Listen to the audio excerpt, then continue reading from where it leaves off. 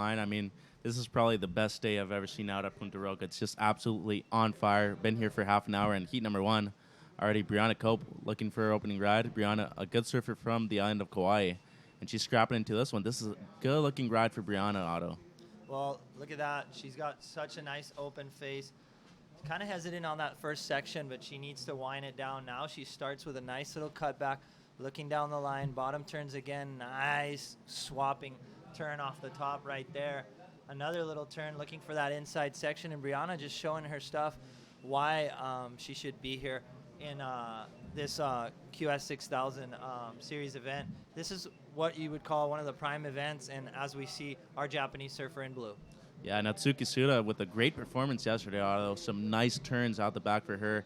Nice opening crack for Blue, Natsuki Suda, and she's got still some really nice open face to work with. A little bit of foamy wave, it was kind of the third wave of the set, but still doing some major damage on this wave to our Japanese surfer, Natsuki Suda. Well, a major exchange there for Japan and Hawaii. We'll see what the judges bring up to the plate.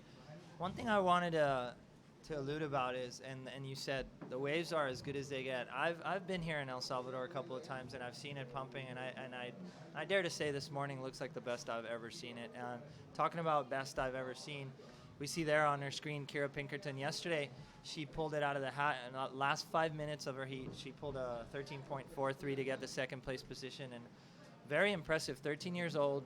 Got a nice bottom turn, sweeping turns. Can't wait to see her get one of these rights and get loose. Yeah, she's going to light it up today. I know she's from San Clemente, so she surfed churches and upper trestles and lower trestles quite a bit. Kira's probably really happy to be out there right now, and, she's extremely happy to be here in El Salvador. I was speaking to her and her dad this morning, and she's really happy to surf out here her second heat.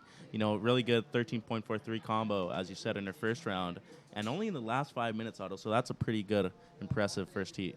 Yeah, she caught two waves at the dying, minutes of the heat, and really put a good staple on that last maneuver, and she got the two scores that she needed. We see here as well Leilani McGonagill. She's a very, very good surfer, sister to Noamar McGonagill. They're from Costa Rica. Amazing surfer. She actually got second place at the Ron John Juniors, the Pro Junior this year. A solid surf family, the McGonagills. They hail from Pavones, and I have to say there's a bright future for both Noamar and Leilani. Oh, absolutely. I mean, I used to be a good traveling partner of Noamar until, he kind of forgot about me, going up all the way to the 6,000s and the primes. But, both of them, Leilani, I mean, absolute ripper. I mean, growing up in Pavones, Otto, you couldn't ask for a better wave to grow up at. I mean, a long left-hand point break. There's a little right around the corner. That's where they train for right point breaks as well. So when it's small, Leilani's got a lot of practice in, and I know she's really happy to be here in El Salvador, especially at Punta Roca. She's excited to surf some big waves as well. Well, I know some insight a little bit about them, too, and, they have Matapalo across the bay. So, when Noamar and Leilani really want to step up their game and practice for places like Punta Rocas, they just hop on a boat and surf the points at Matapalo. So, very spoiled, but using it in a very good way. Both of them, have really good possibilities to make it to the championship tour. They're both world champs. They both have junior titles, and it's incredible to see all these expats moving down to Latin America and recreating their surf lives, south of the border. Yeah, and Sean and Jamie McGonigal have done a great job with them, raising them, especially in a place like Pavones where you could find, a lot of distractions, but they just kept on surfing. And, I mean, it's such a great wave, Pavones, that, Noamar probably has, to me, I think personally one of the best bottom turns, in the whole business.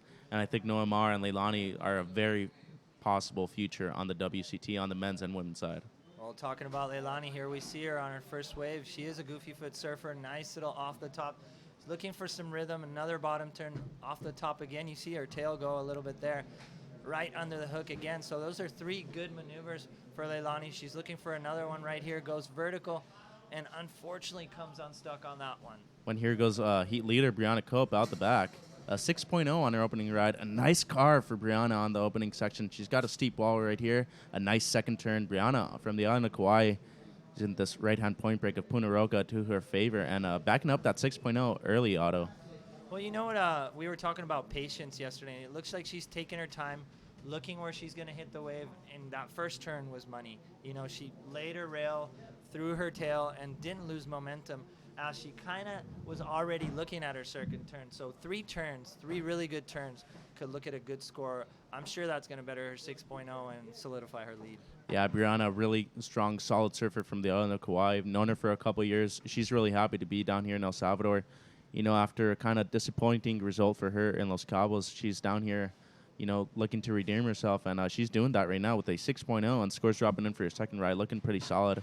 I think Brianna's a force to be reckoned with here at the El Salvador Impresionante, presented by Body Glove. And Otto, waves absolutely pumping. Leilani McGonagill with a nice, solid set wave on her last ride. Unfortunately, going down on her last maneuver. You were talking about that Goofy versus regular yesterday, and I think Goofy's kind of do have an advantage right now with the waves being so clean. I think top to bottom, it's a little bit easier on your backside.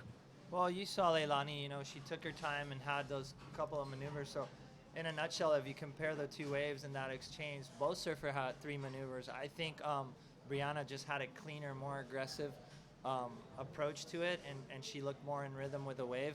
But nonetheless, Leilani put a couple of solid maneuvers on the board as well. So we'll have to see what the judges deliberate on that exchange. But like you said, waves are pumping. It's a matter of patiently picking the right wave, because I said it yesterday and many times, it's like a kid at a candy store. How do you know which wave is the good one? But those mid-range waves, like Brianna Cope just got, are clean, and they're, basically the point drivers. So we're going to see these surfers just capitalize on those. As we've seen Atsuki Suda up and riding with a 4.5 on her opening ride, and she goes down on her first maneuver. A little bit of a tricky section on the outside. It kind of bows up and doubles up a little bit. But Atsuki Suda with a 4.5 on her opening ride, and, Leilani McGonagill on her second ride. Pretty nice, solid set wave. And here goes Kira Pinkerton with a huge maneuver on the outside, Otto. This girl is only 13 years old. She's from San Clemente, and that was a huge opening maneuver for a 13-year-old. Well, Kira Pinkerton, I've been seeing her since yesterday, and I was really impressed with her approach on the waves. As we see some live action here of our current heat leader, she got a 4.50 for her second wave. Thank God I'm not a judge, because I definitely didn't think that was less than the first wave. But Brianna, unfortunately, coming unstuck on that one and falling right off the bat. But let's go back to Kira Pinkerton. That was such a committed maneuver for her first turn, and judges really look at that. When you are committed on your first maneuver and kind of lay out the foundation for the rest of the wave, had she completed that wave, she would have come in an excellent range for sure.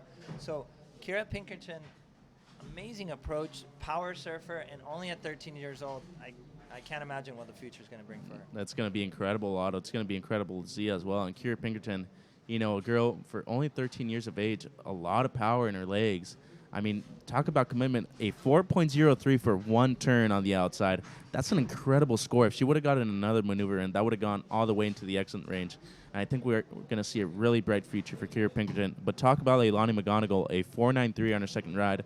Pretty solid score for her. But contrasting, judge's job right now is pretty difficult. A 4.03 for one turn of yellow, going into 3 turns of white, so we do see that commitment, and judges liking that commitment on the outside section. Well, if you make the comparison, Leilani was kind of cruising on her wave and really just connecting the dots.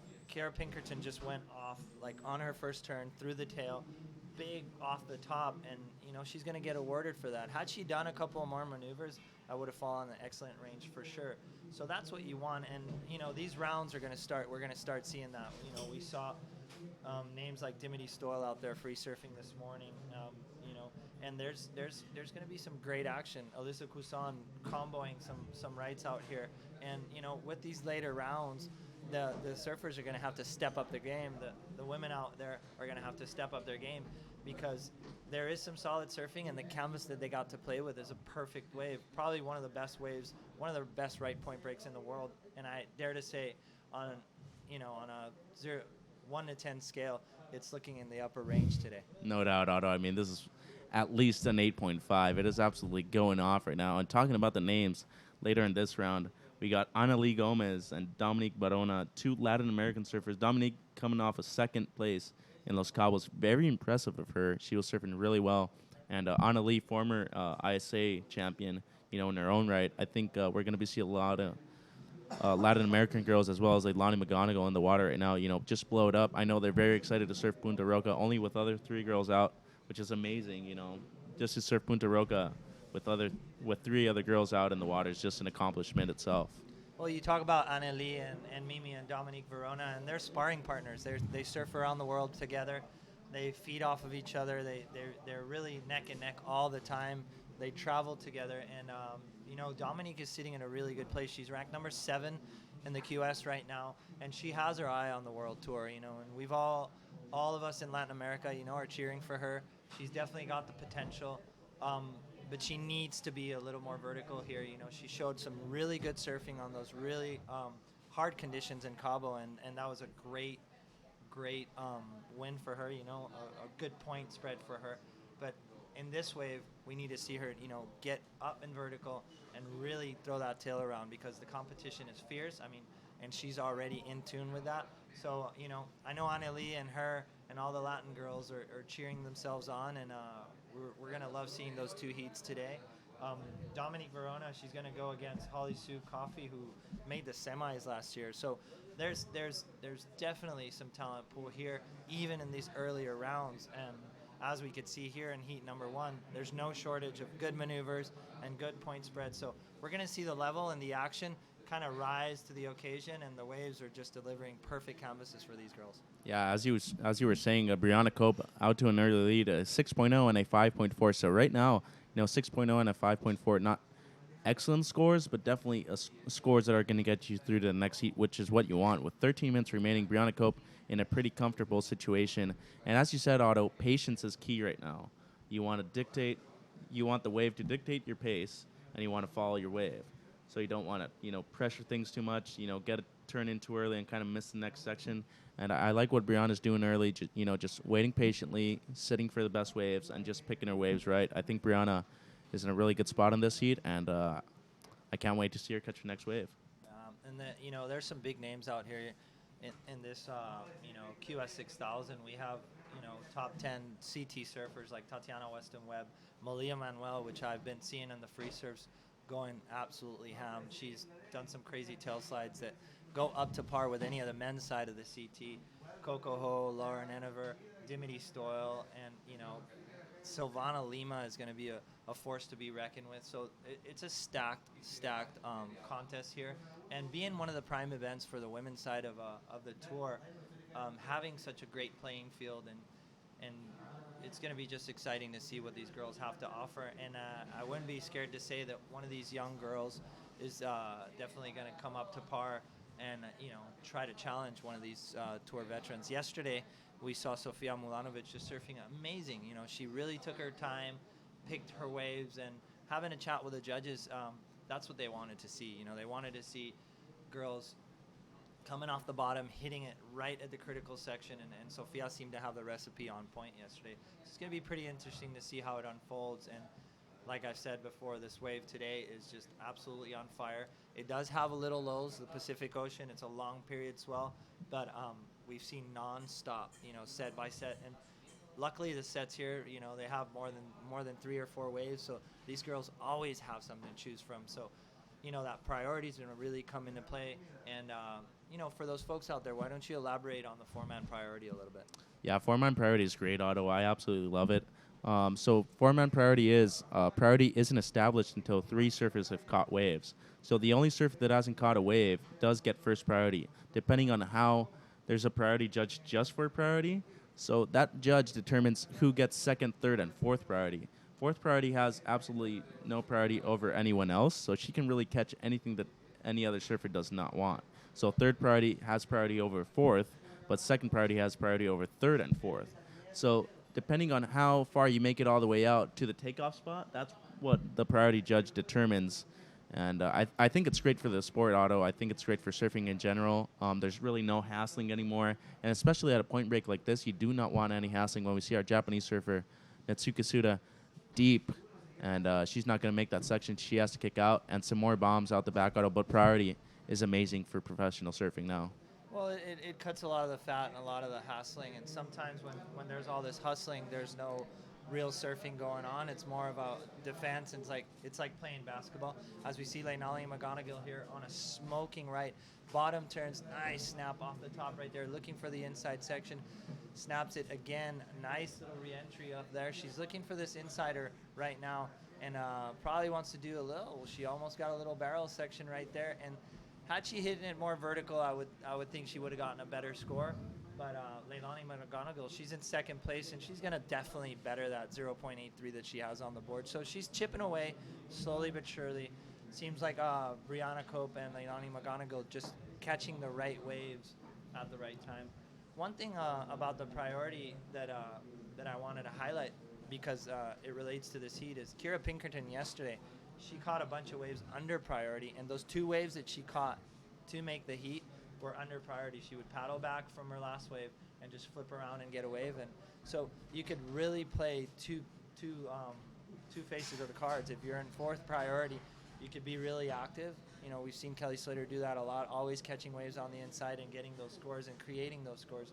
And Kara Pinkerton yesterday fully creating 2 scores at the dying minutes of the heats without priority. So there's a strategy for everything. What I really like about the priority system is that all this hassling and hustling, you know, sometimes really affects the nerves of the competitors, their performance, and even the selection of the waves. And with the priority, it's pretty established who's going to go on what wave. So, you know, if you have to pick for 1 or 2 waves, you don't have to deal with all the hassling, and you know, at least you deserve your wave in the priority system that is established. So it's great for the sport of surfing. I really like it that it's been established on a four-man heat. It used to be only on a 2-man heat scenario, and now it has been established on a 4-man heat scenario for women in this case. Yeah, I absolutely love it, Otto. And as you were saying, it really does affect your performance. I feel like not only nerves-wise, but, you know, you have so much pressure now to perform, you know, trying to catch certain waves that it doesn't really allow you to surf at your highest performance. And I really absolutely love it. You know, me being a competitor myself, I think it's great for the sport. And, you know, it really does take out that non-performance factor, especially at waves like this. You know, you really do want to surf your best heats out here. And I think it's great for the sport of surfing. And I'm really happy that WSL has implemented 4-man and 4-women priority in 4-women heats. Also in 3-man heats. And we still have it on man-on-man heats, which is great. You know, I feel like the sport really has progressed, and I want to give a big thank you to the WSL. You know, they're doing a great job with the sport of surfing, and, you know, really happy to be here back in Punta Roca. And in El Salvador, you know, waves are awesome, Otto, and weather's nice, food is great, and Brianna Cope is leading this heat with a 6.0 and a 5.4. Leilani McGonagill, a 4.67. As you were saying, you know, Leilani's last ride, a little bit tentative on a couple sections, and I think that's why the score went so low, even though it was a bigger wave. Yeah, I mean, that wave was definitely, you know, it could have been in the excellent category for sure. As we see the next heat on deck, it would be heat number 2. We'll see Reika Noto from Japan, Bailey Nagi from Hawaii, Rina Kitsawa from Japan, and Carol Enrique, who also did a great job yesterday from Portugal. So that's the next heat on deck, as you see on your screen. So the girls will be paddling out there and trying their best. But here's live action, Brianna Cope from Kauai. Yeah, Brianna with a nice opening car for her. She's trying to better 5.4. This is looking like a really nice solid wall in the inside section, and she's got a lot of room to work with. A nice turn right there for Brianna. Let's see if she can come around this section right here. Another nice one. And finishing section, let's see what she's got. Nice float. So a nice wave for Brianna, needing a 5.4. You know, she's trying to better that. I think she's done it, Otto. Well, that wave was seamless. I mean, I really like her approach. She's really focusing on her bottom turns and really attacking the wave. You could see that she's looking exactly at what she wants to do, and I really like her wraparound. I mean, there's 2 ways to look at it, and you know, she's really using her rail, bringing the tail back, and surfing fluid, and you know, she's definitely found a rhythm out there. And that wave really accentuated what she's looking for. So we'll see what the judges give her, but I dare to say it's gonna definitely better that 5.40 she's had on board. Yeah, as you said, I really like her opening carve as well. I think that's a great opening maneuver right here, especially setting the pace for your wave. I feel like setting the pace for your wave on your opening maneuver is what's going to get you a really solid score, just because, you know, you really need to set the pace for your wave and be patient. As you were saying, Otto, Brianna Cope doing really well out here, you know, maybe forehand having a little bit of an advantage right now, excuse me. But, you know, some really good waves out the back. And we do see Leilani McGonagill paddling. But it looks like Natsuki Suda will use her priority, and she's up and riding. Otto, take it away. Oh, Oh my God, right out the back, another big set rolling right through the point as we see the Japanese surfer wrapping it around, having a little trouble coming out of that backwash. Kind of a smaller wave, she caught it on the inside. She's looking at a nice little swapping cutback right here and looking for that inside section. So Natsuki Suda just getting a couple of good turns out the inside and out the back, if I'm not mistaken, Leilani McGonagill. Yeah, Leilani McGonagill with already a couple of nice searing carves for her. She's got an inside section to work with. Let's see if she can make it around, and she can't. But outside, Kira Pinkerton, a huge opening maneuver for her, and coming off the bottom, another nice carve. And she's got one more section to work with. Let's see if she can make the most of it. Unfortunately, that wave closes out. But the 13-year-old Otto, I dare say she's 5'5", but she's absolutely ripping on these bigger set waves. You know what she's got? She's got power in her legs, and she's not afraid to put it up on the lip. And you saw that first maneuver, big off the top, kind of stepped down, and right away re-engaged and did it again. That's going to be one of the top scores. Even though it was 2 maneuvers, it was the biggest wave we've seen caught today, and she's attacking the wave no matter how big it is. And Kira Pinkerton has impressed me since the get-go yesterday, and you know, she only needs a 5.57, and I have to say, I'm not a judge, but that looked like a solid couple of turns on the outside, and that could even threaten, you know, Leilani McGonagill. And, you know, if you want to do a comparison, Leilani, she's kind of cruising through her waves and getting her turns, but when you see surfing like Kira Pinkerton, that she's attacking the wave and really creating her scores, that's going to, you know, reflect in the end. There's 3 minutes remaining, and we'll have to see what the judges award her, but I have to say that that's the type of surfing I think the judges want to see, and Kira Pinkerton at 13 doing a great job. Yeah, Kira Pinkerton is surprising me so much these days. I mean, a competitor with only 13 years of age, she's a pretty small surfer, but she's just attacking this right now. As we see the replay, you know, the first opening maneuver was great, and look at that second carve, Otto, sending lots of spray to the sky. She's only 13, and she's absolutely ripping. I couldn't even be doing that out here at Punta Roca. I mean, talk about a girl who's got a really bright future, Otto. Not taking anything away from all these girls, but in this heat. But Kira Pinkerton, to me, has a pretty good future ahead of her. Well, you know, women's surfing is going a long way, and I have to say that right now the level of surfing between women and men are a lot closer than it's ever been before. And I'm really impressed to see what's happening in women's surfing. What happened in Tavarua a couple weeks ago was mind-boggling. It was really impressive. Tyler Wright, no hand barrels, you know, and the level of surfing that Carissa was doing out there and all that. And, you know, it was an 8-point ride for Kira Pinkerton. So I think I was right on the money when I was saying that when you attack the lip on a wave that big, you're going to get the scores. And she repeats what she did yesterday.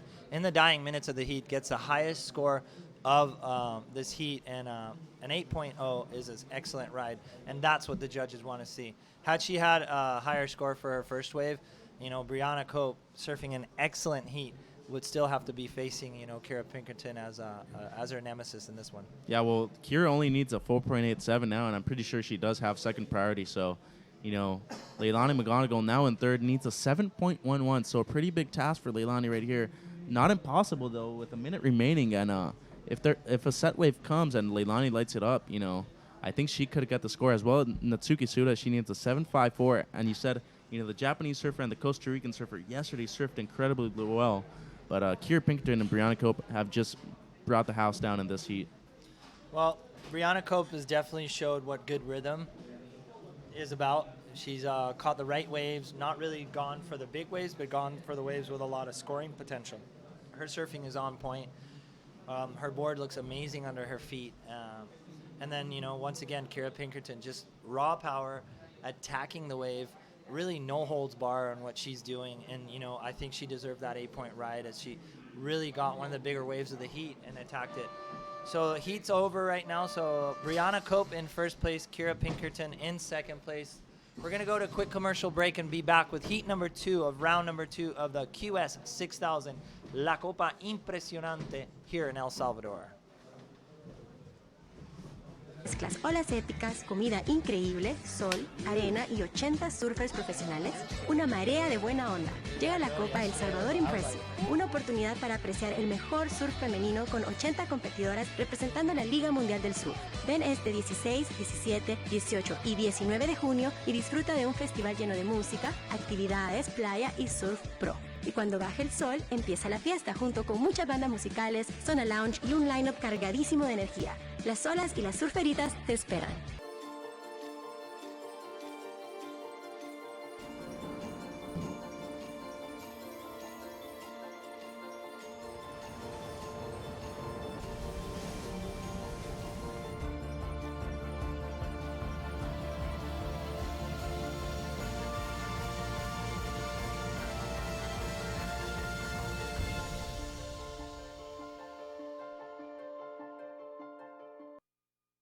Welcome back to El Salvador, Copa El Salvador Impresionante, presented by Body Glove.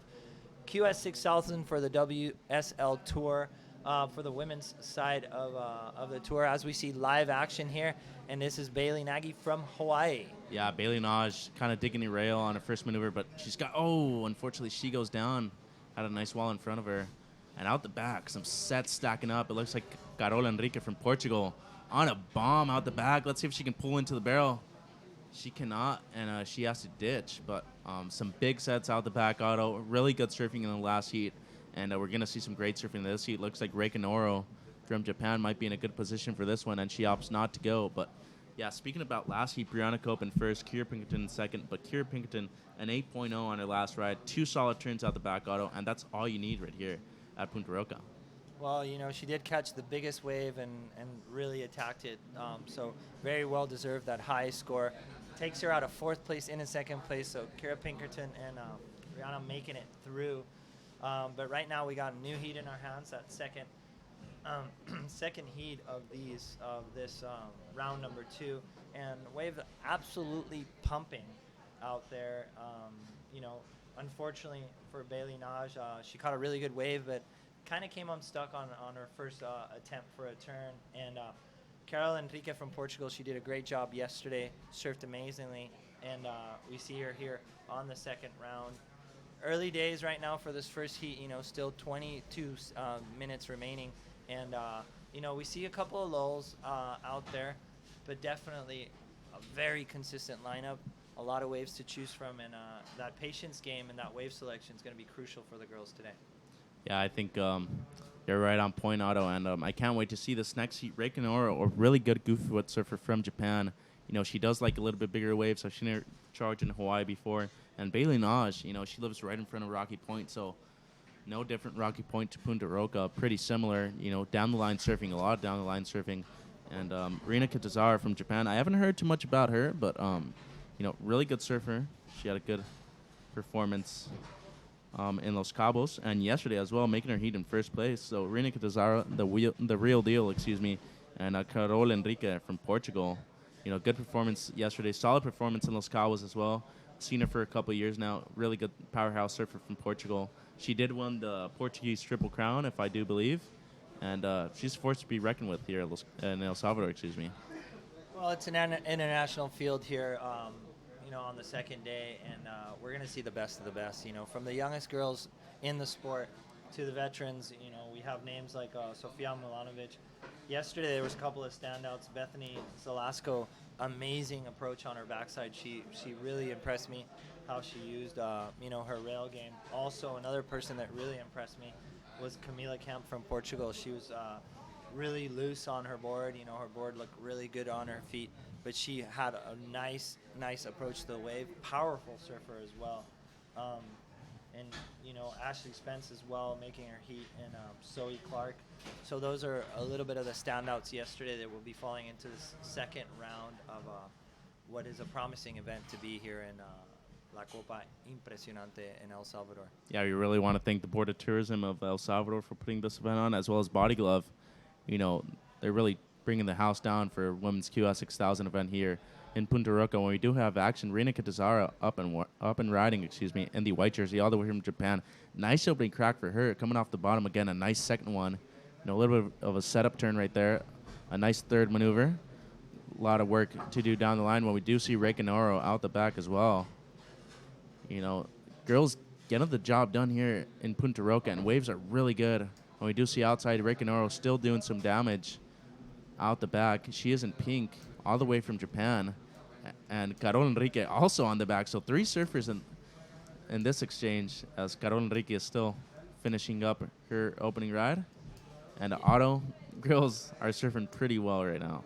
Well, Carol Enrique unfortunately got one of the flatter waves of that set. And Rina Kitsawa, yesterday, she posted one of the highest scores of the event and really surfed well. She got one of the bigger waves in her heat, and she came out on top and surfed amazingly. I've never heard of her before, but definitely a force to be reckoned with. And I think out of that exchange, she's probably going to get the best score. Her wave kind of offered a little more face.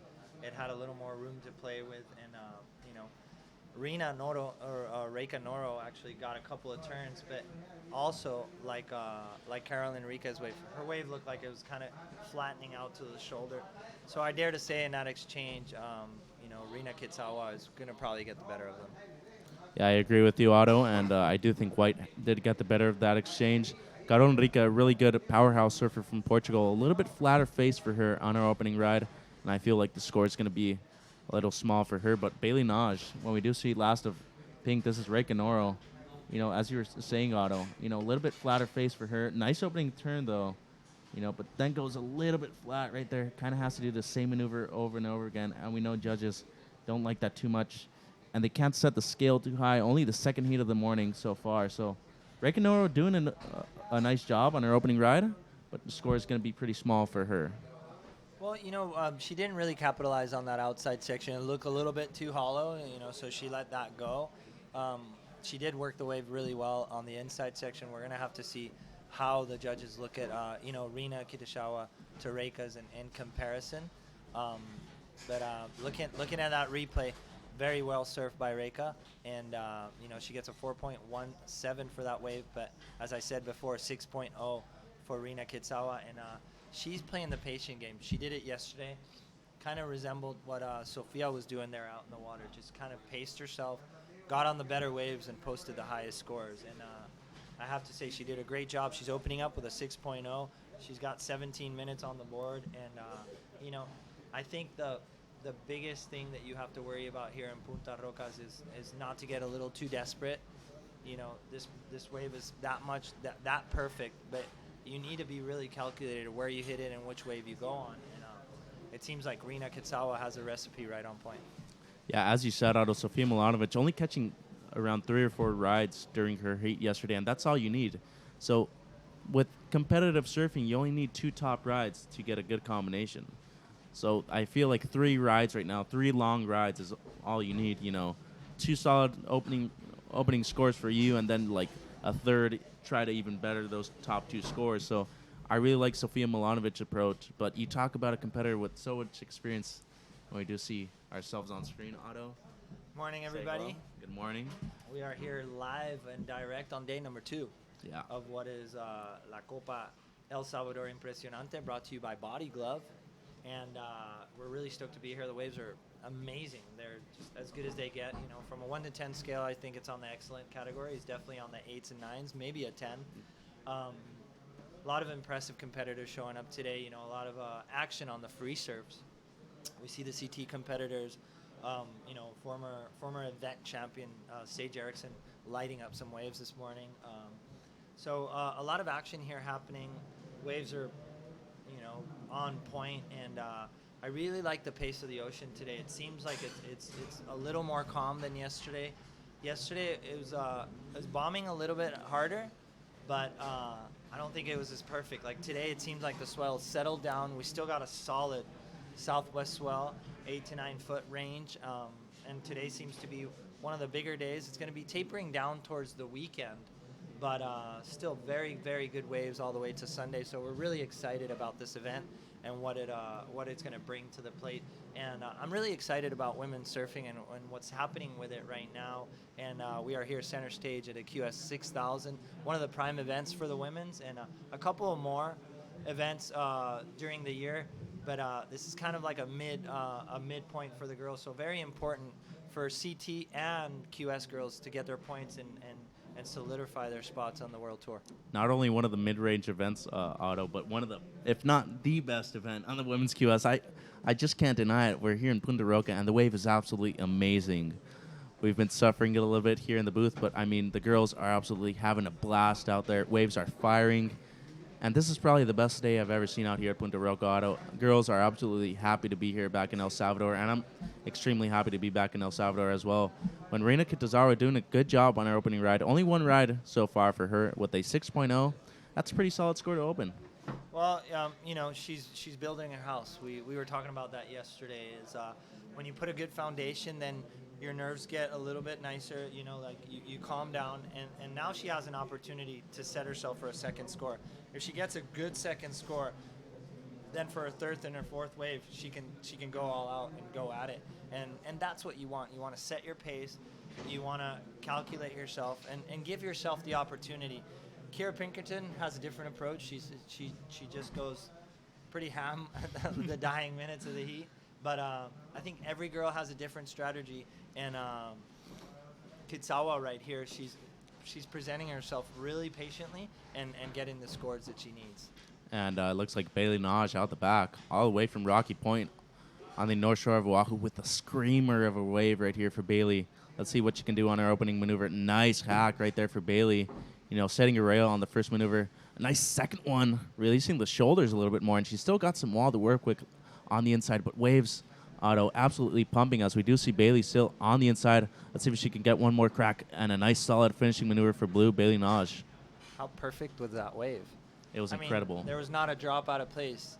She fully had a canvas to play with. It was really, I'm really stoked for the girls to have such a beautiful wave, to display their surfing. And Bailey Nosh is doing a great job right there.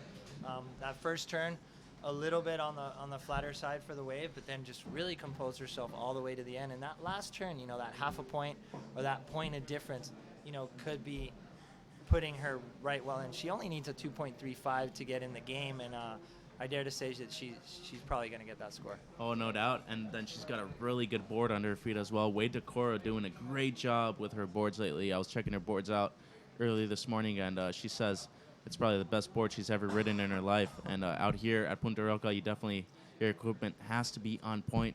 But really great wave for Bailey Naj on her last ride. She does live right in front of Rocky Point.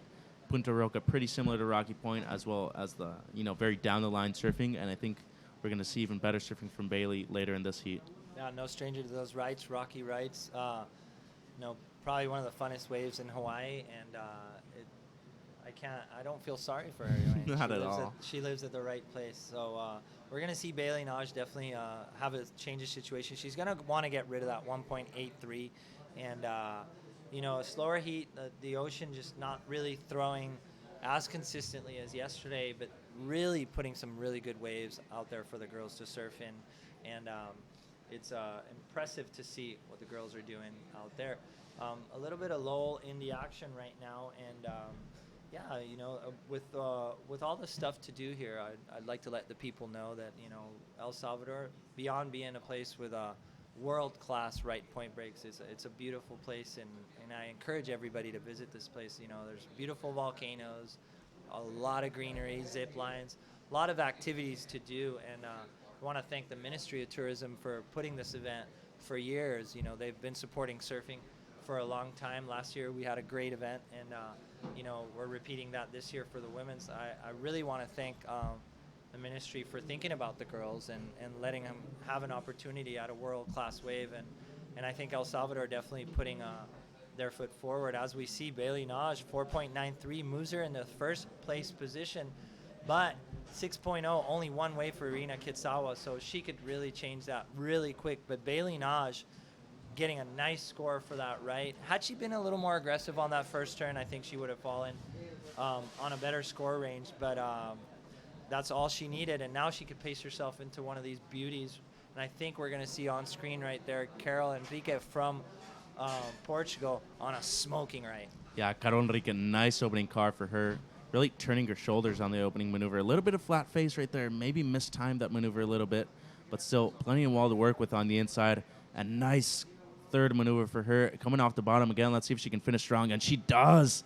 Huge turn on the inside, Otto. Well, that's a huge staple for Carol Enriquez. She surfed that wave immense, super good. And, what she did was negotiate that flat session. But as you saw, that was kind of a setup turn, and the wave kind of began to roll right in. She bottom turned out of that flat section and really winded down. Nice cutback. As you said, she's putting her shoulders into the wave and ended the wave with an exclamation mark. So she's going to definitely rival that 6-point ride that our current surfer on screen. Now she's out there to get her second score. Rina Kitsawa, let's see what she could do.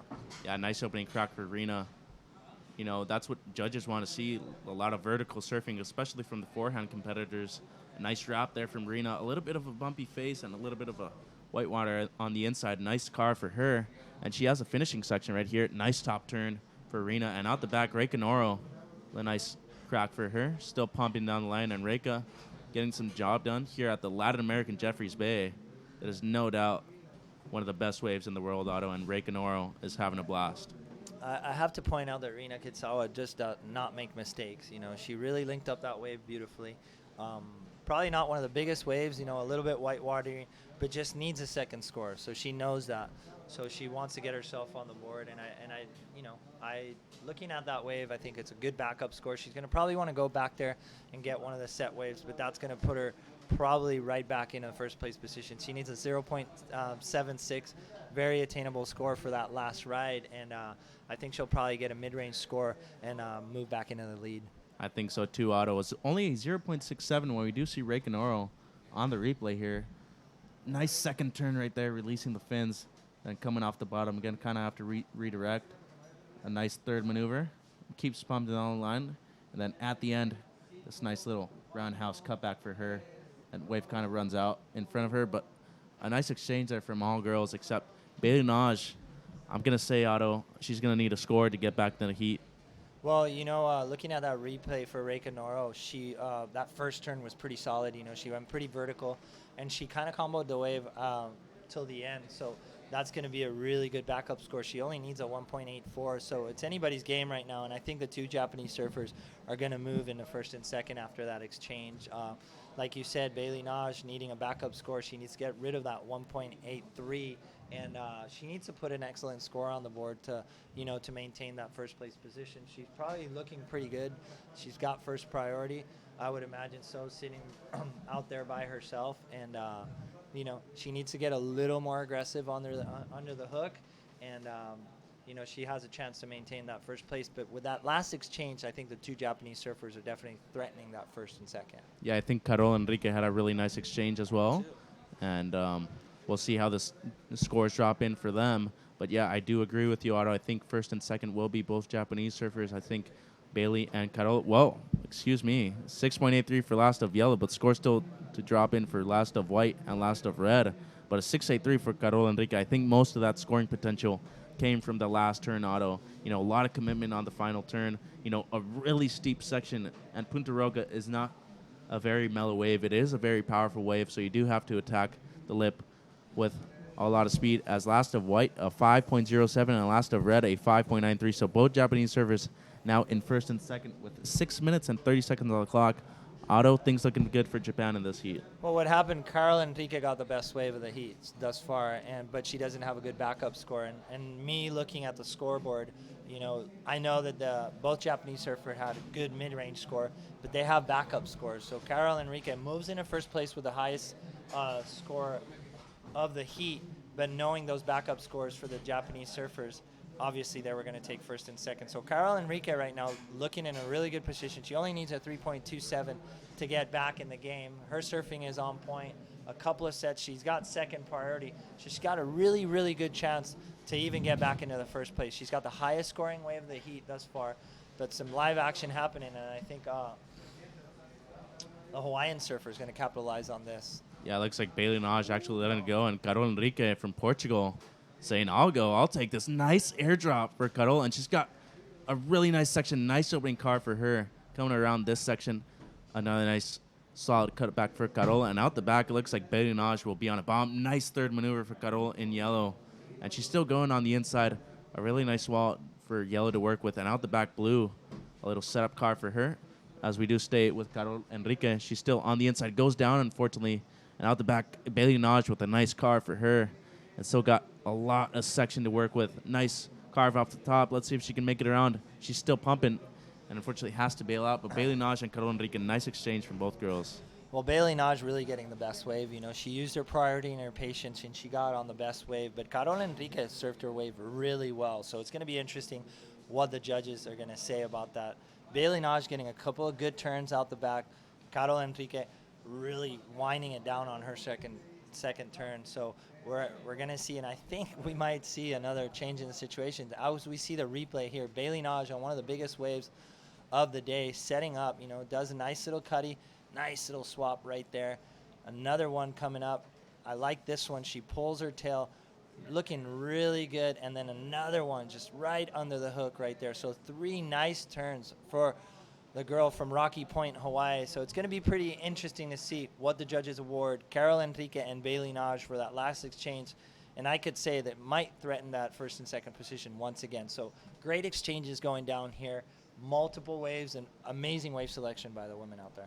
Yeah, well, with only 4 minutes remaining, it looks like, you know, Belinage needing a 5.18. I dare say it's going to be very close. And Carol Enrique only needing a 3.27. So both girls right there in the scoring potential on their last rides. And speaking about the next heat, Otto, now Omura, Sophia Bernard, Zoe Clark, and Macy Callahan. Macy Callahan is the Australasian junior champ of this year already. And the junior series hasn't even finished yet. So that just tells you this girl is on a tear. And she's looking for a good result here in El Salvador. Scores dropping in for last of blue and last of yellow. And they're going to be close, Otto. I think this is going to be a really difficult heat for the judges. And some great surfing going down. Waves are absolutely amazing. And girls taking advantage of these waves here at Punta Roca. Yeah, some beautiful waves on tap here with a really nice southwest swell on tap for today. Waves are going to keep on the 6 to 8 foot range with some bigger sets. We're going to see that swell start winding down on Friday into the weekend, but we're really happy to see the waves so good here. And like you were saying, that exchange, we're still seeing what the judges' scores are going to be deliberating, but I dare to say it's going to change the game. And with 3 minutes remaining, that was a very, very crucial wave for Carol Enrique. She has the highest score, so she's the one that's threatening, and she's going to replace a 2.77 with at least a mid-range score. She got a 7.77, highest scoring wave of the heat thus far with that last exchange. So Carol Enrique moves into the first place position, and Belinage with a 6.87 moves in. So the two Japanese surfers pretty much tallied themselves right back into the first place. But it seems like every set, every exchange is going to change the game. And I have to say that was a great effort by Belinage, letting go of that first wave and getting that bigger and better wave. So both Portugal and Hawaii taking it from Japan at the moment. As we do see Rina Kitazawa with a little paddle there for her. That was a nice inside medium set wave. But yeah, as you were saying, Otto, priority can be a blessing or it can be a curse. And Belinage using it to perfection. One thing is that you never know if there's going to be a second wave out the back. She waited patiently, did not go on the first one, and waited for the second one. So Belinage being rewarded with a 6.87, but Carol Enrique stole the show, a 7.77 on her last ride. As we see Annalie Gomez and Bethany Salasco on screen, both surfers coming up in the next couple heats. Two great goofy foot surfers here at Punta Roca, Otto. Can't wait to see them in the water. But still, Rina Kitazawa in third now and Reika Noro in fourth. So both Japanese surfers down to third and fourth. They only need a couple high scores of a 5. So with a minute remaining, Otto, I dare say if a set comes through, they'll get it. Well, it's a tall order just because the clock is winding down.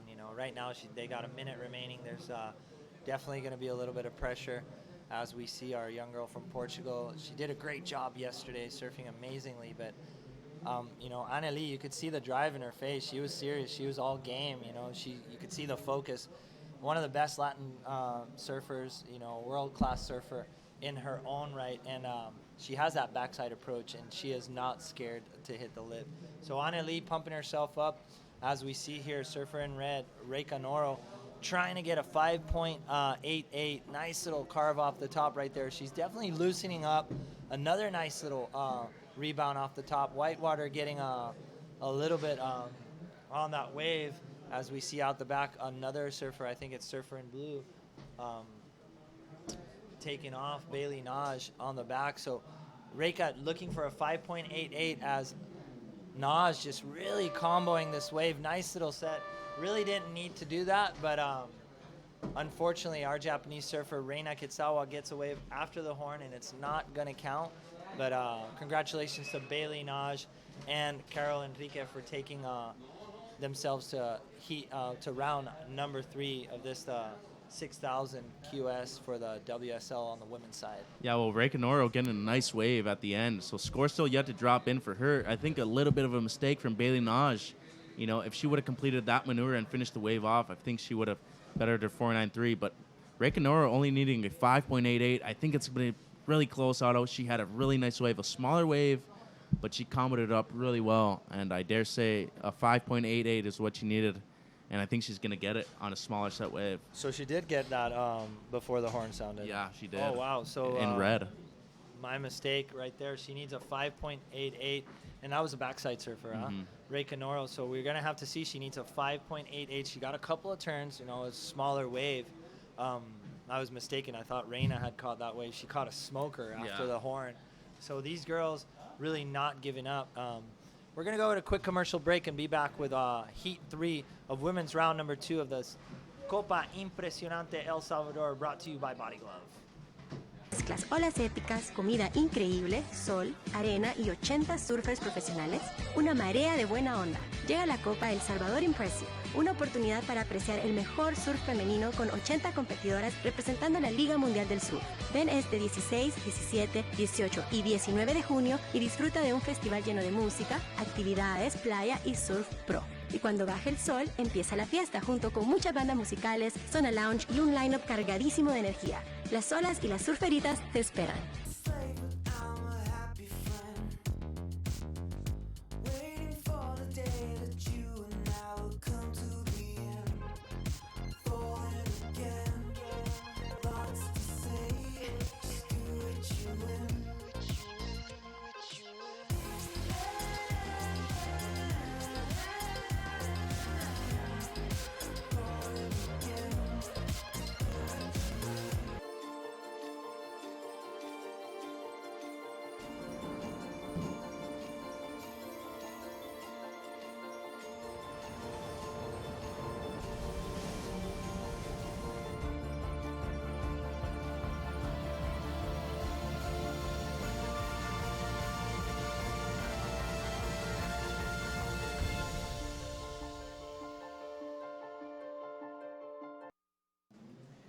Hello, I'm Gary Linden, joining you now. I'm joining my friend Mitchell Salazar. We're watching absolutely incredible waves this morning, Mitchell.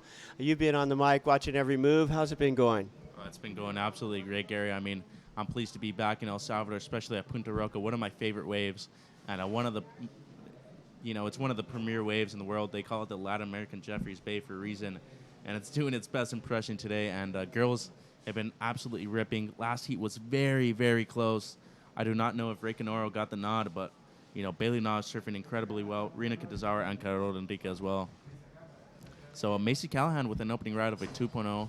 Small score for her, but great surfing in this heat. 3 Australian surfers, excuse me, Gary, and 1 Japanese surfer. You know, you being out here at Punta Roca, you've been coming here since 1960... 71. 71. Yeah. 71, excuse me. So, you know, you comparing this since the first time you came here, how good are the waves right now? Well, you call it Jeffreys Bay of Latin America. I'll tell you one thing, it's a lot warmer. And as we watch here in red, Noah Amura on her first wave opening up the heat. She picked a little one, getting her feet on the wax and just, you know, getting a feel of the board. She's getting a few turns in there. She'll be able to paddle out now and wait for a nice set. She's got a score under her belt. Yeah, I think it's good. I like her strategy. It's been a little bit lowly between big sets. So it's really good to get a, you know, nice little solid, just to get your feet in the wax. And now Omura doing some damage on that opening ride. But talk about, you backside versus regular here. Sophia Bernard, all the way from Australia, a nice Australian powerhouse surfer. I'm really excited to see her in this heat. And next heat is going to be a really good one, Gary. Holly Wan, all the way from Sydney, Australia, a really good powerhouse surfer as well. Coming off a quarterfinal finish in Los Cabos. Dax McGill, former ISA World Junior Champion. Sofia Milanovic, former ASB World Champion, 12 years ago. And Jess Grimwood from Australia. So 2 Australian surfers, 1 Hawaiian surfer, and 1 Peruvian surfer. Past world champions in the next heat, and I think it's going to be a great one. But in the water, Macy Callahan already took out the junior series in Australasia, and she's looking to take out this event. But now Amura at 3.5 on her opening ride. I like what I'm seeing so far, Gary. Yeah, well, they haven't really had a set, so they're riding in smaller waves. That's why the scores aren't that high. Judges are hoping that they get something big and really put the moves in. And we were talking yesterday about the difference between front side and backside, and I think actually the backsiders might have a little bit of an advantage because you actually get to put your board vertical more easily, and then you're facing the wave when you carve back down. Yeah, so some great surfing already. A 3.5 and a 2.0, small scores for her. But for both girls, Naoya Mura from Japan in the lead, and Macy Callahan, our Australasian Junior Series champion already this year, and the Junior Series hasn't even finished. So that tells you just how determined this girl is to make the WCT and qualify for next year Women's World Championship Tour. When we do see some sets out the back, Zoe Clark all the way out the back with Sophia Bernard a little bit further on the inside. Some great waves on offer today, Gary. 6 to 8 feet. A little bit bigger sets on tap as well, but this is the perfect size for Punta Roca. Yeah, and the tide is right, too. This morning it was a little drained out, and it was a little harder to make the sections, but it's hitting the reef perfectly right now and up and riding. We see in white Zoe Clark. Yeah, oh, my God. Wow. That was a huge hack from white Zoe Clark from Australia. I think she's riding a Tomo surfboard as well. Boom. Nice finishing maneuver for Zoe Clark in the white jersey. Unfortunately, goes down. She does not ride out. But 3 major hacks on the outside, Gary. That's going to be a pretty decent score for opening of white. Yeah, she surfed a great heat yesterday. One of the most impressive girls out in the water yesterday with her, attack. She's got a really strong off the top, and, she follows it up, reads the waves well. So look for her to see her. There it is. Throwing some spray there at the top, and right back in position, sets up for one more. That's a beautiful cutback. Perfect timing here. The second move was the big one, and that's the one that's going to get the judges' attention, but she follows it up. A nice finish there, and that's going to be a good ride. 6.5 for opening of white, Gary, and as we were saying, a smaller set wave, but she did all the damage that she needed to do. A 6.5 to open your campaign up is very nice. With 19 minutes and 45 seconds on the clock, still plenty of time for these girls. Sophia Bernard with first priority, still yet to catch her opening ride, but great wave for Zoe Clark opening. And we do see some sets out the back. It looks like Sophia Bernard is in position. She might catch this one, a medium-sized wave, but looking pretty good. Gary, what do you think about this one? Well, the medium-sized waves sometimes are the best one for performance. They hit the reef just right. She was a little bit behind the peak, and actually that wave didn't have too much to offer. Some of them are a little fat, but some of them hit them just right. The good thing about today is yesterday we had a combination of 2 south swells in the water, and it made it difficult to get in and then make the wave. You had to wait till the one wave coming from a little bit more south would come underneath the one that was coming a little west, and you couldn't get in until they came together. Today, it's just one swell, predominant southwest swell of about 215 with about an 18-second period. So it's absolutely perfect, like you said before, for this point break, Punta Roca. One of the best point breaks in the world. What it has over all the other ones for me is it's got warm water. So comfortable out there. Last night, the air was colder than the water. I love it like that. Yeah, Gary, and we were speaking this morning. You got one set wave this morning under priority of all the girls and went in with one wave, straight all the way from out the back to the inside. You called it a heat on your first opening ride, but, I mean, that was a smoke of a wave. And waves still pumped in this heat. As out the back, we do see Sophia Bernard. She might be in a good position. A couple waves out the back, actually, so it looks like yellow. Macy Callahan having a little look at this one. So this is our Australasian Junior Series champion, and she will have a paddle on this one. This is Macy Callahan from Australia up and riding, Gary. Look at this wave she's picked out. She's a little bit off the corner, so it's a little bit slow. Then it's going to hit that one spot in the reef where it really just hollows out. Banging a big off the top there. Some solid maneuvers. One more time. She won't get around this section, but really put in a good effort. And right behind her in red. Now Omura with a really hollow section right here, Gary. She's pumping down the line. Only one maneuver so far.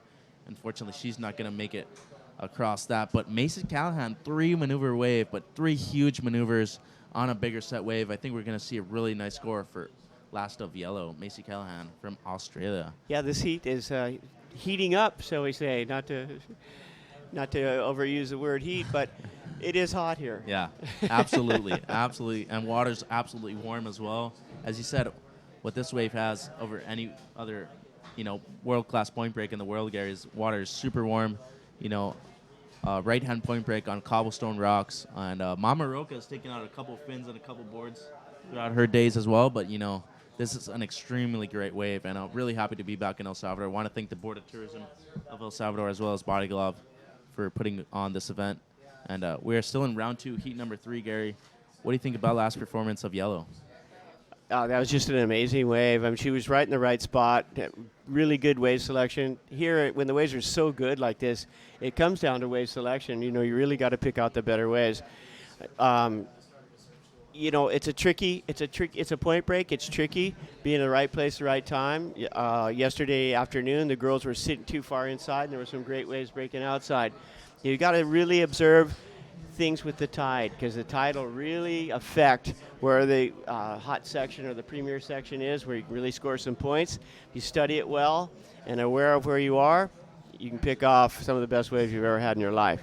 And a 9.0 for last of yellow. Macy Callahan off to a strong lead already. A 9.0, one of the highest waves of the event so far, Gary, as Macy Callahan, our Australasian Junior Series champion, taking off an early lead here at Punta Roca. And now Romura with a 3.53 on her last ride. So a 9.0 for last of yellow, Gary. Huge score for her.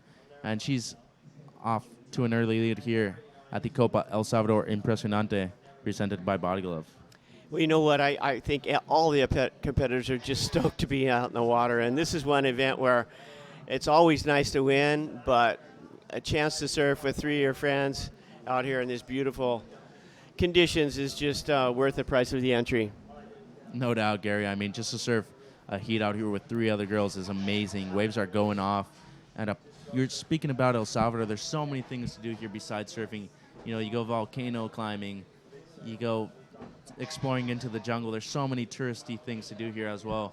And El Salvador really coming up on top. It's a place to be. Place to be with your family as well.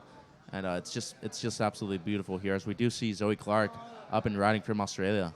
Well, she's got another beauty picked off. She's currently in third place, and she needs a good wave. She's got it.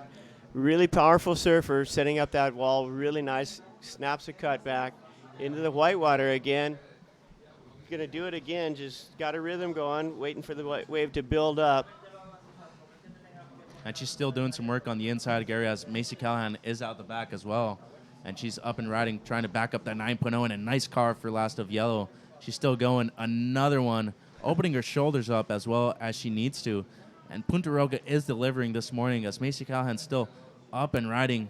She's absolutely lighting up Punta Roca here in La Libertad in El Salvador. Still going. Let's see if she has one more to go. And she does. So she's backing up that 9.0. And out the back, now Omura from Japan with a nice solid opening maneuver. A nice second cutback for now from Japan. And she still has some wall to work with here on the inside. We are live at Punta Roca, and waves are absolutely firing. And now Omura still going on a screamer of a ride. She's pumping down the line. Let's see if she can get a really nice end section here to work with. And she does, sliding the fins. Nice finishing turn for last of pink. And talk about Macy Callahan, Gary. She is absolutely lighting up Punta Roca. Great surfing. I think we're going to see another excellent score from her. Yeah, the 2 good rides. Both Macy and Zoe got good waves. Pink didn't quite get such a good wave, and it really told in the exchange there. Blue now, Sophie is on her backside, so we can compare different approaches. See how she's get that board almost vertical, and it's almost like a cutback. She's facing the wave when she turns back in and really can put some weight into it. A lot of maneuvers she linked together. Nothing really big and spectacular, but a good combination of linking the maneuvers together. So once again, I think it really came down to wave selection, and here with the priority system in place, it's really predetermined which wave you're going to get. If you have priority, you're going to be able to get the good one, and if you don't have priority, you're going to have to do with whatever you can. The thing I liked about that last exchange is all 4 surfers got a wave. So it may not have been their best wave, but nobody was sitting there. And so now the priority is sorted out a little bit, and they're going to get back outside and hope for another set. The sets have been consistent enough waves. Like you saw, there was 4 or 5 waves in that set. Actually, there were 6. And so there's enough of a canvas for anybody to paint a pretty picture out there. And it looks like girls kind of taking a better strategy today. We saw the last couple heats of yesterday, girls sitting a little bit too far inside and sitting way outside right now, which is really good. Takeoff is a little bit easier. And Punta Roca delivering today. We see some absolute smokers out there. When we see the girls paddling back out. So priority is not determined until, surfers get back to the takeoff spot. There is a priority judge just for that, Gary, and I absolutely love it. But priority can be a blessing and a curse, as Otto and I were speaking about. Usually 4th priority just stays busy as much as you can, as we do see Sofia Milanovic in white in the next heat and Holly Wan in pink in the next one. That's going to be a stacked heat. Holly Wan, Dax McGill, Sofia Milanovic, and Jess Grimwood, 2 former world champions against 2 up-and-comers. It's going to be a great one, Gary. And in the water right now, Macy Callahan, now Umura, Zoe Clark, and Sophia Bernard still yet to post their last rides, but they're going to be all 4 decent scores for them. Yeah, that was a really great exchange. Just it's hard sitting here watching those waves and knowing how good they are. That's absolutely perfect. I have a steady diet of closeout oceanside beach break with cold onshore, and seeing these glassy, warm water, beautiful peaks coming in is just about all this surfer can handle. The only good thing about living in Oceanside and surfing there as often is probably surfing with Taylor Knox. I know he loves to surf up there quite a bit. I don't know if that's a treat or not, man. I think the worst I've ever been burned at Swami's with my buddy Taylor. TK just repping here. I know he loves El Salvador. He was here last year for the girls' event. He was absolutely ripping as well. And it's great to see, the level of surfing, of women's surfing, is so close to men's surfing now, Gary. I feel there's barely any difference now. The girls are absolutely ripping. As you see, last score of yellow, Macy Callan, an 8.87. So she has comboed the field. Second place, Zoe Clark, a 6.87 on her last ride. Now Amura, a 4.63. And Sophia Bernard, a 5.6 on her second ride. So Macy Callahan out to a strong lead, a 17.87 combination. And she has second, third, and fourth comboed. So Macy Callahan, our Australasian Junior Series champion, is out into an early lead. I think that's the highest total heat score of the event so far. Yesterday, Sofia Milanovic finished with a 16.0, and that's a point and almost 2 points ahead of that. So it's almost 2 perfect 9s. That's really a great score. And it matches the quality of the waves out there. I mean, if you're going to get this quality of waves, you ought to be able to score a 9 out there. There's no lack of canvas out there. It's just absolutely gorgeous. Come to El Salvador, experience it for yourself. La Libertad is like 25 minutes from the airport. There's direct flights from all over the world.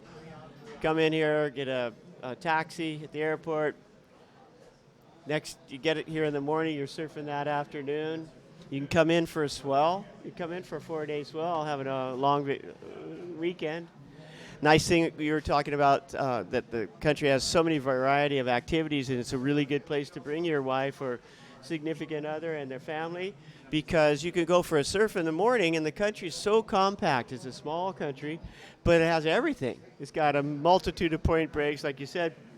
First time I came here, we climbed this volcano that had just stopped erupting. And there's coffee fields up in the mountains. You can take a 4x4 four-wheeler and go all up and climb the mountains, do all kinds of crazy stuff.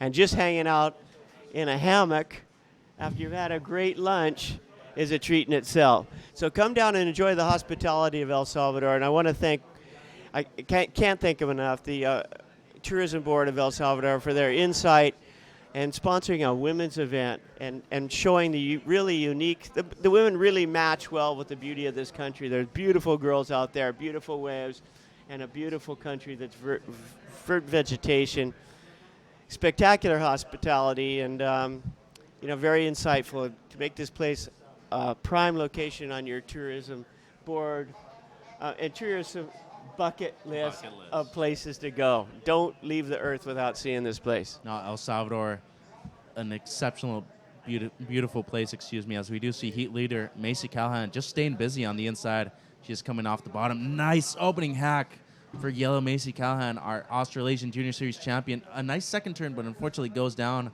a little bit of a hollow section. Macy Callahan absolutely destroying Punta Roca right now, Gary. And out the back now, Omura up and riding, as we do see our competitor in pink from Japan.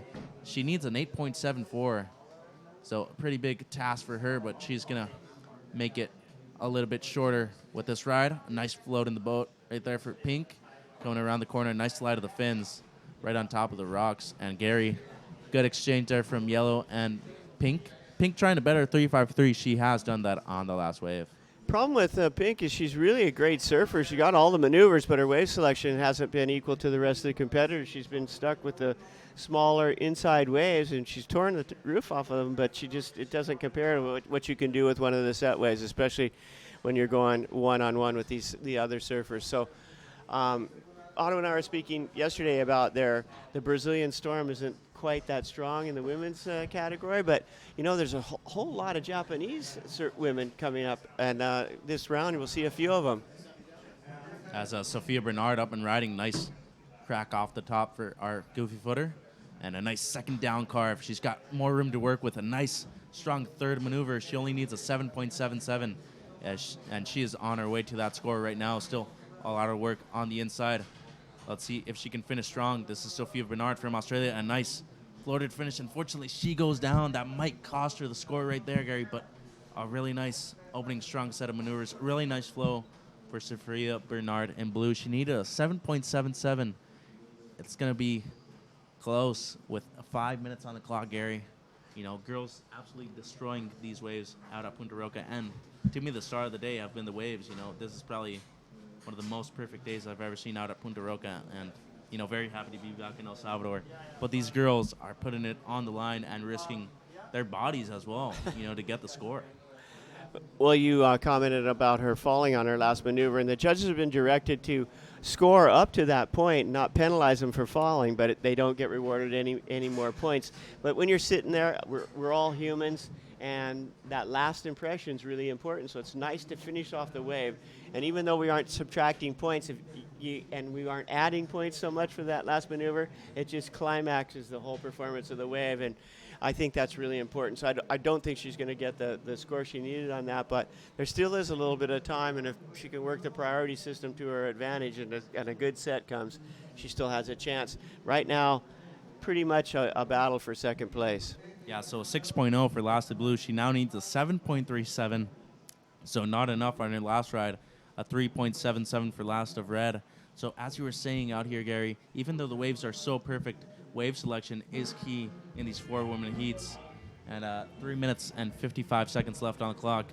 It's looking pretty tough for blue and red in third and fourth. But, some great waves on offer today at Punta Roca. And the next heat's going to be stacked. Holly Wan from Sydney, Australia. Dax McGill from the North Shore of Oahu. Sofia Milanovic from Punta Hermosa, Peru. And Jess Grimwood from Australia. All 4 surfers, very determined to get a good result here at the Copa El Salvador Impresionante, presented by Body Glove. And Gary, out the back, it looks like we may have some action. It looks like our heat leader, Macy Callahan, having a look on this wave. And she will be up and riding. Take it away, Gary.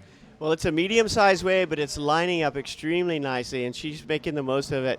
Big hack there off the top. Kicks out. She really doesn't need that wave. She probably just took off on it to keep somebody else from getting it. So it's not, with the score that she has, a 17.87 for her 2-wave score. It's going to be pretty hard to beat, she's at least going to get second place. So she's on to the next round. She just doesn't want anybody to get an advantage on her. Yeah, and out the back, it looks like now Omura might be in position for this one. She opts not to go.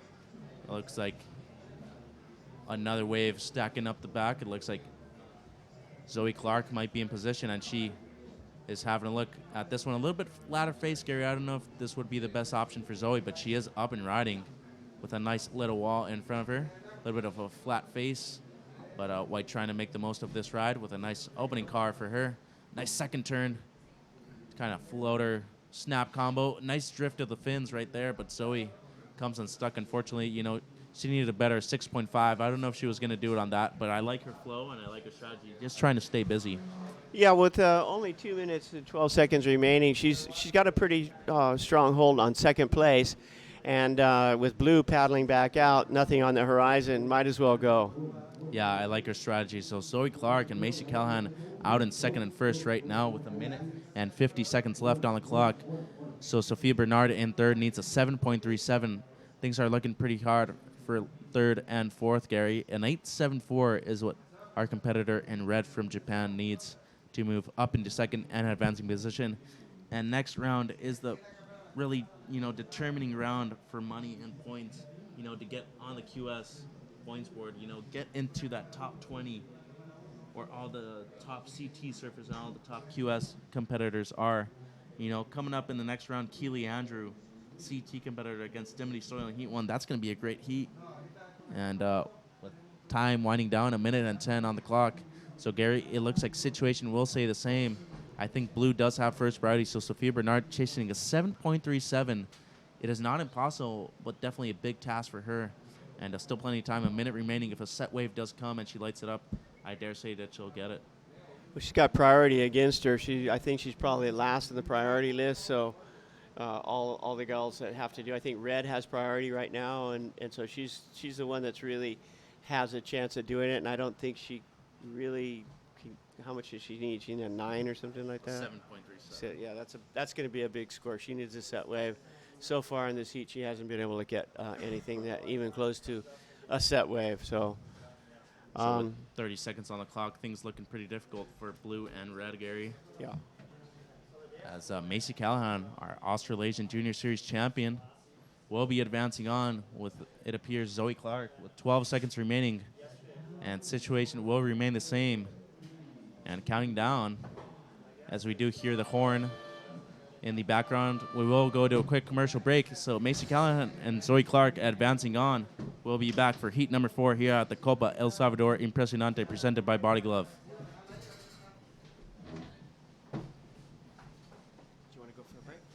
Mezclas olas épicas, comida increíble, sol, arena y 80 surfers profesionales, una marea de buena onda. Llega la Copa El Salvador Impresionante, una oportunidad para apreciar el mejor surf femenino con 80 competidoras representando la Liga Mundial del Surf. Ven este 16, 17, 18 y 19 de junio y disfruta de un festival lleno de música, actividades, playa y surf pro. Y cuando baje el sol, empieza la fiesta junto con muchas bandas musicales, zona lounge y un line-up cargadísimo de energía. Las olas y las surferitas te esperan.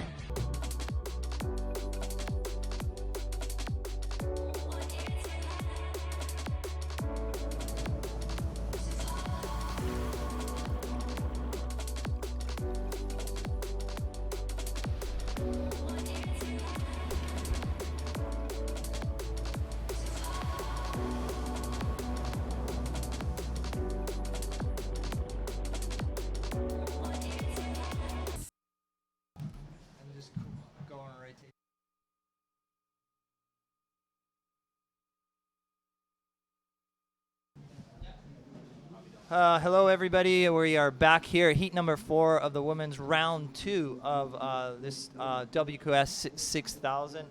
I'm here with Jamie Maestro. My name is Otto Flores. We're here to call the action as we see some live action. Dax McGill already laying it up. Jamie, the waves are perfect today here at Punta Rocas.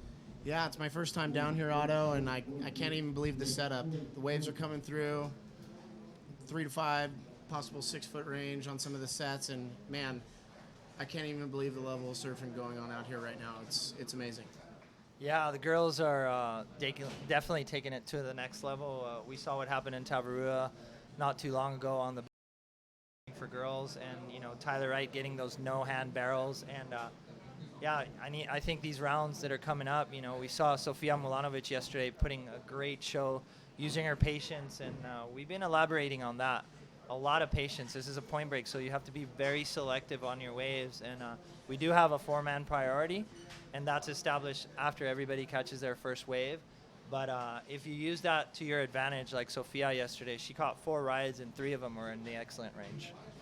Yeah, wow, I can't even believe I just jumped in here and I get to, commentate a former world champ out in her first heat and of round 2.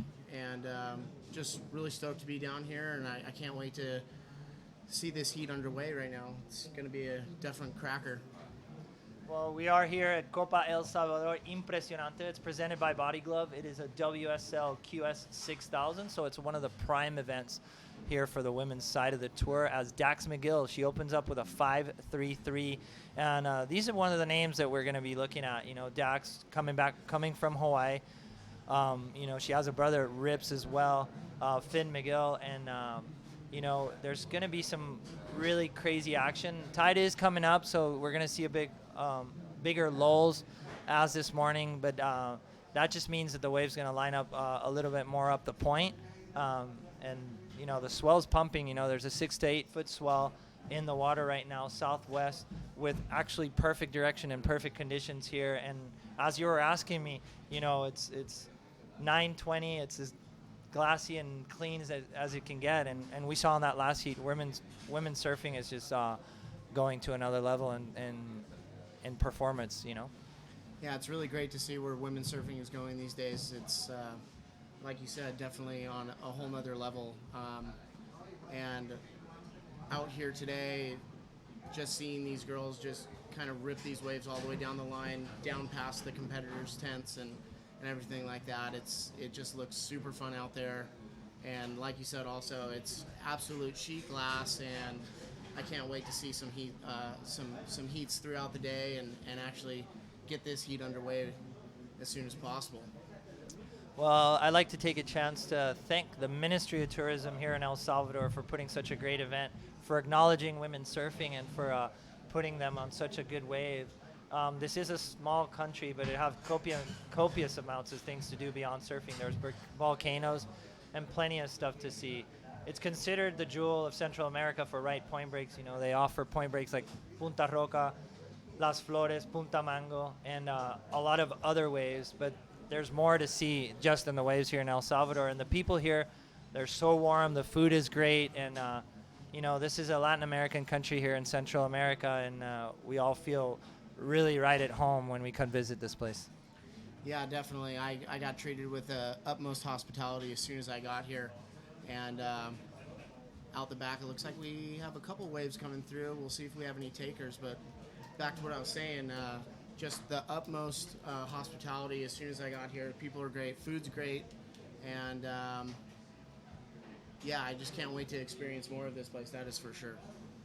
Well, talking a little bit about Body Glove's involvement in this competition, and the heritage and the history of Body Glove. I know you take part in that company. Tell us a little bit of Body Glove's involvement in this event in El Salvador and what Body Glove embodies. Back in 1953, when my grandfather and his twin brother Bill started the business, it was basically built around surfing and diving, and just to be here today is definitely an honor for us to be one of the main sponsors of the event, and to see where surfing has gone from the 50s all the way up to now. Definitely we want to be on the cutting edge of surfing, and definitely here at the QS 6000 is where we want to be, for sure. Awesome. Well, waves on tap right now. We see a set in the horizon. We'll see who is going to be, one of the competitors that will be attacking these oncoming waves. We see a nice set out of the back, and it looks like Red's in position right now. And Holland, unfortunately, doesn't go on that one. I see down the line maybe Dax McGill will pick this one up, and here she goes, Dax McGill from Hawaii. All right, Dax McGill up and riding. Nice little carve to start it off. Back to the power source off the bottom, off the top. Just working her way down the line. Nice big turn there, throwing a lot of spray. Out the back we have, that's white, Sofia Milonovic just going to town on that first hit, throwing spray to the sky. Nice big wrap right there. Coming off the bottom, setting up a nice big carve right in the pocket. Look for a good finish here, and unfortunately just kind of gets a little stuck under the lip there. As we see Holly Hahn out the back trying to get a nice little barrel. This promising set here. There's going to be a great exchange, you know, for red, blue, and white. Sofia Milanovic. I think Sofia, though, got that really nice turn off the back, and we'll see what Holly Hahn can answer. But great waves on tap here as she's still working it to the inside section and decides to kick out. Yeah, Sofia, I think, probably got the biggest wave of that set and just really opened up with a really great turn right there. And I have a feeling that's going to definitely go into her score line, opening up her account right there. But there's a lot of waves out on top here. I'm sure we're going to see a lot more great rides go down in the heat, that's for sure. Well, hopefully we could get a replay of Sofia's wave in white. That would be super nice to see. Sofia still needing to put a score on the board. That last wave probably going to put one of the highest scores of the heat. It was one of the biggest waves that we've seen got so far, and Sofia surfed it amazingly. So here it is, the replay right here. She big bottom turn, way well overhead, big turn off the top, and that's going to be really good scoring from the judges. I dare to say it's probably one of the better turns that we've seen throughout the event. Nice little cutback right here, sweeps right into it, looking for that inside section, and that first turn is definitely going to put that wave in the excellent category, I dare say.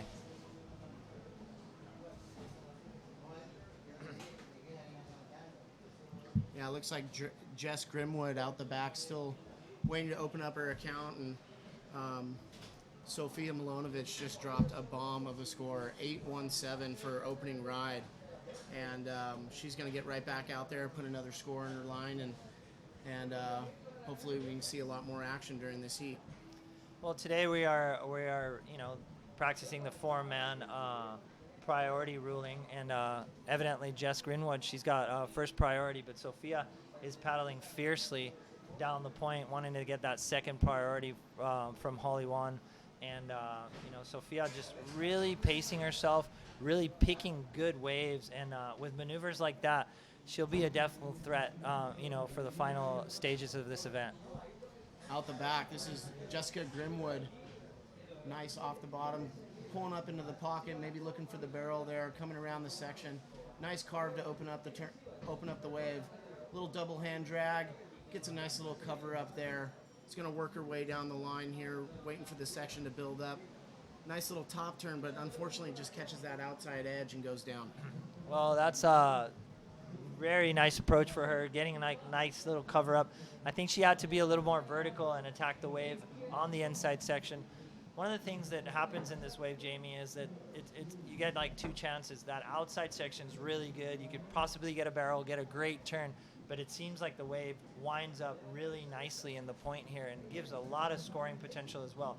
So if you get a good turn or a nice barrel off the top and really unwind on this inside section, you're looking at an excellent score. Yeah, definitely. Big turns out the back and a great finish always pretty much equals a big score in any contest, but the setup here is definitely, you got that spot on right there, Otto. Well, a lot of things happening here. A lot of CT surfers have been taking the opportunity to come down here and solidify their spot. We got Tatiana Weston Webb. She's currently ranked 6th. Her worst result is a 15th in round 2 in Fiji. She's doing a great job, and we've been talking about the backside versus the front side, and I think backside surfers have a real advantage here. They can go more vertical, and they can, if they're in rhythm, they could be a real threat. Backsiders here have a great opportunity of putting their board vertically and really tweaking that tail and doing that really extreme maneuver that the judges are looking for. And hopefully we'll see Tatiana Weston Webb doing her thing. She's probably one of the best backside surfers in the world. She hails from Kauai, and I'm excited to see her in the water. I'm definitely excited to see Tati down here also. She's one of our premier riders over at Body Glove, and I'm really stoked to be down here representing Body Glove and representing Tati myself.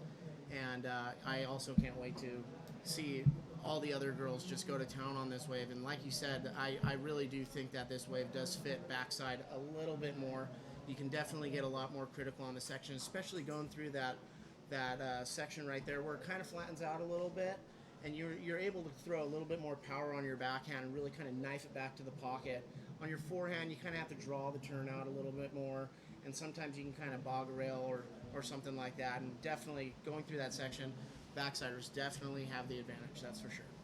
Well, talking about backsiders and advantage, in the next heat, we're going to see in heat number 5, Michaela Green from Australia, Anneli Gomez from Peru, a world champion from the ISA herself, belonged to the Peruvian world champion team as well. We're going to see Bethany Salasco, another backside surfer that did a great performance in the first round yesterday, and Leilani Aguirre from Peru. So on deck, heat number 5 upcoming, and I have to say I'm pretty excited to see what Anneli brings to the plate.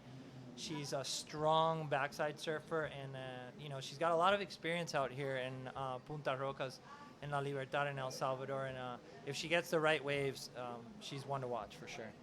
Definitely. I actually had the pleasure of meeting Bethany Velasco in my hometown. She came up and did a couple local contests, and I got a chance to see her surf, and man, she's a really hot surfer. So I'm definitely gonna go out on a limb and say that she's gonna do really good in this heat. Coming from the South Bay, you don't really get much to work with over there. So when you get to surf a wave like this and really have a chance to shine, I have a feeling she's gonna do that. Well, definitely. Yesterday she put a great performance. She's really torquing her turns, unwinding on her bottom turns, and she was really impressive to watch. So, Bethany and Anneli could be a great matchup, but nonetheless, they're going to face Michaela Green from Australia and Leilani Aguirre from Peru, who put a great performance. But there we see former world champ Sofia Milanovic getting her backup score. She got an 8.17, and she's just going to town on this one. That opening turn, once we get the replay, man, that opening turn was super powerful from Sofia Milanovic as she works her way onto the inside here, just kind of setting up a couple little turns, maybe looking for a finish on the inside, wrapping another little cutty, getting kind of critical on that backhand turn after the cutback, and surfing really good, really consistent, and she's already on her way back out for get another one. Well, having a chat with Mitchell yesterday, it seems like she's focused in making the tour again. She wants to get back on the CT. She's a great ambassador of the sport. She has this foundation that helps low-income kids from low-income communities and gives them the opportunity to surf. But I think she's refocused. She's got a new sponsor, and she won an event earlier this year, and she's looking like she wants to get back on tour. And with performances like that, it wouldn't be strange for me to see her on the top world WSL tour and the championship tour here pretty soon.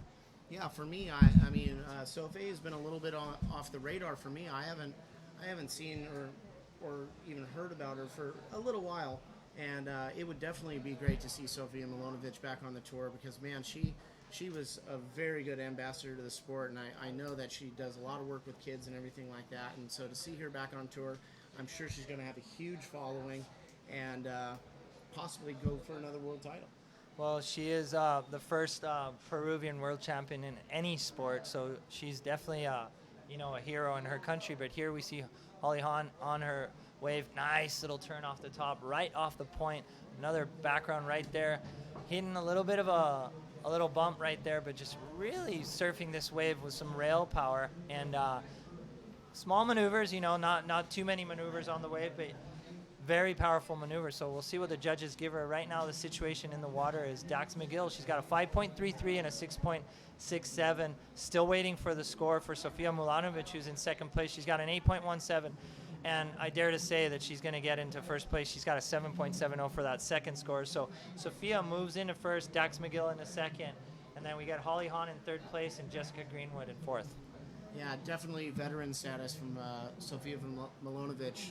Good wave selection and a lot of patience out there. Only with 2 waves in her scoreline so far, and so far the 2 best waves of the heat. Yeah. Well, yesterday, it seemed like she was putting that rhythm on pace. She doesn't want to get every wave. She just wants to get the right waves. Yesterday, she caught 4 waves in her heat, and 3 of them were in the excellent range. So today, she's got 2 waves and 2 waves on the excellent range, or almost to the excellent range. But she's got a commanding lead. She's got a 15-point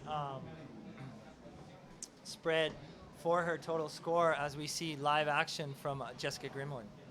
Yeah, Jessica started on the outside, and man, she's really hunting for those barrels. I'm not too familiar with this wave auto, but definitely looks like there's a good little section right there that you can get barreled on. And going back to Holly Yon on her last wave, it looks like there's kind of almost like a little bit of a boil out there that you can kind of set up a nice little power hack on the smaller ones. So you good opportunity to really dig in right there and maybe muscle out a score on some of the smaller ones. So there's a name for that. They call it Mama Roca, and there's a really good surfer that he's kind of a legend. I think he's the guru of Punta Roca, Jimmy Rotherham, and he really uses that rock as an indicator and an advantage.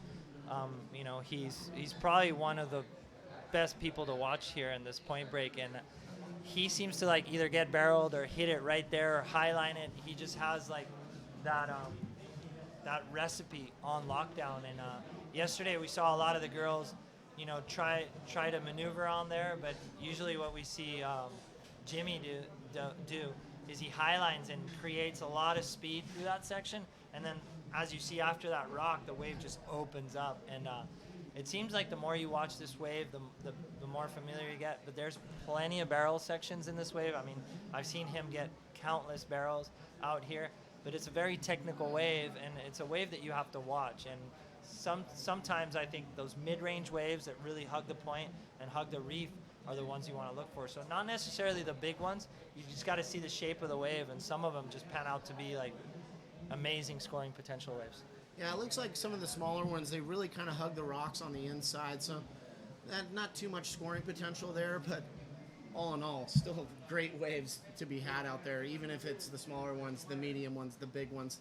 The wide ones, I've seen a couple really good ones so far, but I think you're definitely right. Staying on the mid-range ones, they really just kind of hug the point down through here, and they really offer up a lot of potential, especially for a good finish on the inside to create those big scores. Yeah, they do have a little more of a lip line, and they're more complete waves. So it's going to be pretty interesting to watch how these girls, get familiar to these waves and get their approach to surfing to be more in tune with a wave like this. It is perfect, but it is tricky. And, like Sophia, you got to do your homework and catch the right waves. And it's evident to see that right now, she's got a 15-point spread there for the first place, and she's only got 2 waves.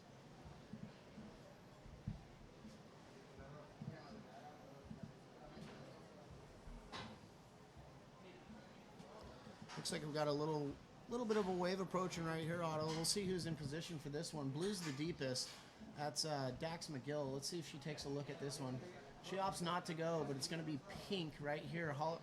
Holly Yon screaming down the line here, coming around the section. Nice wrap back to the pocket right there, setting up another turn right here.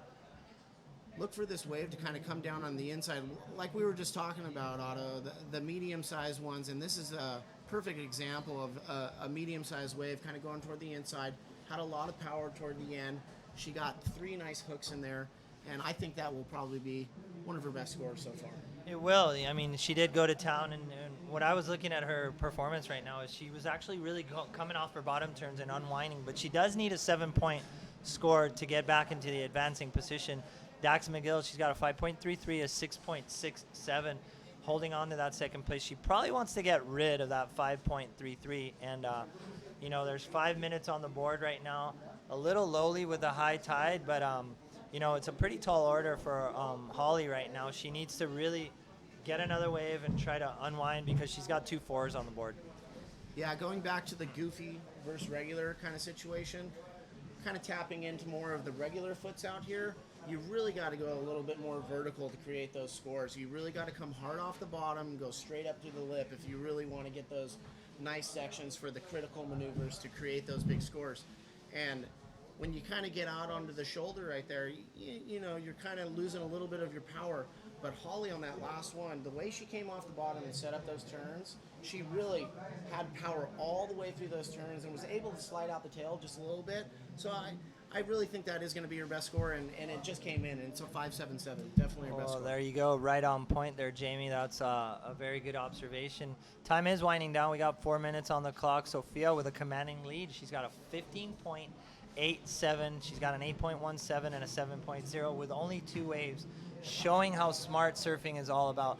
I'm pretty sure she's holding priority at the moment. She's been sitting out the back, and she's only going to try to catch a good wave. You know, she's got 2 good waves under her belt, and the good thing about it right now is, you know, her opportunity for a wave, she could really go to town on it and not really have anything to lose. Dax McGill, on the other hand, if she wants to get into that first place position, she's going to have to get better than a 5.33. But it looks pretty solid for the Hawaiian and the Peruvian right now as the set's approaching. Let's see what it delivers.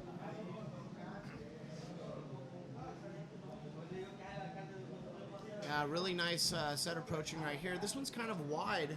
I think we might have a taker down here on the corner. This is going to be Holly again. Unfortunately, she just couldn't really make it around that section, but that thing is going to be screaming down the line all the way to the next point.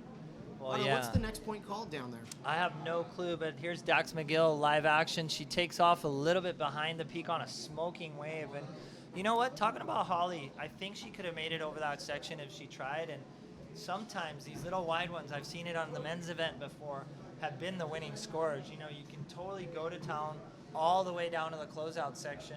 And, I mean, if you look at it considerably, it is a point break all the way to the pier. So there's a lot of scoring potential still to be had. So Holly kind of giving up a little bit too early.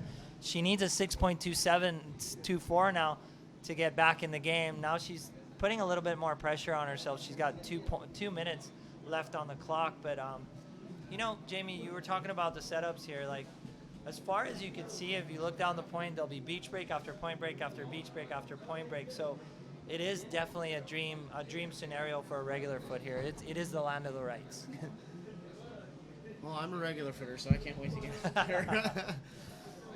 But definitely, I think Holly had kind of a good tactic right there. She was kind of lagging back out to the lineup, and she kind of put herself in position for that big one. Unfortunately, it didn't really go her way. Dax McGill sitting in second. Holly needing a 6.224, which is definitely obtainable out there. And, you know, coming into play with like strategy. Olas épicas, comida increíble, sol, arena y 80 surfers. Having some pressure out there right now, seeing as how Holly did do a couple really big hacks on that last one, and she can definitely obtain those scores. Well, you know, Dax has, I'm sure Dax has priority over Holly right now, which she's definitely going to fortify that. You know, the ocean has gone calm, and Dax is sitting in second place in a pretty comfortable position. Holly is the person threatening her, so as you can see there on your screen, Holly moves, Dax will move, and Dax will definitely use the priority to her advantage. She does have 30 seconds, and she's going to just wind the clock down and let time, you know, tell the tale. But the answer to your question is quite evident there on your screen. Dax McGill is not going to let her go easy. Yeah, definitely using that priority situation to the fullest. Got about 10 seconds left in this heat. We'll probably count it down here and maybe call that a wrap. I don't really see anything on the horizon, but what a great heat to commentate there. Former world champ, couple up-and-comers in Dax McGill, and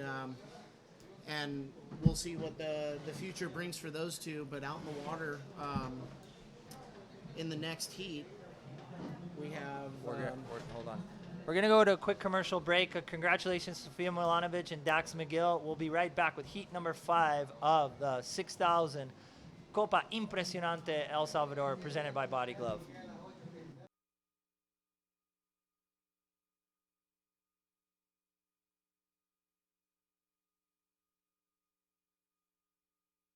Mezclas, olas épicas, comida increíble, sol, arena y 80 surfers profesionales, una marea de buena onda. Llega la Copa El Salvador Impresionante, una oportunidad para apreciar el mejor surf femenino con 80 competidoras representando la Liga Mundial del Surf. Ven este 16, 17, 18 y 19 de junio y disfruta de un festival lleno de música, actividades, playa y surf pro. Y cuando baje el sol, empieza la fiesta junto con muchas bandas musicales, zona lounge y un line-up cargadísimo de energía. Las olas y las surferitas te esperan.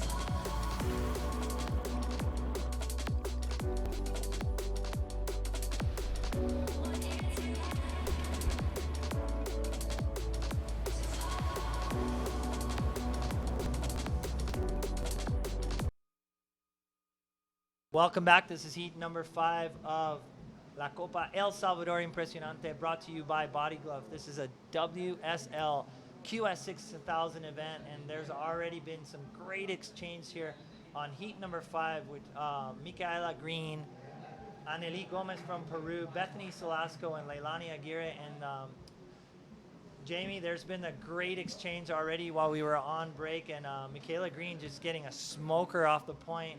Anneli Gomez and Bethany Salasco as well. So already these girls just going up to bat right when the horn sounded. Yeah, definitely. Timing was spot on right there. The first girl up in the heat, Micaela Green, man, I couldn't even believe the first turn that she did. But right after her was a local girl from my area, Bethany Salasco right here. Starting off, almost caught a little bit of rail, but recovered really nicely. And comes off the bottom here. You can just see how much she winds it up, and she's got a lot of power in her backhand. And like we were saying earlier, the backhands out here are just, you know, you're able to fit so much more in on your backhand and throw a lot more power. And Bethany's just showing the exact reason why the goofy footers out there are just going to town. Well, yesterday she put a great display of surfing out here, and you could see how powerful her backside is. You know, she really winds it up on her bottom turns and really torques her body, and some great surfing by the young girl from the South Bay.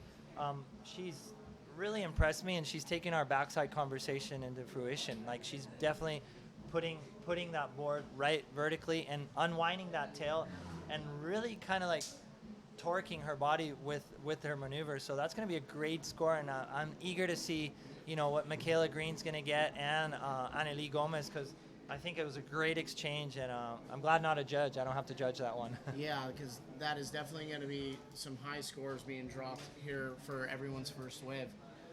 The technique of the girls out here is just absolutely amazing. The way that they're coming off the bottom and just poking it up through the lip and just really rounding off their top turns and just throwing massive amounts of spray. It's really firing me up. I cannot wait to surf this wave. I cannot wait. Yeah, it's actually, you know, as the day goes on, the waves keep getting better, and the surfing keeps getting better as well. So we'll have to see what the judges were still waiting for the scores to drop. But Anneli Gomez from Peru putting up a good fight already against Micaela Gomez and Bethany Salasco. We still have to see Leilani Aguirre, who did a great job from Peru, frontside surfer in yellow, and she probably is holding priority at the moment.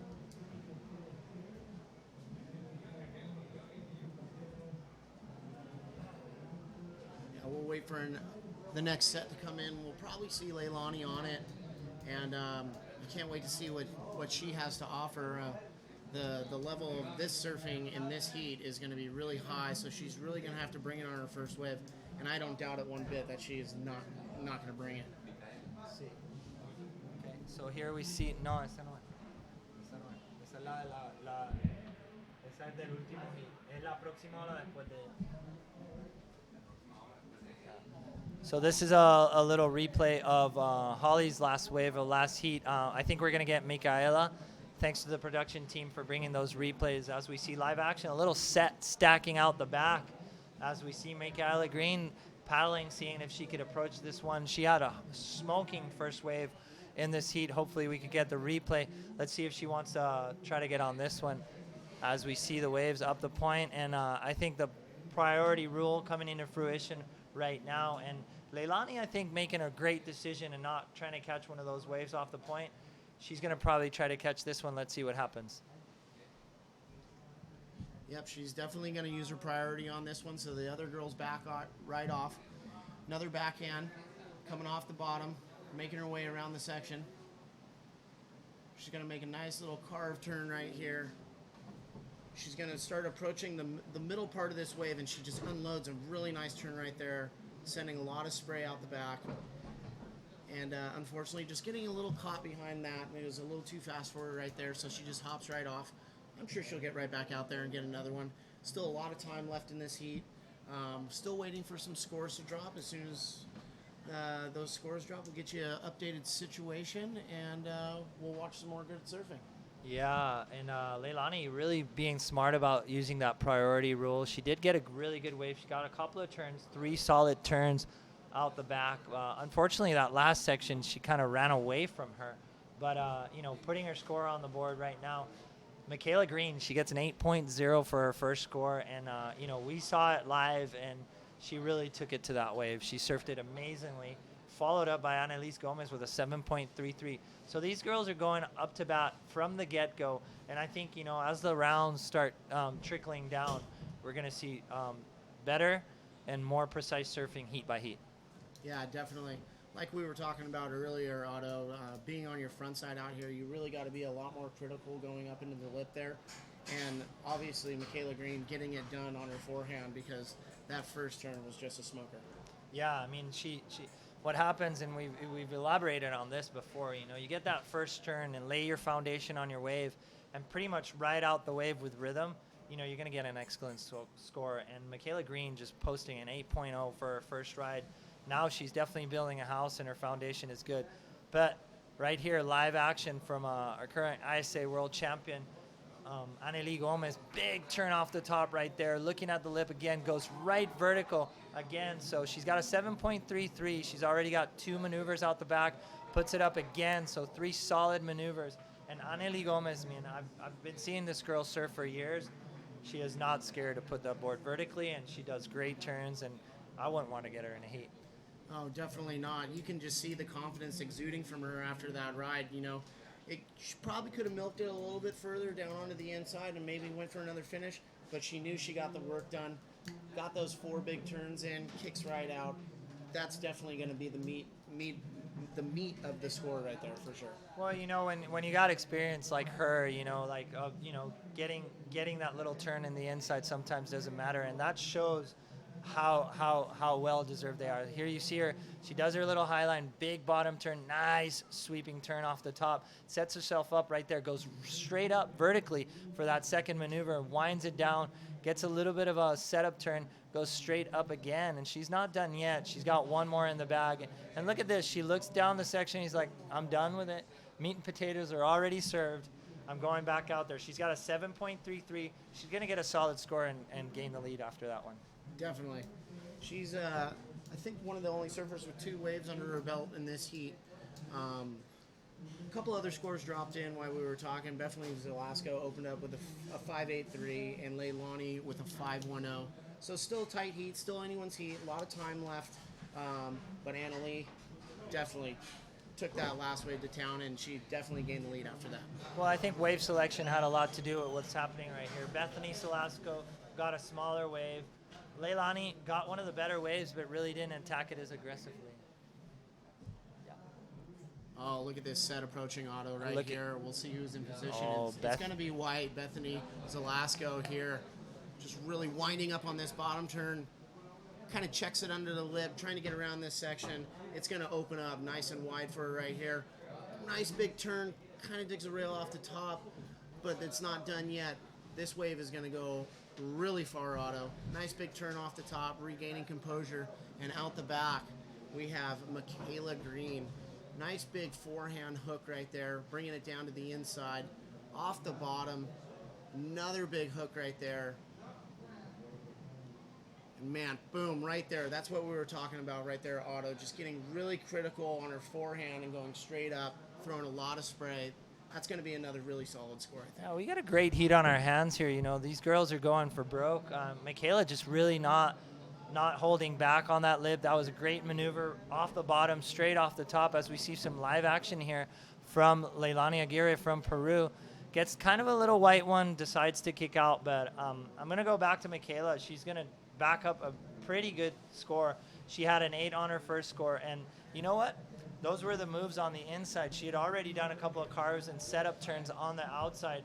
She's got an 8.0 for her first score. Anneli Gomez got a 7.87, the highest score for her. I wouldn't doubt that Michaela Green is going to get another solid, excellent score, and this is going to be a great matchup between Anneli and Michaela. Yeah, definitely. These girls are definitely going to battle it out for the top spot, but I'm not going to leave out Bethany on this one. Looks like she's just getting warmed up out there, and hopefully the local girl from California will be able to pull through. Hey, we're going to go down and interview with the winner of that last heat. Take it away, boys.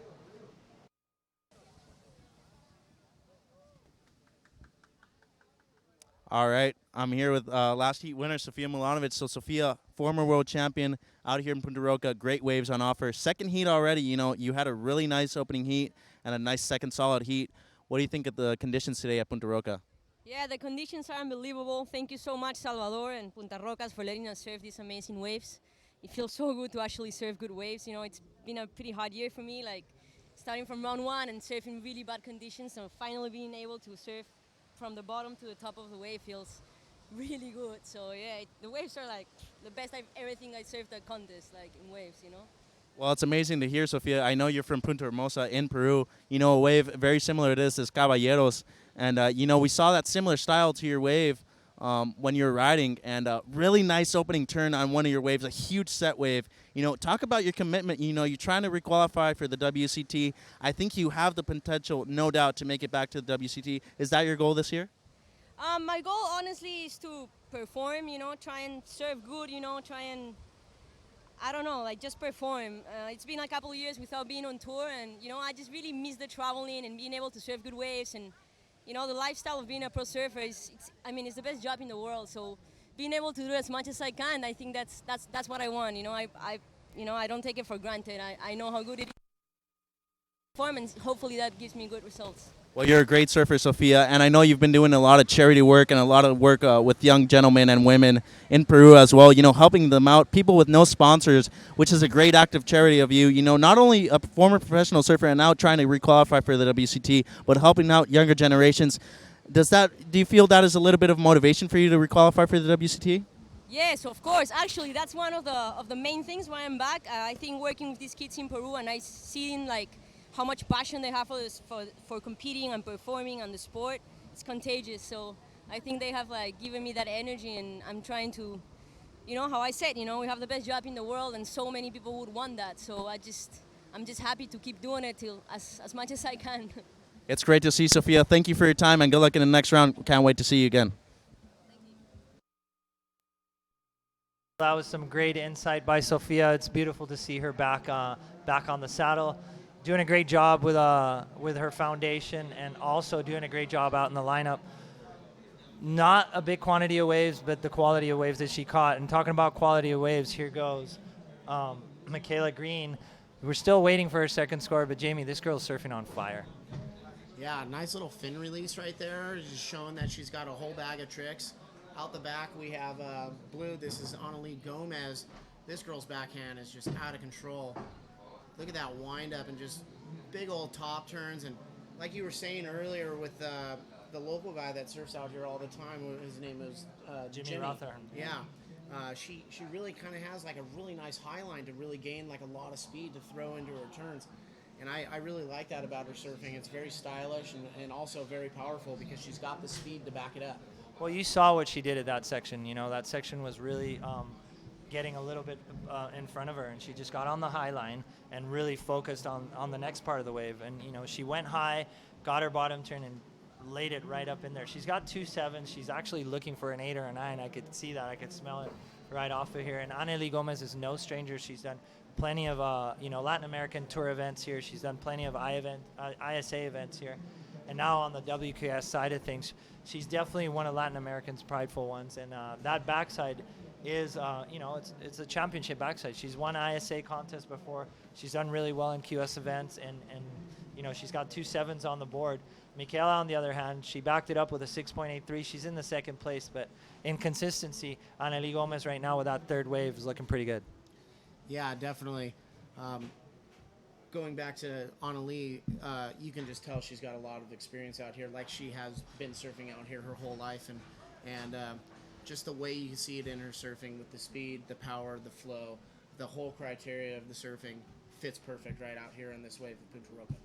Yeah, her approach is definitely world class, and finally she's getting an opportunity on one of the prime events, on one of the best waves of the world to showcase her talent. And Annalise Gomez has got 3 excellent waves on the board, and I think she's taken from Sofia's page. They're really good friends. They come from the same country, but they're looking at the patient game. They want to get the best waves. They want to be really selective, and Annalise just doing a great job of that. Yeah, definitely. All the girls are sitting on 2 solid waves right now. This is a tight heat, still anyone's game out there. Bethany Zelasco dropped another mid-range 5, and Leilani just dropping a 2.4. But like I said, a lot of time left in this heat, and I'm sure we're going to see a few more sets come through, and all the girls are going to definitely get another chance at putting some big scores up there.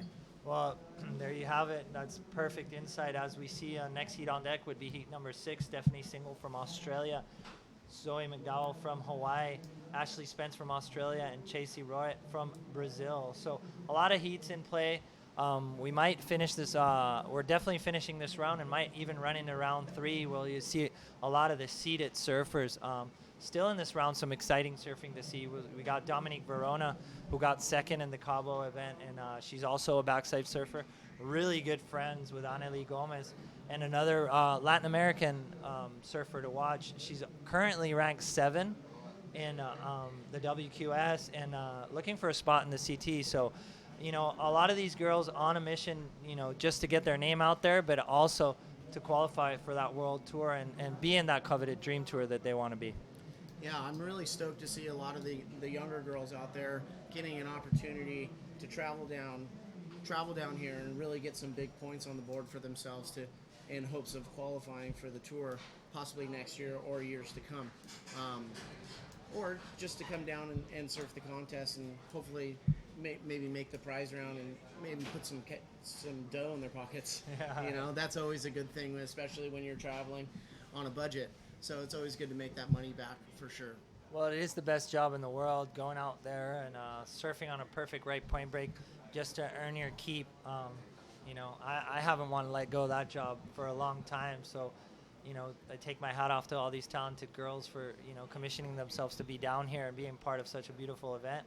And I do take my hat off to the Ministry of Tourism for supporting women's surfing. It's why we're here.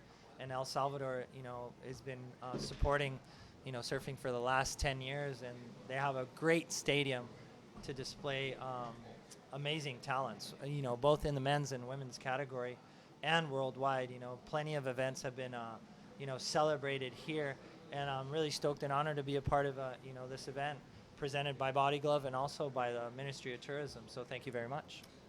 I know on the Body Glove side of things, we are super stoked to be at this event right here. Such a great venue, such great waves, such great people. Like you were saying, just the tourism aspect down here. There's so many opportunities to go see so many different things. I mean, I just got here. I can't wait to get a couple days into this trip and be able to tell you guys more about this great place. Yeah, as we have a little bit of lull in the action here, you know, situation in the water right now. Anneli Gomez with a pair of 7s.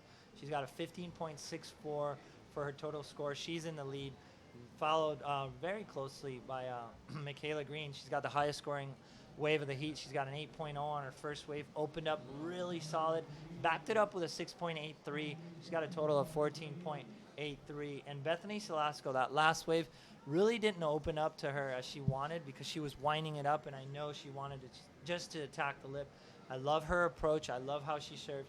She's got a pair of 5s right now. She's not too far, you know, from that reachable goal, getting that second place. So, you know, hopefully she can will herself. I think she's in priority right now. She's sitting pretty, waiting for a good set, and you know, there's no lack of talent right there. As we see Leilani, you know, she's got a 5.10 and a 2.40, so she's got a little bit of a taller order, but still in the game. You know, we still have you know, a little over 4 minutes on the clock, and as sets pour in, anything could change. Yeah, I'm really loving the priority situations out there, especially if you're the one in priority and you really need the score, like Bethany is right now. She's just sitting out the back, waiting for her bomb. She knows she can obtain the score. She's just got to get it done. She's got to get the surfing from point A to point B, using the criteria and using that big wind-up of a backside that she has, and really going to send some fans out to the sky, you know what I'm saying? So I'm really excited. We're counting it down for about just under 4 minutes now, and I'm sure we'll see another set approach this heat. So I'm getting really excited to see what goes down in this heat for sure, because this has been a really, really high-scoring heat for 2 of the girls, and Bethany just outside that cut right now. Well, you know, throwing some light at the priority situation. It really cuts the fat, it cuts the hassling, and it gives the competitor an opportunity. And right now, as you alluded, you know, Bethany has that opportunity right now, and one wave could make the difference. If she gets an excellent score, she could well be in second place.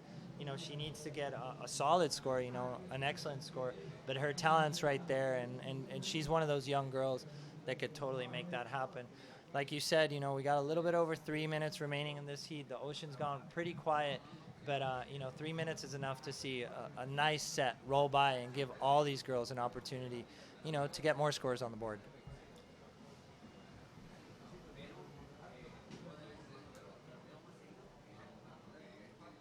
Well, Otto, ask and you shall receive. It looks like there's a set approaching.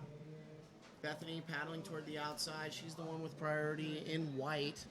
She pops over this little one. She's just seeing what's on the plate for dinner right now. You know what I'm saying? So let's see if she can get into position for this one and see if she takes a crack at it. You know, 2 minutes, 30 seconds to go. She's really kind of scratching over toward the shoulder, but unfortunately just a little bit too deep. That one broke a little bit outside the lineup. One of the bigger sets I've seen today. That one's really going to come down into the point right there. If you were on that, Otto, would you just deal that thing up or what? I mean, if you give me an opportunity to get to a wave here, I'll probably be frothing off my head. But I think she did a smart thing by not going on that wave. I was thinking there was a better wave behind it, but actually that wave was big enough to make it whitewatery. So I don't know. I mean, she did look, she was kind of deep. I don't know if she would have made it around the section. And the wave, being one of the set waves, it was pretty flat in the end. So I think she made the right decision, but I just hope that time comes to her side and you know, she gets another opportunity. I would really hate to see her lose with that kind of talent. She's got a bright future ahead of her, and you know, I would love to see her just kind of go to town on one of these rides. I really admire her surfing. Yeah, great surfer from California, and like you were saying, she's very powerful, and right now time is not on her side as the ocean's kind of going flat as we're looking at it again. So just one big set on that one, and it was one of the bigger sets of the day, so it really kind of made a whole bunch of whitewash through for the next wave. And you know, even the next wave, even though it looks really good still, you get that foamy on there, you get a little bit of air under your board, you can't connect the fins. So in, you know, case in standpoint, you know, pretty good, solid decision by her. But again, we're looking at a time situation here. Yeah, it's 40 seconds remaining. We're definitely counting down, and maybe she should have tried her luck. I think she was a little deep, and the funny thing about it, that next wave, even though it was white, it broke a lot inside from there we're sitting. So kind of uncharacteristically that set only had one wave to it. I mean, I would have thought it would have two, and maybe so did she.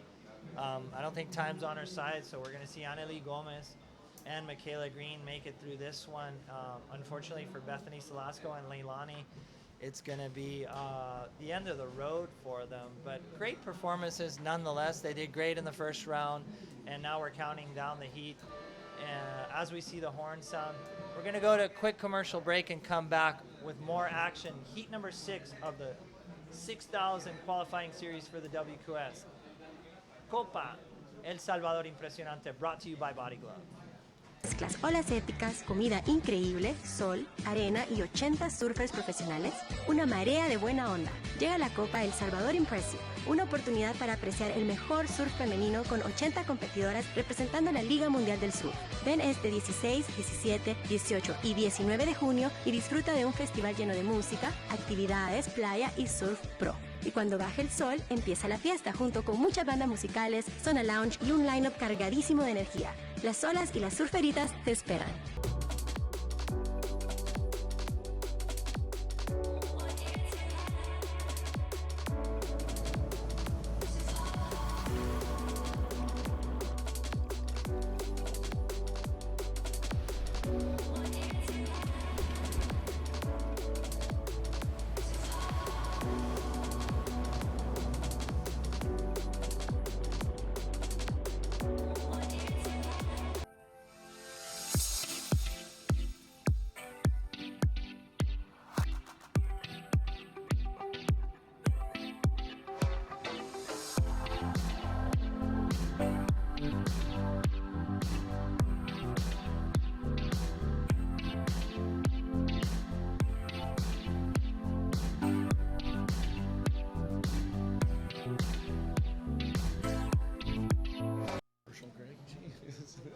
Hey, welcome back to heat number 6 of this, the QS 6000 for the WSL women's side of the tour.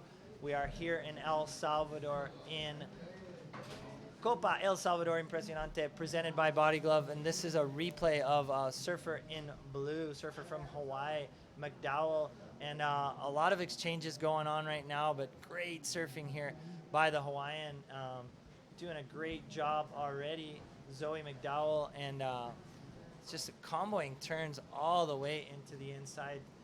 The talent pool, Jamie, right now is on fire. Yeah, it looks like the girls are really scoring a lot of waves toward the beginning of the heats. And this heat just started off on fire. We just saw a couple of the girls just go to absolute town. They went all the way past our booth. I can't even see the girls. They're still surfing down the point. And I see them here on the screen, and they're just absolutely murdering these waves. Yeah, great surfing. So we have Stephanie Single from Australia in the red jersey, Zoe McDowell from Hawaii, which we saw on screen right now, in the blue jersey, Ashley Spence from Australia in the white, and Chelsea Roet from Brazil in yellow. And it seems like it's very lowly, Jamie, but at the same time, when there's a good set, it just kind of pours it, you know. It's like 4, 5, 6, 7 waves per set, as we see here, first of red, and that's Stephanie Single. Great first turn right off the bat right there. She's kind of setting up for that inside section, snaps it right there comfortably, just kind of eyeing that inside section out. As we see, she's stepping into that new part of the wave. 3 solid maneuvers as she cuts right back into the power source of the wave, taking it, like you said, just past our tower. And this wave is so long, Jamie, that we literally can't see how far they go, even the camera guys. But a great wave and a great performance day by Stephanie Single, and looking to be one of probably the high scoring wave of the heat thus far. Yeah, thus far, that is for sure. The timing of Stephanie's turns right there, everything was just super on point. A lot of power in her surfing, laid down a couple nice turns, and milked that thing all the way through to the end with a nice finish too. So like we were talking about earlier, the criteria, she nailed every single one of those things, and really I can't wait to see the score on that one. Man, every time I lift my head up, all I see is perfect rights. I'm gonna go into convulsions here, man. This wave is so perfect. I'm super happy, you know, that the girls and that the girls get a wave like this to show their stuff. I mean, it's one of the best point breaks in South America. I would even dare say one of the best point breaks in the world, and it's a perfect place to see the talent pool come here. As we see live action, Chelsea Roet from Brazil. Yeah, Chelsea on the outside, starting off with a nice turn. Kind of going through a little of a frothy section right here, but it's about to open up and get real clean. She can make it around this section here, and opens up with a nice turn right there on the clean face, and then just kind of gets a little frothy again, but again, she's going to be looking for a finish right here and goes pretty straight up and kind of gets a little bit of an air drop and unfortunately comes unstuck. But right behind her, this is Ashley Spence in white. I wasn't really paying attention on that one, Otto, what she got done on the outside, but timing on the inside is looking pretty good, and nice wrap right there to finish that one off. Yeah, she hesitated on a couple of maneuvers, but had a couple of midsection turns on that wave. We'll probably get a replay and give you a pound for pound, exact ascension of that wave. But the waves are cranking right now, and surfer in blue, Zoe McDowell, she's sitting at the point by herself with waves just reeling towards her. So very interesting to see. She got a 6.33, but we saw that replay of Stephanie Single, 8.50, highest scoring wave of the day thus far, and she surfed it really, really well. She was really smart in her approach, and I think in that section that we've seen a lot of girls get stuck and have trouble, she kind of took the high line, and I think they're getting it. They're getting it. They shouldn't hit that section, or they should actually kind of touch it to gain that speed and regain momentum for the rest of the wave.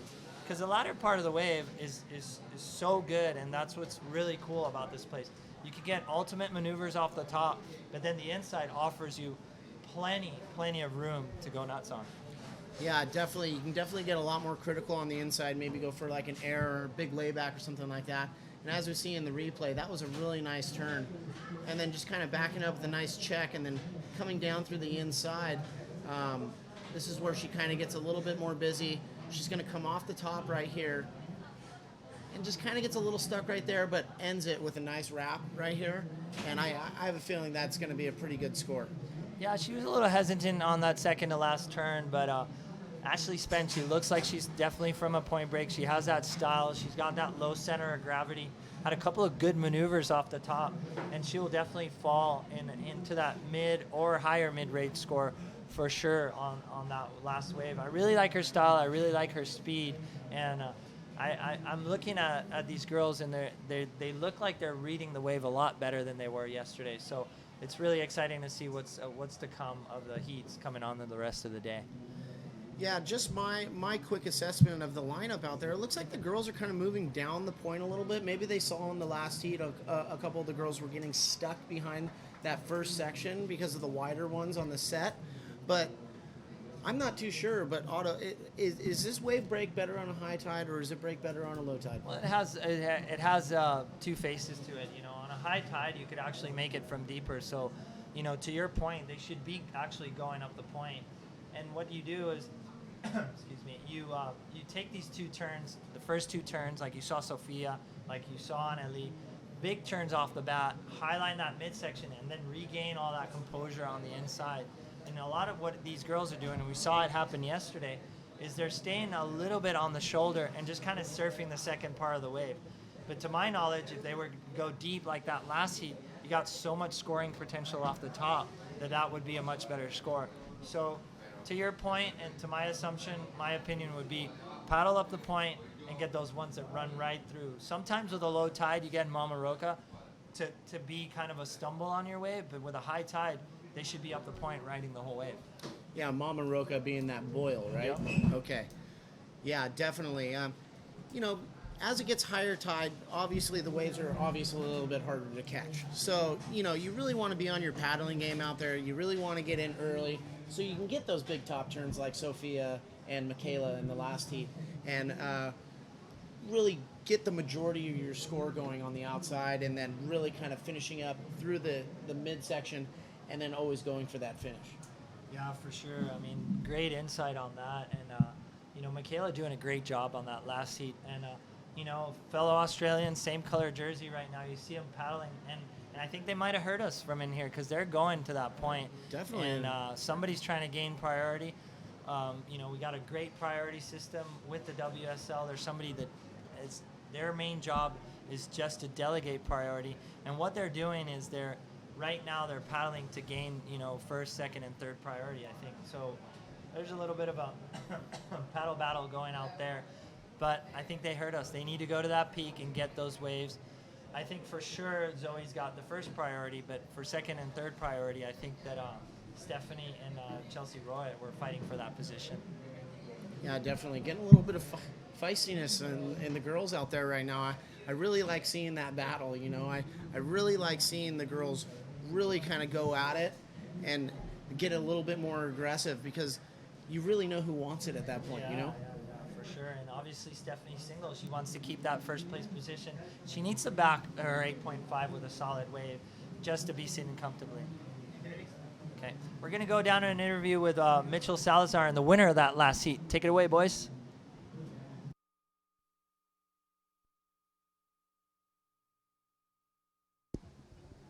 Okay, so we're here with last heat winner, Anneli Gomez from Punta Hermosa, Peru. Anneli, great heat win for you. I'm going to be doing the questions in Spanish and then I'll be translating to English. So, así que Anneli, buen primer hit empiezo para usted. Ex campeona mundial de la ISA, un buen hit aquí en Punta Roca. Me está mencionando usted que es de Punta Hermosa en Perú. Las olas muy similares. ¿Qué piensa usted de Punta Roca? Nada, yo tengo más de 10 años viniendo acá a El Salvador, contenta de este lugar tan maravilloso, con estas olas increíbles, la gente, buenísima gente, y nada, este es muy parecido a la isla donde yo vivo, y nada, contenta de seguir avanzando, hit tras hit, nada, vamos para adelante, ¿no? Y vemos a la competidora de color rojo en tu hit con un 8.0 en su primera ola. ¿Usted sintió algo de presión con un 8.0 de una competidora aparte de usted? O sea, ¿usted sintió una presión para poder mejorar sus calificaciones? Tuvo dos buenas calificaciones en su hit. ¿Usted sintió una presión para tratar de surfear a su máxima exposición aquí en Punta Roca? No, la verdad que no, yo confío en mi surf y sé que tengo el talento, el power para demostrar. Solo tenía que escoger bien mi sola y eso fue lo que hice y no pensar y bloquearme qué es lo que hace tal persona en el hit, ¿no? Y poder agarrar mis olas y demostrar mi surfing lo que es, ¿no? Y una competidora de nivel mundial, vemos que usted es una ex campeona mundial de la ISA y ya con nuevos patrocinadores, gracias a Dios, vimos que de ahí que tuvimos un poco de dificultades ahí con los patrocinadores, pero ya con nueva auspicia, ¿usted está tratando de calificar para el Tour Mundial este año? Sí, hoy en día, gracias a Dios, a Under Armour, a Movistar, al Banco Continental, a Guayo, a Bomber, a Wexum Muchi por darme esta oportunidad de seguir luchando por mi sueño y hoy en día, gracias a ellos, me encuentro acá en El Salvador y contenta de representar a mi Perú, ¿no? All right, so she's really happy with her performance here at Punta Roca. Very similar waves to her home in Punta Hermosa, Peru. And she's got a new sponsor as well, you know, former ISA World Champion Analí Gómez, representing Peru very well here at Punta Roca. Analí, muchas felicidades y suerte en la siguiente ronda. Great insight there, Mitchell. That was awesome to hear from this excellent and talented surfer, Analí Gómez. She's got 10 years of experience, Jamie. She's been coming here forever. And, you know, she said when Mitchell asked her about that 8-point score of Michaela, she said, no, she trusted her surfing and she knew she was going to do good. And it was really cool to see. She's really emotional about the sport. She's been giving it her all, and it's great to see some of the Latin players come into the box and show some great scores like that. Yeah, I was gonna say for Analí, she looked like she had a lot of emotion in that interview there. I'll be the first to tell you, I don't really understand too much Spanish, but I can read people pretty good, and I can tell she's very passionate about surfing and where she's at, and very proud of herself. And I am very proud of her for doing those maneuvers out there and surfing that good against such a good field in that heat. Well, a very big applause for Peru and Analí Gómez. I know that all the Peruvians watching are really proud of her performance, and she's going to be one to watch, you know, during this competition. Great waves, a lot of experience from her, and she's going to be one of the contenders here for the week to come. Perfect interview, very big lull in the action. Nobody really caught waves. But the current situation out in the water, Stephanie Single with an 8.5. She's holding on to the lead. Every surfer only on one wave under their belts. You know, a lot of time kind of went through. There's a big lull. But there's some action happening right now. Surfer in blue, she's in second with a 6.33. Ashley Spence, 5.17 for her latch-ditch effort, and 4.50 for the Brazilian. But this is live action right here from Zoe McDowell. Yeah, Zoe on the outside, opening up with a really nice turn, speeding her way down through the section. Nice little speed turn right there. Coming off the bottom, wrapping a nice cutty. Really getting a lot of torque out of that tail of the board. And then just kind of finishing up through the whitewater section here on the inside. Kind of pokes the nose up through the lip one more time and kicks out. I really liked how she read that wave. You know, she caught it all the way from up the point.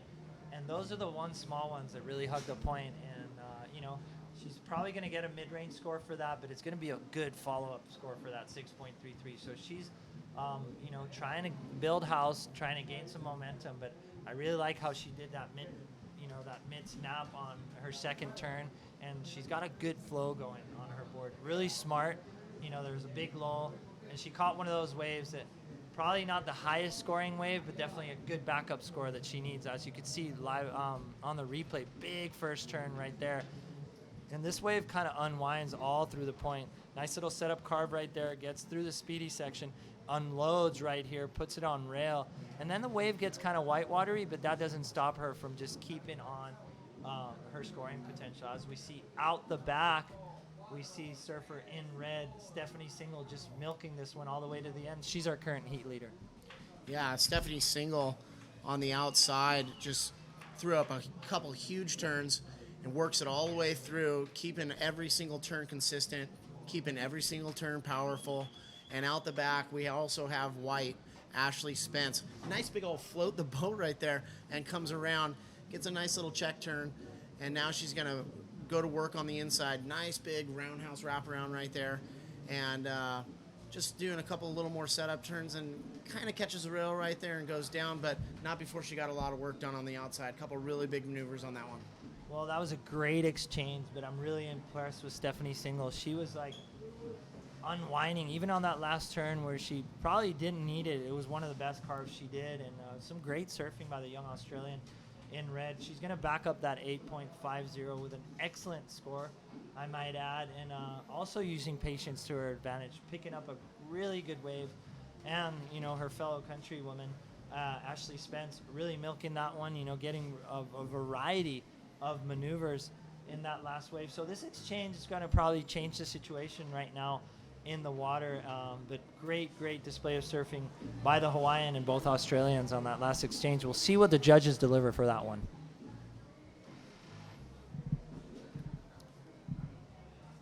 Well, out the back, sitting by herself, Chelsea Rowett, sitting on a 4.5. It looks like all the girls have two waves under their belt except for Chelsea, so she's going to be sitting out there with priority at the moment. I was going to say earlier when Zoe caught that wave was a really good move for her because there hadn't been a wave in a while. She rode that thing all the way to the inside, and I really thought she was going to get lucky paddling back out and put herself in a really good position. But the set that I thought I saw kind of diminished on the outside, and it didn't go as wide as I thought it was going to. But it offered up a couple really nice waves for the other girls, like Stephanie and Ashley right there. And I have a feeling they're going to put up a couple good scores. Yeah, I mean, Stephanie surfed that wave amazingly. She really put some power in her turns. She hit every turn on point, and I think she unwound pretty hard on her last couple of turns, where usually these girls are just trying to chip away. But if you do that power turn from the start of the wave to the end, the judges are gonna award that. And she's got an 8.50. She's already got some momentum in her corner, and I think that second wave is going to put her, well more into the lead. Also, Ashley Spence surfed her wave really well, and to your point, Zoe was really smart about catching that wave, but those waves that didn't look like they were going to pan out actually were a little better. They had a little more meat and potatoes, or a little more girth to them, and they offered up some good scoring potential for the Australians. Yeah, definitely. So we'll see when those scores drop and get a new situation. But what we were talking about is the scoring potential for each wave and what these girls are actually doing on them. The rail game for all the girls right now is top notch. I would like to see one girl go to the air, and I got one girl in mind, Silvana Lima. Yeah. She's here today. I saw her walking down the beach a little earlier, so I can't wait to maybe get up here and commentate for one of her heats and really see some exciting surfing. Not that we don't have exciting surfing going on right now, but I love how that girl just pushes the limits. I think the level of surfing is definitely going to, increase as the heats and the rounds go on. I really like the fact that we've seen young girls, stepping up their game. I really like Stephanie Single, what she's bringing into the play. She's bringing that powerhouse, that carve. She's got a 9.33 on that wave. And I have to say, it's one of the best wave, and it is the best wave surf today. She had power, speed, and flow, and that's the criteria that the judges are looking for. And her confidence is glaring. I think that last couple of turns were on point, and she got awarded for them. 9.33, excellent ride. Here's some live action from the audience. Yeah, this is White. This is Ashley Spence. Opened up with a really nice turn, a lot of water being thrown right there, but unfortunately coming a little unstuck on the inside. So she's going to need a much better wave than that to catch the leader, but definitely obtainable for her to catch second and advance on. Yeah, and Zoe, she gets 7.7 for her last wave, and I think it was a very smart decision. When you get those waves that hug the point and actually you have your rail game on point like Zoe did, and to that point, Stephanie as well, I think the judges are going to award that. So really, really good decision-making there by Zoe. Gets her a 7.7. She wants to better that 6.33. She's back in the saddle. She's back in the priority. And if she chooses her waves right, she might maintain that second-place position or even fall into first. But here's our heat leader, Stephanie Single. Stephanie Single on the outside. Wow, just jamming that section right there and coming up. Just the flow of this girl surfing is just absolutely amazing. Look at her just get all super confident right here on the inside, waiting for it to set up. Another big rail turn. Gets a little caught right there, but definitely backs it up. Nice big critical hit right there. And just getting a little stuck right there, so not as consistent of a wave as her last wave, but still, this is going to be an excellent score, throwing up a couple really big maneuvers right there. And Yellow out the back, coming down through the inside. Nice couple turns right there, going for a nice finish. Gets a little stuck on her toes, but still pulls it off. So could be a good score, backup score for Chelsea Roet. Maybe put her in a little bit better of position. 3 minutes, 50 seconds left. Plenty of time for maybe 1 or 2 more sets to come through, and hopefully she can get out there and make it happen. Well, something that I couldn't stop myself from seeing, I think Stephanie Single just came out of the water. She's pretty confident with her 2 scores, and with 3 minutes remaining, she decided to, paddle in, which is a pretty confident move. I'm a firm believer. I won't quit till the fat lady sings. So incredible ditch effort. She's got a 9.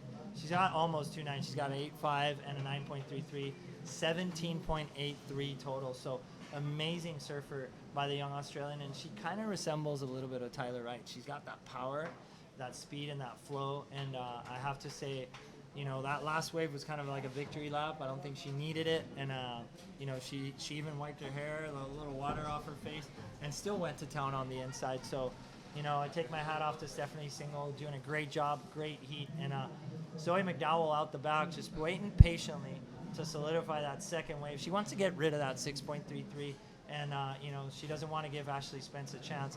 And I know for a fact right now, Zoe's going to use that priority tactic to keep Ashley Spence off of the waves. And we saw that last little ditch effort there by Chelsea Roet. She probably needs a taller order. She needs an 8.90 to get back in the game. And so, still a pretty tall order. Even Ashley Spence, she needs a 7.50. But right now, in a combo situation, from second to fourth, with a beautiful score of 17.83. In any book, 17.83 is what you want to get. Yeah, definitely. That's definitely the highest heat total I've seen so far today. I don't know about the earlier rounds, but or the earlier heats this morning, because I got here a little bit later. But definitely the most exciting heat I've seen so far on paper. Well, she's put the 2 highest scores of the contest thus far, and obviously the highest heat score of the contest thus far. So she's definitely one to watch in the latter rounds. And Stephanie Single doing a great job for Australia. We got a little bit over a minute remaining. There's some sets out in the horizon. It's kind of stacking up. As you can see, there's 4 to 5 waves on your screen right there. And the corduroys keep coming in. Yeah, going back to what I said earlier, Otto, it seems like the beginning and end of every single heat that I've called so far has had just a bomb set come through of like 4 to 5 waves. And right now, this is Ashley Spence on the outside. Nice big top turn to start it. Comes around the section, jams the section. Kind of does a nice cut back there, looking for a big finish on the inside. Nice big hack right there, and she looks like she likes that one. The kind of like the no claim right there, and hopefully the judges take that into account and know that she was confident in her surfing, and hopefully she gets a score right there. And blue, just really ending that one nicely, and then yellow. This was Chelsea, and what she needed a big score, and she's on her way to do it right now. Let's see if she can back up those other turns. That first turn was just absolutely huge. Coming down to the inside section, one of the bigger sets I've seen today, and hits that end section and pulls it off nicely. So Chelsea, kind of like the dark horse there at the end, she needed a score. I said it was obtainable. Let's see if she got it. I'm going to throw myself out on a limb and say that was a really good answer back, and she might be able to get that 7.73. That turn off the top was amazing. As we can see here on the replay, look at this thing. She bottom turns, goes straight up into the lip, snaps it right under the hook, and she doesn't quit there. She keeps going. Nice little hook right again, and she needs a 7.73, and she's not quitting. She completed this wave. Nice little floater all the way into the inside section and gets that last little rebound, exclamation point. So for Zoe, that might be a little bit of trouble right there, and Ashley Spence. There's still a pretty good exchange, Zoe, Ashley, and Chelsea. So we're going to have to see what the judges deliver right now. We're going to go to a quick commercial break, come back with you with the results of this last heat and heat number 7 of the El Salvador Copa Impresionante here, brought to you by Body Glove. We'll see you right back. Las olas épicas, comida increíble, sol, arena y 80 surfers profesionales, una marea de buena onda. Llega la Copa El Salvador Impresionante, una oportunidad para apreciar el mejor surf femenino con 80 competidoras representando la Liga Mundial del Surf. Ven este 16, 17, 18 y 19 de junio y disfruta de un festival lleno de música, actividades, playa y surf pro. Y cuando baje el sol, empieza la fiesta junto con muchas bandas musicales, zona lounge y un line-up cargadísimo de energía. Las olas y las surferitas te esperan.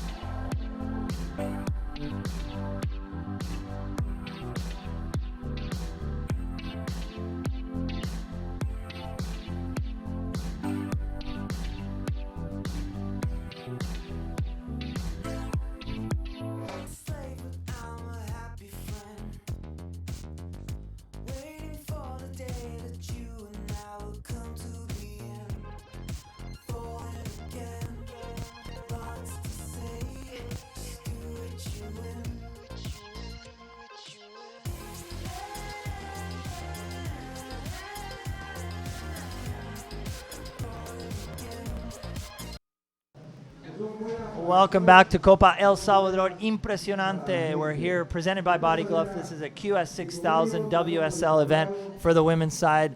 Natalie Martin's live action here. I'm with Mitchell Salazar. My name's Otto Flores. We're calling the action of totally pumping Punta Rocas. Mitchell, these girls are on fire.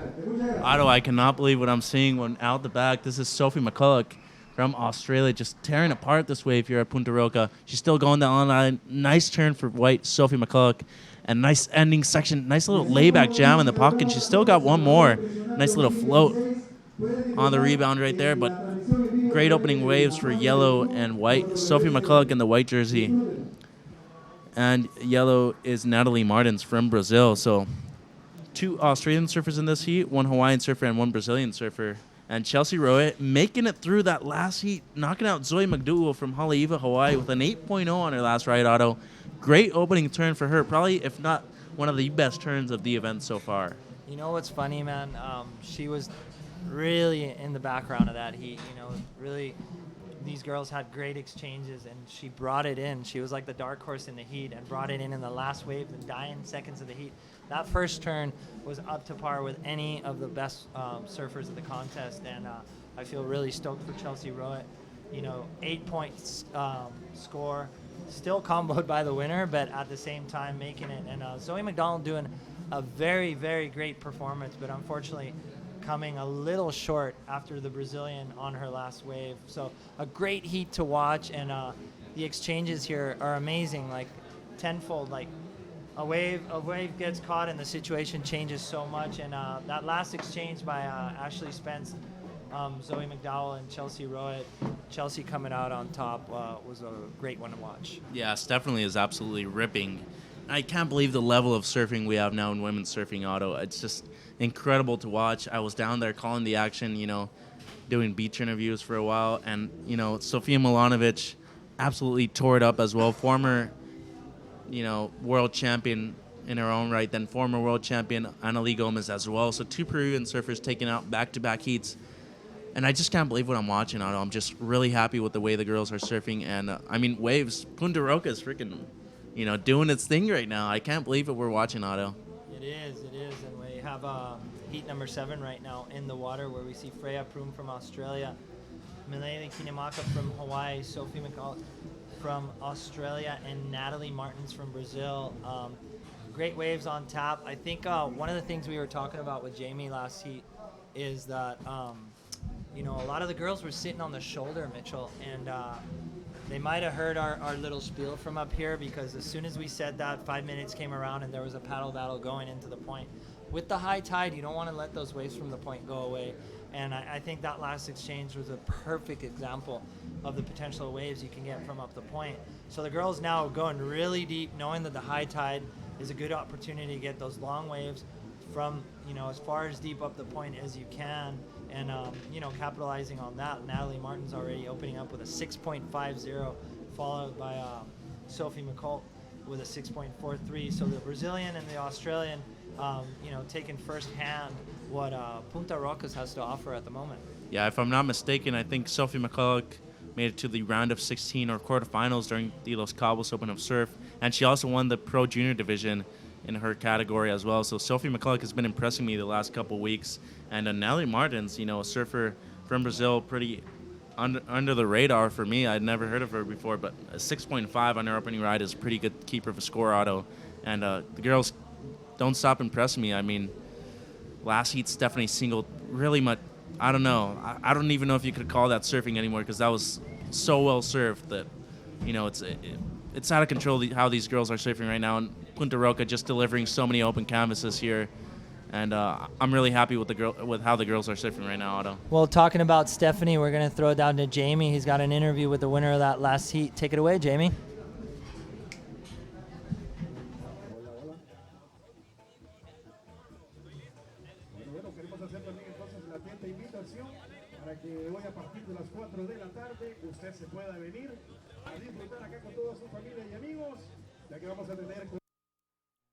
Well, we know Jamie's waiting, so we're going to throw it back to Jamie. Jamie, tell us what Stephanie did.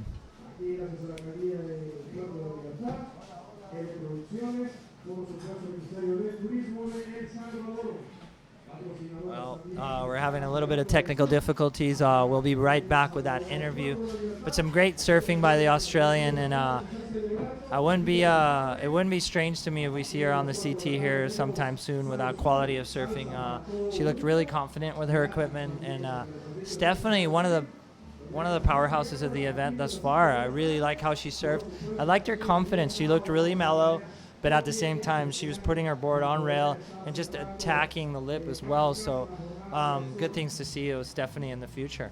Yeah, for sure, Otto. And coming up next, LNG Coffee, also a powerhouse from Australia, Tanika Hoffman from South Africa, Lorena Fica from Chile, and Cassidy McLean from the USA. So all international affair here at the Copa El Salvador Impresionante, presented by Body Glove.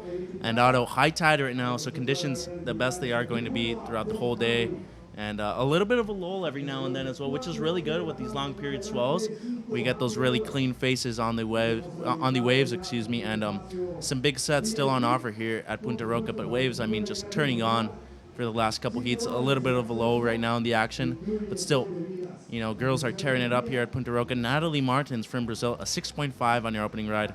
Otto, 25-minute heats, a 6.5 on your opening ride is a pretty good confidence burner for your yeah, you want to start building house for sure, and Natalie Martin's already feeling pretty comfortable. Right behind her, so Stephanie McCulloch with a 6.43, and you can see the girls moved up the point. The waves are actually coming from deeper, and I think we're seeing some live action here coming into play, and it'll be Freya Prum from Australia. Nice little turn off the top right there, setting up again. Nice little carvy cut back there by Mama Roca. She's looking for that open section. And these waves now, they're going to really hug the point, so you got to pick those waves that you really want to see, you know, kind of unwind and not divide themselves up. Unfortunately for Freya Prum right now, that wave kind of like going flat and dividing itself up. But we're going to see more of that Punta Rocas that we're used to see, a little bit higher up the point, and the waves are just going to start, you know, trickling down, and we'll see some great performances there. One thing I wanted to talk about is yesterday I saw Lorena Fica surfing amazing out here. You know, she comes from the land of the left. She's a regular footer, but she was putting some great scores on the board, and never really heard about her too much back from before, but she put a great performance yesterday, and going against Anika Hoffman and Ella Jean Coffey, these girls have always been, top contenders. It would really be fun to see Lorena do really good coming from Chile. Yeah, especially from the land of the lefts, going right every now and then sounds pretty fun for her. And opening ride for Freya Prame, 3.33. So as you said, Otto, smaller, shorter wave, but two really strong turns for opening of red. I like her approach, trying to really move rail to rail, which is what you need out here at Punta Roca. But still, Natalie Martin's out in front, and Maine Kinimaka from the island of Kauai, still yet to catch her opening ride. A really good surfer, Maine. She's had a couple really good results this year already. And I believe she's going to college as well, so she is a girl, with ambitions besides surfing, and I like to see that not only in women's surfing, but also in men's surfing as well, as we do see a little paddle there from yellow and blue. It looks like priority will stay the same. And we will go down to Jamie Meistrel for an interview with Stephanie Single. Hi, Jamie Meistrel down here with our last heat winner, Stephanie Single. Stephanie, bring us through that last heat. You had one of the highest heat totals of the day, if not the highest, and definitely the single wave score of a 9.33 being the highest of the day so far. How do you feel? Yeah, I'm so happy to get through that and get some good waves under my belt, because I haven't surfed for a while, considering Mexico was so small. And I just feel so comfortable out here. It's just so fun. Right on. So coming all the way from Australia, you definitely want to make the trip worth it. So does that kind of go into your head going out into a heat, making sure that you've traveled so far, you really want to do good? Yeah, it usually does, but I'm trying to not do that this year, because I'm making an actual trip out of it and going to California, New York, and hanging in El Salvador for the whole week, and I'm just kind of having a holiday as much as I'm surfing competitions and working hard. So yeah. Yeah. So in regards to where you surf at home in Australia, Lennox Head, right? Kind of comparable to a wave like this of Punta Roca. Yeah, it's definitely similar. It's definitely got the differences, but the rock point and the power is pretty similar. I almost think this wave might be a little bit better than Lennox, but it's still, I don't know, it's just so much fun out there. Well, that's nice of you. Well, coming through that last heat, when after you posted that 9.33, how did that feel for you going back out into the lineup, knowing that we were sitting on a super solid score going into your next score? What were you thinking? Were you feeling really comfortable? I wasn't feeling overly comfortable at the start with the 8, because I only had the 8. I had nothing else, and there was not many waves coming through. And then I got that wave, and I didn't think it was going to be a 9. But the judges threw a 9 at me, and I just kind of was starting to free surf out there. And yeah, I was just super confident now that I have the judges know that they like my surfing, and yeah. Yeah, definitely. I was up in the commentating booth during that one, and I got to call that one, and I was really excited to see you surf that well. So congratulations, moving on to the next round, and hopefully we'll see you in the later rounds also. All right, thank you. Thanks so much. To watch that heat, Stephanie Single, she's throwing away 8.5s. Great score. She came in 3 minutes early, knowing that she had it solidified. And Mitchell, one thing that I've seen is that the girls that are on point, they're catching 3 waves of heat. They're really selective. Like Sophia, really kind of putting a stamp on that. Pick your waves, pick the right ones. Don't try to get a lot of waves. And throwing away an 8.5, Stephanie Single just doing the job right. Yeah, I think that's really what you want out here, especially since the waves are so long, Otto. Your your legs do get burned out quite a bit, especially if you're going to surf 2 or 3 heats per day. You definitely want to measure yourself. You do want to give your best performances on each wave, though, but definitely, a heat strategy like that, going into a heat only needing 2 waves, you only need top 2 waves, to make it through your heat. And I really like both girls' approach, Sofia Milanovic and Stephanie Single's approach. And I think that's the mentality you need out here at Punta Roca. Just catch your waves, surf them well, and just sit out the back and wait for a better set with priority. And I think both girls are doing it very well. Well, kind of a slow start to this heat. Only 1 wave for the top 3 competitors. Manele Kinimaka from Hawaii really hasn't capitalized on a wave yet, and we're seeing that the high tide has kind of slowed it down. That high period, that long period swell. Sorry about that. And, but it hasn't damaged the wave quality. Now we see a second score there dropping for Natalie Martins, 5.60, solidifying her lead. And, the Brazilians kind of coming in with some force right now. I think Brazilian Storm's kind of leaking into El Salvador all of a sudden. Yeah, I think Silvana Lima is a force to be reckoned with as well. She's coming up in the next round. And, Natalie Martin's a surfer that I had really never heard about before, but she's definitely impressed me during this heat already. Still midway through the heat, 11 minutes and 30 seconds left on the clock. But Sophie McCulloch with a pretty good score on the board. She is sitting third right now. Maine Kinimaka dropping a 4.10 on her opening ride. So, still plenty of time on the clock, Otto. And another thing is that we're seeing, with these longer lows, I feel that strategy you go into a heat, only really needing 2 or 3 waves is way better. When we see Sophie McCulloch up and riding, a little check turn there for Sophie in white from Australia. She's pumping down the line. A little bit of a down the line wave, Otto. She's still making her way around the corner of this one. Nice float for her to start, but unfortunately she kicks out. She didn't like the shape of that wave. Very difficult with this high tide, but still plenty of waves on offer here at Punta Roca. Yeah, unfortunately for her, the wave kind of ran from her. As we see a little bit of change in the situation now, Brenna Prune with some low scores. She's got a 3.33 and a 3.17. Nothing Sophie can't catch up to. We got a 4.10 for Kinimaka from Hawaii. I'm thinking those 3 girls sitting in second to fourth, they really need to kind of restart their game and revamp what they're doing. Unfortunately, there for Sophie, that wave looked really good, but it seemed like it ran off to the channel a little fast for her liking. I really like her approach. I really like her surfing, and I was eager to see what she could do on that wave if it opened up for her. Yeah, I feel the same way, Otto. And, unfortunately, a little bit of a missed time, does kind of, set your pace for the wave. But, Sophie's still doing good. She's in second, only a 1.0 on her second ride, but that's all she needed to move up into second. When out the back, we do see Freya Prum up and riding all the way from Australia. Big powerhouse surfer from Australia is Freya Prum, and she does a really nice foam climb on her first maneuver. A nice second top turn for Freya, Nice third maneuver, sending a lot of spray to the skies. Nice fourth one, busting the fins out. And she's got a nice rhythm to this wave. And out the back, Maine Kinimaka from the island of Kauai, as we do see Pink finish up. That was Freya Prum. And out the back, more waves stacking up. Otto, plenty of waves here on offer. When we do see a nice set rolling through, looks like yellow or white might be in a good position for this one. They opt not to go. Still one more wave out the back, and it looks like it will be a gem. Otto, it looks like our competitor in yellow is in really good position, for this wave right here, and she will go. Natalie Martins, our heat leader from Brazil, having a look at this one. Well, let's see if this one opened up for Natalie. She's in the first place position. She's got 2 mid-range scores. Nice little turn off the top right there to open it up. Good bottom turn. Another turn off the top right there. So our current heat leader, just 3 maneuvers, solid maneuvers off the back as she cutting back into the whitewater, surfing really well. Natalie Martins from Brazil just going to town on this wave. Looking at that inside racy section.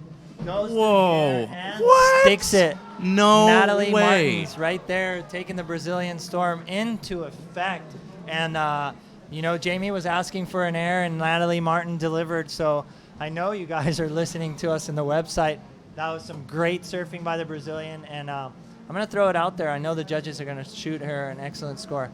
No doubt, Otto. I mean, talking about progressive surfing, that was crazy. Those first 2 opening maneuvers were absolutely great, and finishing with that air would have been a solid consolidation. I'm still going to agree with you. I think it's going to go up into the excellent range, no doubt. Well, we're going to get a replay from this, and I want you to take it pound for pound. What did she do on this one? Well, look at that first opening maneuver. Her bottom turn is setting up the whole wave. Another nice second one, sending a lot of spray.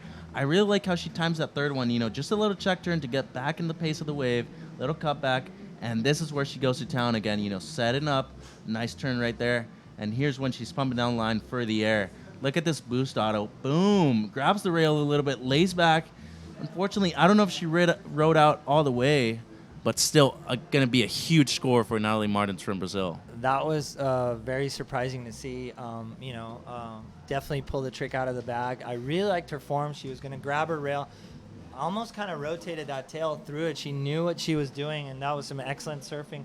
If you hadn't heard from Natalie Martin, she definitely made us talk about her now, and that was some really cool surfing. I love the way that she finished that wave. I love the control that she had.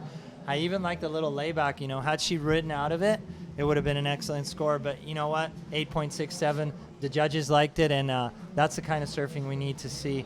And with that kind of surfing, she could put it to the best in the world. No doubt, Otto. Great surfing from Natalie Martins from Brazil. She is in the lead with an 8.67 and a 6.5. And Freya Prum a 5.7 on her last ride, so she is now in second. Sophie McCulloch in third, only needs a 2.6.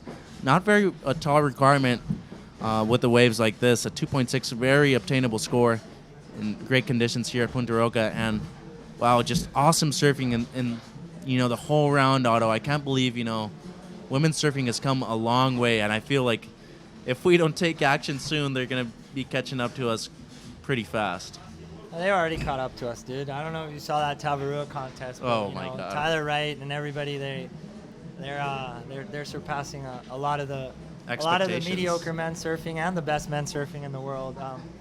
I want to take this chance, you know, a little bit of break in the action to thank El Salvador. This is a beautiful tropical country filled with really friendly people. It's 300 kilometers of beautiful beaches that offer surf spots like Punta Roca, Punta Mango, Las Flores, Sunsal, and much more.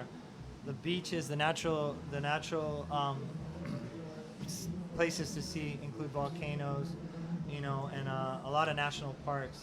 They're really proud of their history here in El Salvador, and they're really embracing our company.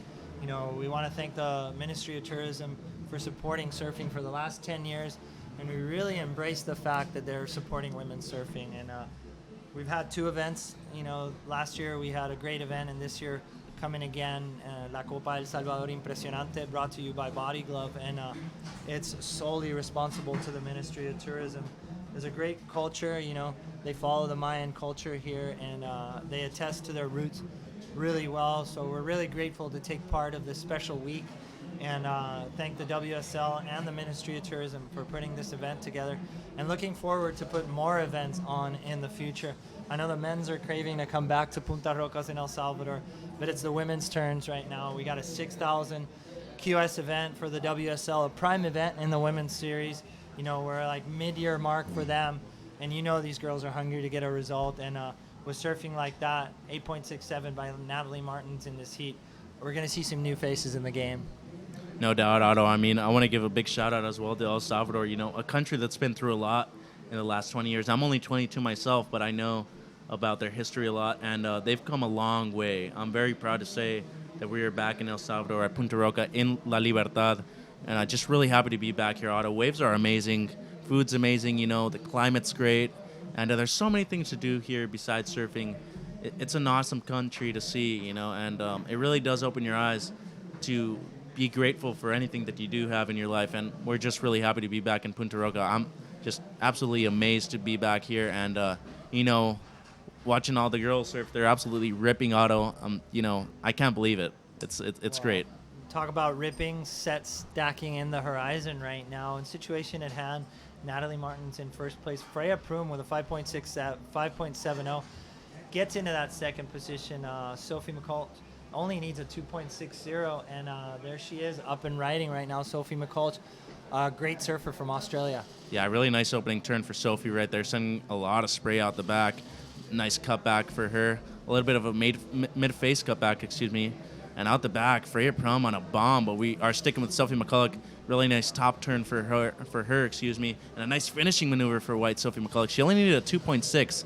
I'm pretty sure she got that. And out the back is Maine Kinimaka from the island of Kauai. Still wrapping up a nice bully section for her right here, Otto. Now let's see if she can capitalize right here at the end. Unfortunately, a little bit of missed time for Maine, and that's going to cost her. She needed a 4.94. I don't know if that last maneuver is going to give her the score she needed. Well, she definitely needed to capitalize on that last section, you know. Surfing up to par with the best in the world. Performances like that last wave from Natalie Martins are not going to come short of a World Tour experience. So, you know, for Maine, she needs to post those scores and really commit to those maneuvers, especially at the end of that wave. But Sophie McCulkin catching a great wave. She only needed a 2.60, and I dare to say she's going to get it. Surfed it really well. Had a little bit of a hiccup there in the middle transition of the wave, but at the end of the game, you know, she stamped that last maneuver, and I really like to see these kind of point break style surfers from Australia bring their action here to Punta Rocas in El Salvador. Yeah, it's amazing to see, you know, all those really long kind of point breaks back in Australia on the East Coast, especially, you know, all these surfers, especially Stephanie Single, you know, we saw her in the last heat. She brought that approach coming from Lennox Head, and we did see it here at Punta Roca. All that experience that these surfers have in point breaks do factor in, you know, unfortunately, in the United States, mostly a lot of really short beach breaks. But we did see Sage Erickson win last year, and she is here to defend her title. And Sage is here on a mission to win this event as well. She's really in search of a good result, and I think Sage has the talent to win this event back-to-back. I do not doubt it at all, but there are some really great surfers in the draw, especially on the heat of the water. Natalie Martins with a really nice lead in the water right now, and it looks like out the back she might be up and riding on this one. She is in position, and she is going. Natalie Martin's our heat leader, up and riding. There you go, Natalie Martin right now just solidifying. She wants to get that second score, and with turns like that, she's well on her way. Surfing really confident after that last wave she caught. She took it to the air. She's going back into that inside. This wave's opening up for her. Nice little cutback, reeling right back into that inside section. She's going to want to end with a nice maneuver. We got to see what kind of surprise she has for us. Wants to do a little air, but decides to kick out as we see our second place surfer and, or actually third place right now, throwing the wallet there back. Nice little cutty. She only needs a 6-point ride. Freya Prune right now trying to get that last maneuver and hits that whitewater section. But I have to say, Stephanie McCulkin doing a great job getting that 5.27 and falling into the second place. But this is live action from the surfer from Kauai, and that would be Mane Kinimaka. Yeah, Mane Kinimaka finishing up here on the inside. Let's see if she can deliver a nice maneuver. The heat has ended. So Sophie McCulloch was in second, but Freya Prum needed a 6.01 auto. It's going to be close. It was a good set wave, but Natalie Martin, a 6.5 is what she needed to improve. I'm pretty sure she did that. So Natalie Martin, if you did not know her name before this, you definitely know it now. She is ripping out here at Punta Roca. Well, putting that 8.67 on the board and 6.5 taking the lead. Stephanie McCulkin clutch 5.27. We'll still have to see what Freya Frun has for her last score. We're going to go to a quick commercial break and come back with heat number 8 of round 2 of the QS 6000 for the WSL on the women's side. This is Copa Impresionante El Salvador, brought to you by Body Glove. We'll be right back. Mezclas olas épicas, comida increíble, sol, arena y 80 surfers profesionales, una marea de buena onda. Llega la Copa El Salvador Impresionante, una oportunidad para apreciar el mejor surf femenino con 80 competidoras representando la Liga Mundial del Surf. Ven este 16, 17, 18 y 19 de junio y disfruta de un festival lleno de música, actividades, playa y surf pro. Y cuando baje el sol, empieza la fiesta junto con muchas bandas musicales, zona lounge y un line-up cargadísimo de energía. Las olas y las surferitas te esperan.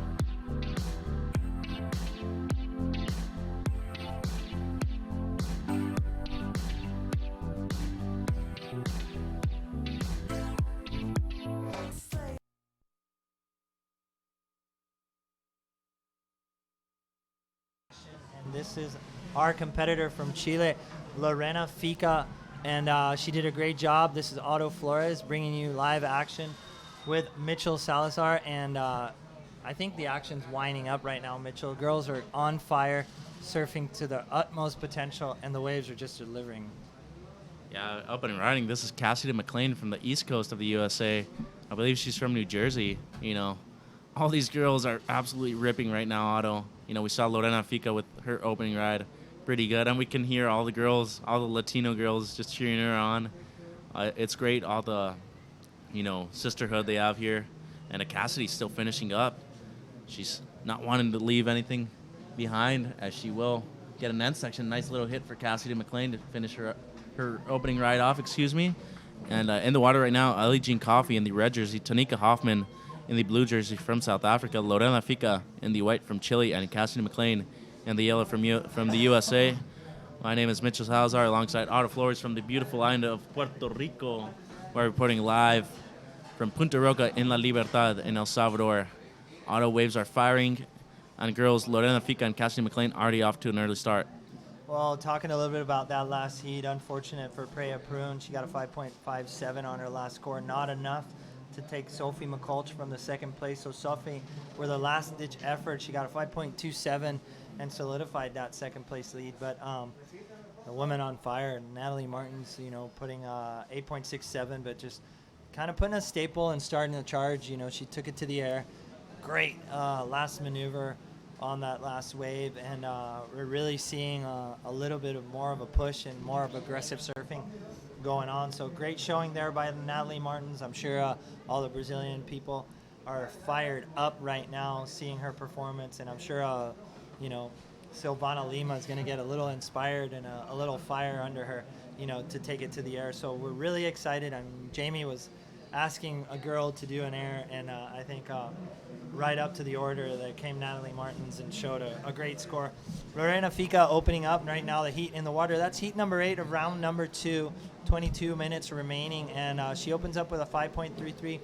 Lorena from Chile, coming from the land of the lefts, a regular footer, ripping out on a right-hand point break. Mitchell. Oh, she's pretty happy right now, Otto, especially warm water. We know water in Chile can get pretty cold sometimes.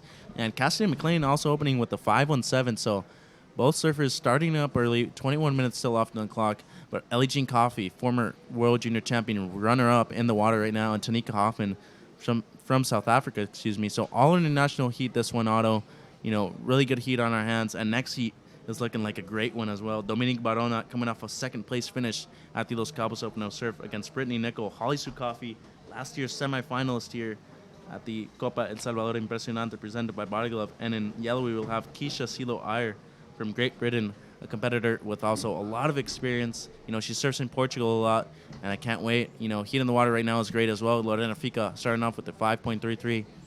And as you were saying, a big contrast from where she's from, Chile, the land of the lefts and colder water. She's here in the land of the rights and warm water in El Salvador, so she's having a blast here at Punta Roca. Well, I'm sure she's enjoying that. And to highlight a little bit about Dominique Verona, she's coming in hot.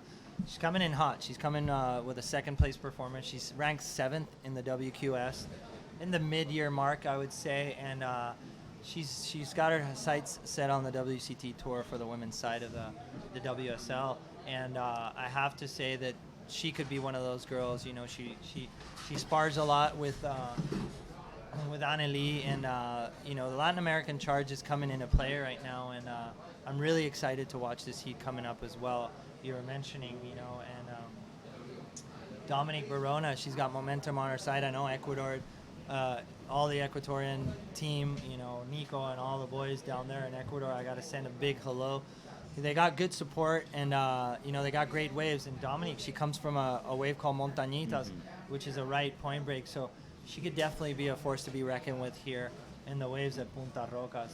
So very excited to see this heat number 9 unfold right before our eyes, as conditions seem really good. You know, a little bit of lull in the action, but that doesn't mean the sets are not pouring in, and I believe it's just working to the favor of the competitors, you know, for wave selections and getting their patient game to really work for them. So, you know, I'll be very interested to see how their performances unfold throughout the contest.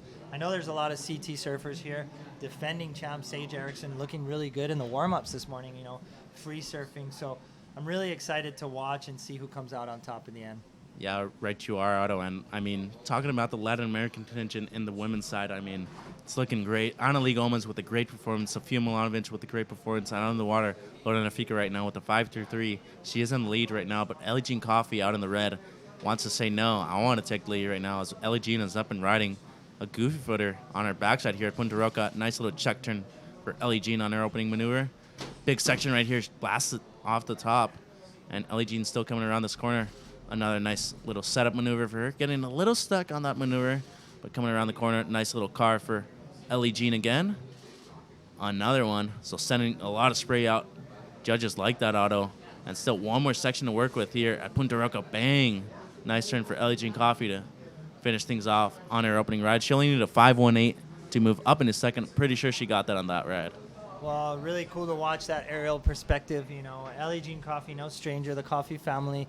A surf family at its most. I heard the story yesterday. The parents sold their business and decided, to focus essentially on their kids' careers and on the surfing lifestyle. And you could see on that wave, Ellie Jean not wasting a second. Very good wave, and I think she surfed it really smart. In that midsection, a lot of people get caught up in trying to hit the lip. She highlined it, and she got all the maneuvers in. And I wouldn't be scared to say that that's going to be one of the highest scoring waves thus far. And Ellie Jean Coffey really taking advantage of the conditions right now. And she rode that wave really smart. It's high tide now. The wave is going to have a little change of characteristic. And I have to say that she did really well. And, I'm going to throw it out there. She's probably got the highest score thus far in this heat. No doubt, Otto. Great surfing there, especially on your backside. Ellie Jean doing really great. She is a former runner-up to an ISA World Junior Championship. None other than to Dax McGill, actually. So Dax getting the win over her in Panama that year. And up and running, Tanika Hoffman, a surfer from South Africa. Really nice opening crack for her. She does come from the land of the long right-hand point breaks. Speaking of the Latin American, Jeffreys Bay, unfortunately, kind of digging a rail there, Otto. But nice opening crack for her. She needed a 5.34 to move up in a second, and I don't think she's going to get on that wave, but a really nice opening crack for her. Unfortunately, just catching a rail there on the mid part of the wave, and out the back, some sets stacking up, Really good waves on offer here today, Otto. Just perfect Punta Roca, 6 to 8 feet, some big sets coming in every now and then, and the girls are tearing it up right now. Kind of a little bit of lulls every now and then with high tide, as we did see Tanika take a little look on that inside wave. And out the back, beautiful wave lining up right here. Looks like white Lorena Fica. Wow, unfortunately, white or yellow did not go, and it looks like blue might have a look here. Nope. That one kind of lining up a little bit too much, Otto, but still plenty of face on that wall right there. Yeah, some beautiful waves unfolding here. The higher tide really changing the game a little bit for the girls. Ellie Jean Coffey, 6.83 post for that first scoring ride. So she gets the highest scoring wave of the heat so far. She's got a long paddle back out. She's got plenty of time, 16 minutes remaining in this heat. And unfortunately, there for Tanika Hoffman, she looked like she had a really nice wave and kind of got caught up there in that little white water. Still a pretty low scoring affair. Lorena Fica from Chile holding on to that second place position. But those girls are waiting for another set, and they want to open up the field. I want to take this chance to thank the Ministry of Tourism. They got a beautiful tropical country here with great climate, year round. More than 300 kilometers of beautiful beaches. Surf spots with really popular names like Punta Roca here that we're enjoying, Punta Mango, Las Flores, Unsal, and many more. A lot of the history from the Mayan culture offers a lot of archaeological sites for you to see, and a lot of national parks here in El Salvador. That's what makes El Salvador Impresionante, which means impressive. And we're really happy to take part again. This is the second ongoing event where the Ministry of Tourism and Body Glove partner up to bring you Copa Impresionante here in beautiful Punta Rocas in El Salvador. I want to take a chance to thank Bob and the Rotherham family for always taking us in and keeping that vibe alive. It's positive vibes with Bob. Great stories from all the years he's been here. He's probably the one that found this break. So the Rotherham family, a lot of history, a lot of heritage here. Jimmy Rotherham probably being the guru, one of the best surfers to come out of here. Unfortunately, he's living now in the United States, and we don't have time to share with him. But a big hello to you and your family, Jimmy. Always grateful to be a part of this event and to visit, your great playground, which is Punta Rocas here in your beautiful country of El Salvador. So super, super delighted to see. Next heat on deck, we were talking about, heat number 9. Holly Sue Coffey, Dominic Verona, Brittany Nichols, and Keisha Ari from Great Britain is going to promise some good action. So the Coffees back to back, heat by heat, and Ellie Jean just taking the lead with that last wave. Kind of a wave-starved heat. I don't think it's lack of waves; it's lack of chances being taken by the girls. But I see a set approaching here, looking like Lorena Fica having a good place on the priority line right now. And Mitchell, what is your last memory of El Salvador, and why is it so cool to come back?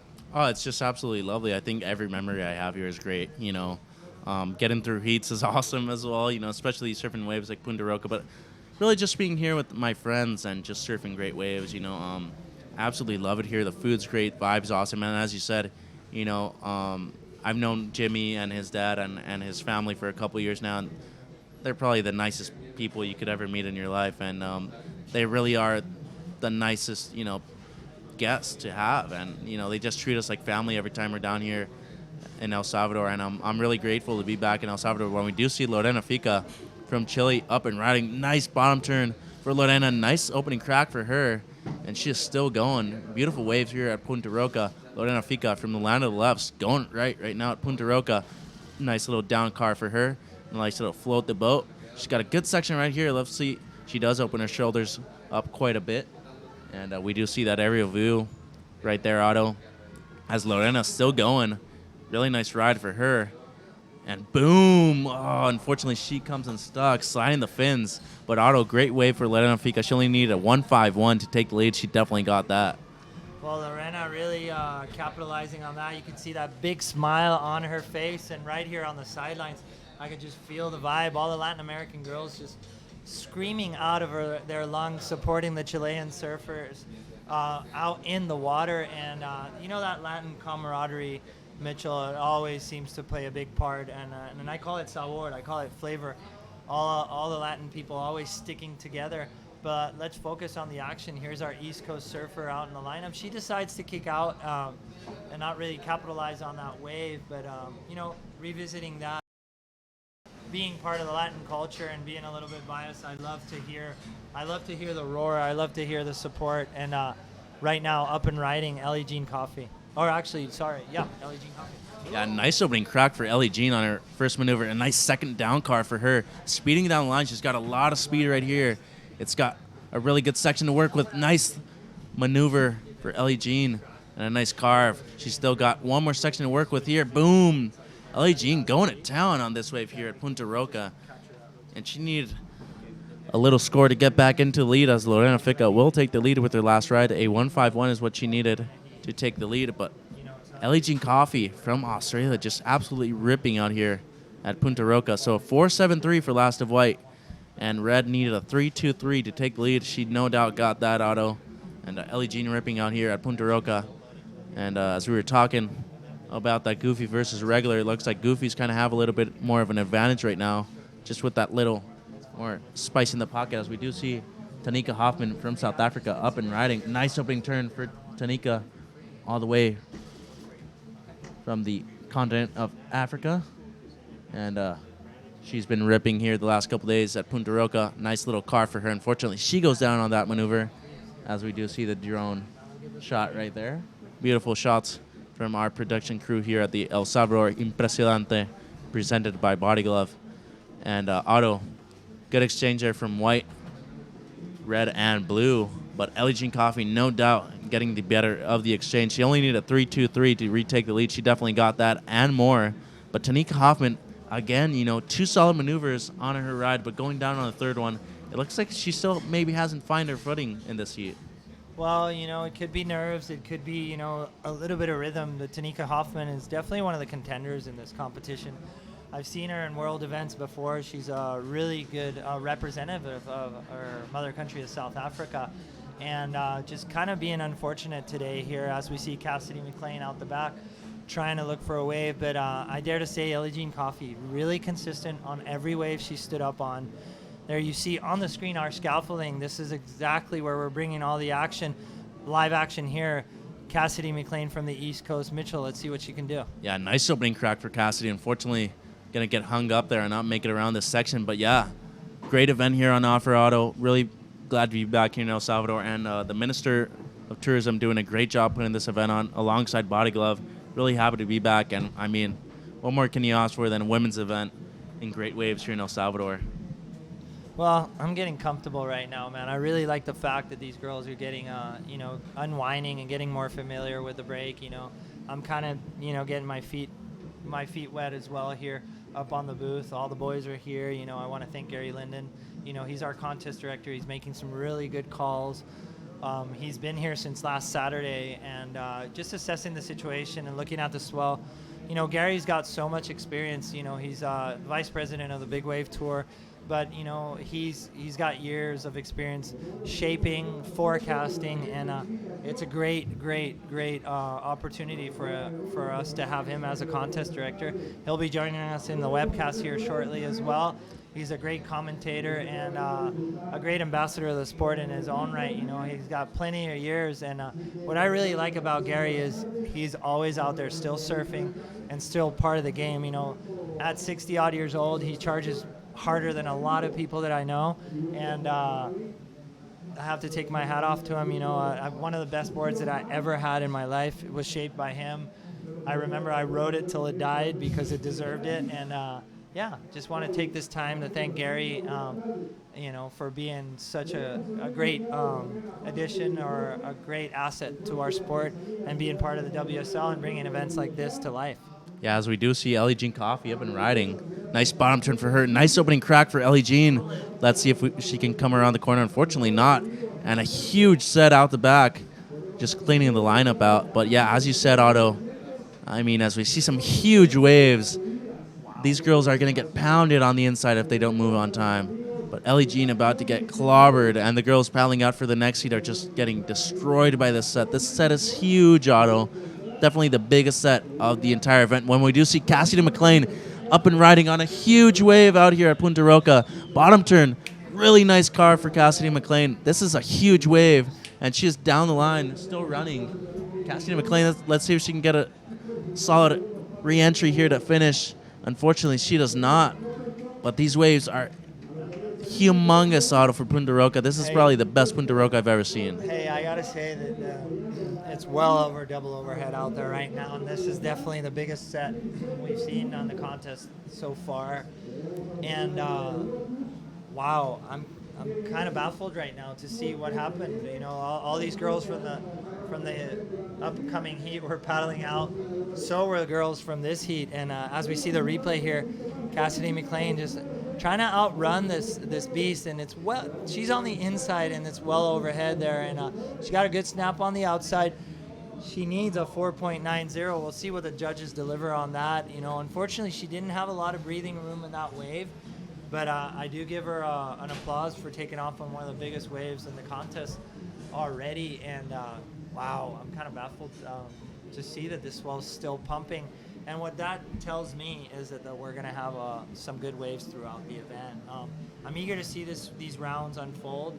Hopefully we'll see round number 3 come into play. There's names like Dimity Stoyle. Sofia Mulanovic will come back into the realm. Anneli Gomez and some new seeds that are already seeded in this event and that round. So I'm pretty excited to see that this has been dedicated to women's surfing. Usually we're always, looking at women surf, not mediocre waves. I'm not saying bad waves, but I love to see that they're getting the opportunity to be front and center on a wave like this. And, that's what's going to bring the level of surfing higher in the women's category of surfing. And, no shortage of talent here, no shortage of talent in the WCT. And I love where women's surfing's going. No doubt, Otto. I mean, it's great to see the girls just performing out here at Punta Roca. I mean, talk about Cassidy McLean. even though it was a small score of a 2.87, she still needed a 4.9 to take the lead. But she went on a huge bomb out here at Punta Roca, went all the way through the inside. So she took risk over reward. And sometimes it pays off, sometimes it doesn't. But I really like her approach. And I think women's surfing is in great hands. All girls doing a great job. And you talk about upcoming heats in the next round. Keely Andrew versus Dimity Stoyle is a great heat. Isabella Nichols is coming out with Mahina Maeda as well. That's a rematch from this year's World Junior Championships up in Portugal. Mahina Maeda was trying to defend her world title against Isabella Nichols, and Isabella said, no, it's mine for the taking. But, Tatiana Weston-Webb coming up against Cady Diaz, one of our local wildcards. Malia Manuel's coming up against Noemi Centeno, another local wildcard. Sage Erickson and Tessa Thyssen, Bronte McCauley, who came off a huge win in Los Cabos, when we do see Lorena Fica with a really nice opening maneuver for her. And she's still got a lot of room to work with. Nice carve for Lorena. She's still in second, only trying to better a 4.73. Let's see if she can still do this. A little bit of a short wave auto, but really two nice maneuvers out the back for her.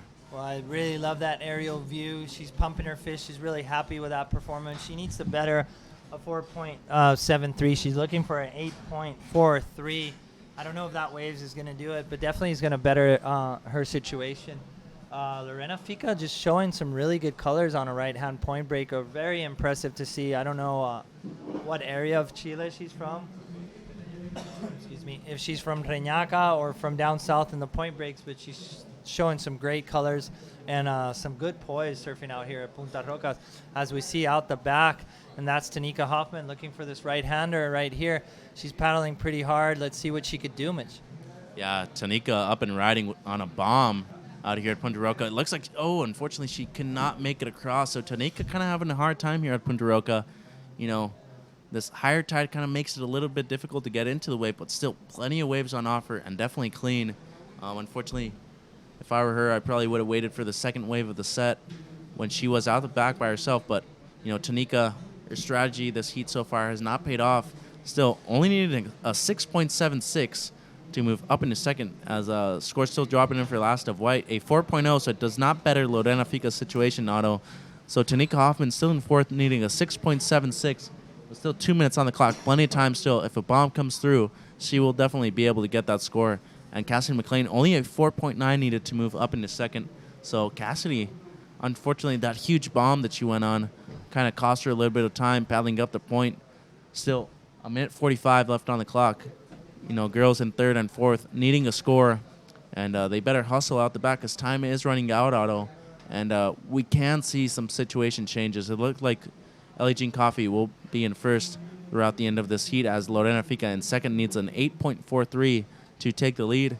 But, speaking about our Latin camaraderie, Otto, coming from an island of Puerto Rico, beautiful island, absolutely love it there. Waves are great. Food's amazing. People are awesome. A small island as well. Great surfers there. Alejandro Moreta, Brian Toth, the Graves brothers. You go to Carlos Cabrero. His daughter, Havana Cabrero, a great surfer in her own right. I do not know, unfortunately, she could not join us for this event, but she's a great surfer as well, only 15 years of age.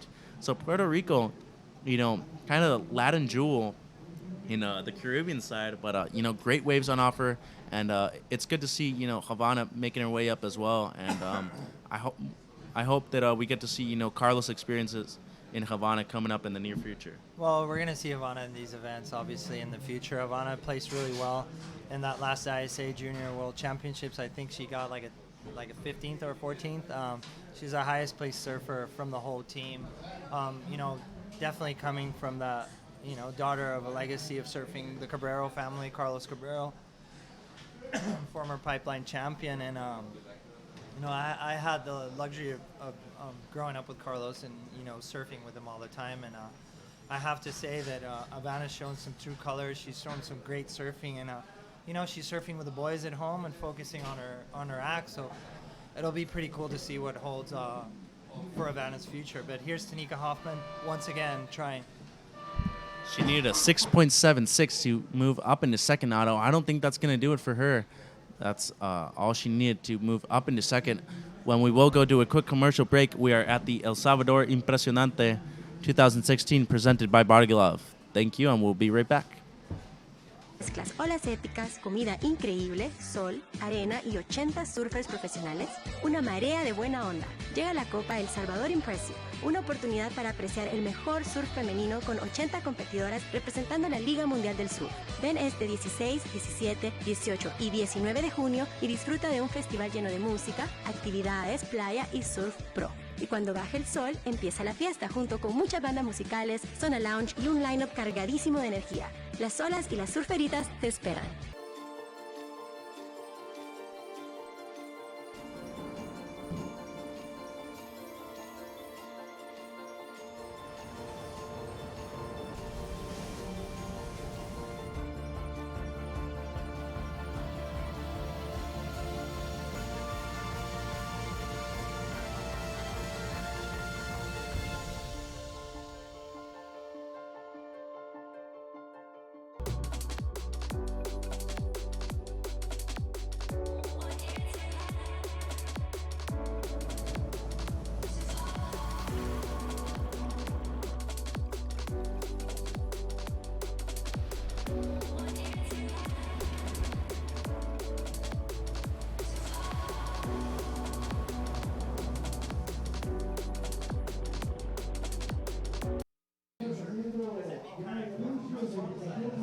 Welcome back to the 2016 Copa El Salvador Impresionante presented by Body Glove.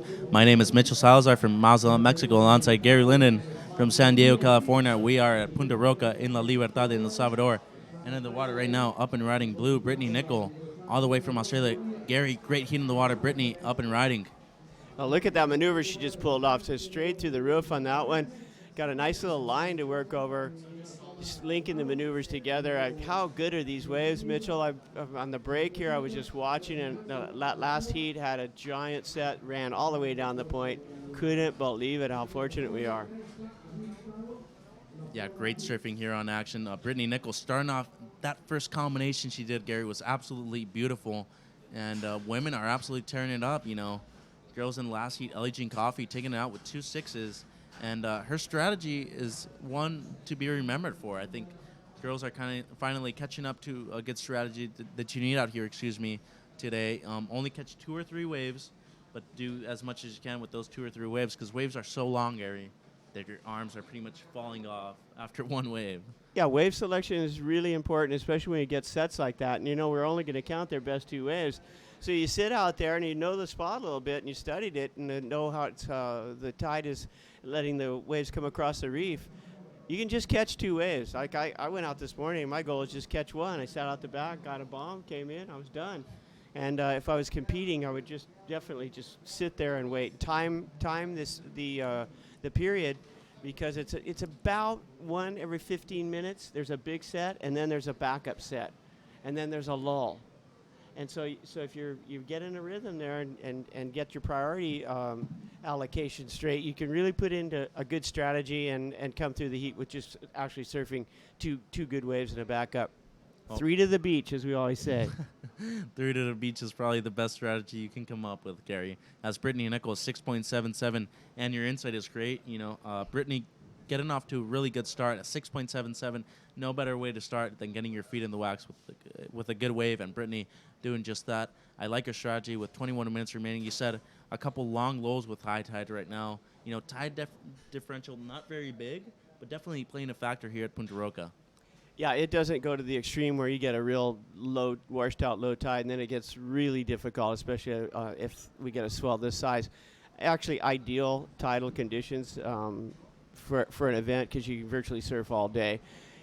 Towards the end of the day, it gets a little washed out, but I think today it's going to stay good all the day, because we actually only have 1 swell in the water. Yesterday it was a combination of swells, the old one fading out and the new one coming in, and so they were fighting for dominance. Today, that new swell is completely dominating, and there's no situation where you have to actually get over 2 ledges before you can get down the face, and then it's just a hairy elevator drop.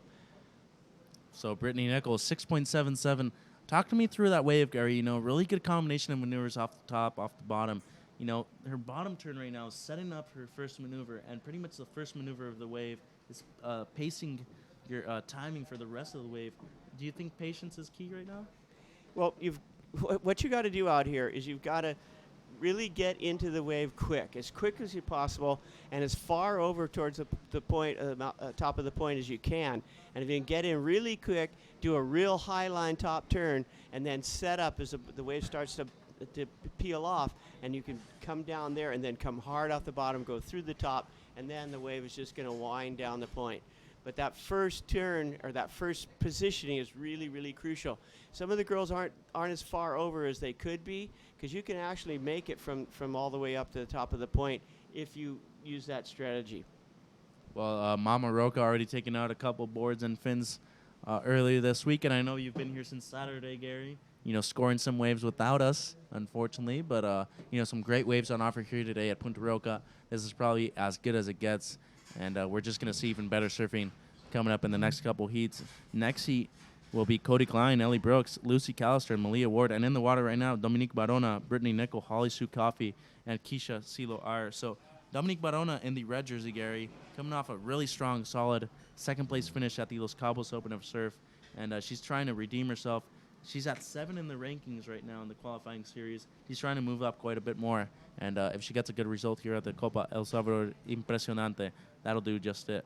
Yeah, great opportunity, because this is one of the highest-ranked QS women's event on the circuit this year, a 6,000. And aside from the fact that the waves are so great, there's quite a bit of points and money involved. So it is a $50,000 total prize purse, and the winner will take home. It doesn't say on our sheet, but the winner's going to get a chunk of money regardless. And but what they're really fighting for is that point. So you want to finish up in the top. I don't know how many go through to the top 10. Go through to the qualifying. Top 10 go through to the championship tour next year, and that's where the opportunities and the doors really start to open, both with sponsorship and exposure, which then leads to more sponsorship, et cetera, et cetera, et cetera. But your career really begins once you get to that championship tour, and if you can stay on it, you've got a pretty good opportunity to make a good livelihood. Yeah, well, competition now these days, Gary, is just so impressive. Being a competitor myself, you pretty much have to evolve every single day of surfing. You know, I learn everything every time I paddle out. So these competitors now, they have coaches. Their training routines are different. The way they're eating is different. And it's great to see that surfing has evolved into more of a sport. And we're not being seen as those people that we used to be seeing right now. We are taken way more serious now, as we do see.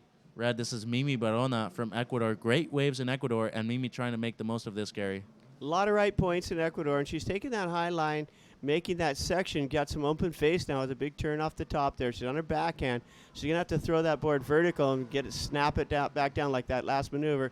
It put her a little bit behind the curl, and she fell. It's a good start. I think she's kind of getting the feel of the wave. It's a little bit different than Cabo. Cabo being a junky little wave, and for the event, not in general. There's good waves at Zippers, don't get me wrong, but during the competition, it really didn't show its true value. But compared to what we're seeing here today, it's a whole different ball game. Yeah, so Dominique Barona starting off really well. She needed a 6.78 to take the lead, as Brittany Nickel is the only surfer with a ride besides her. 6.77 for opening ride of blue, and 16 minutes and 20 seconds on the clock, Gary. Still plenty of time in heat number 9 of the round of 72. So top 2 surfers of each heat go into the round of 48. They will meet the top seeded surfers of the event in the next round, the round of 48. Heat number 1 will be Keely Andrew and Dimity Stoyle, the top 2 seeds. So Keely Andrew, Dimity Stoyle. Keely is a rookie on the World Championship Tour, Gary, and Dimity Stoyle, a former CT competitor herself. So a lot of CT competitors in the next round. We see Coco Ho, Malia Manuel, Isabella Nichols, last year's World Junior Champion, Mahina Mehta, former World Junior Champion, Tatiana Weston Webb from the island of Kauai, Bronte McCauley, who's coming off a huge win at Los Cabos, Sage Erickson, Tessa Thyssen, Maud Lacar, who already has a couple wins on the women's qualifying series earlier this year. So talk about women's competition, Gary. I mean, it's getting great, better and better throughout each event, with a 5.5 for last of red, opening ride of red, a 5.5. And Gary, women's surfing is in the best hands it's ever been. Yeah, it's really, we're really fortunate in surfing to be able to have such a volume of really great competitors. We're going to go to an interview for the winner of that last heat. So Jamie Maestro, take it away.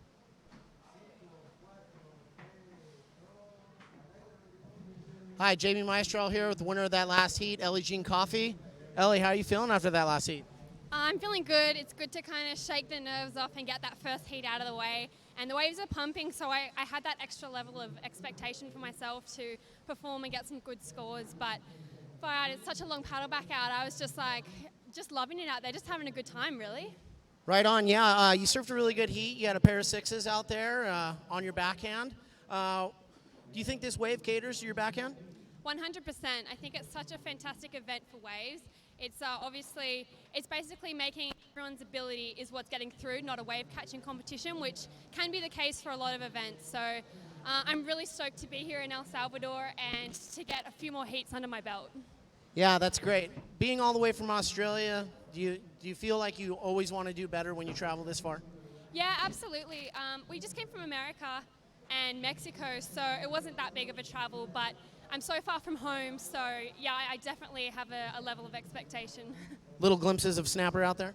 Yeah, absolutely. And also a place called Crescent Head, which is in Australia that I grew up at. So I just love right-hand point breaks, this is the ultimate right-hand point break.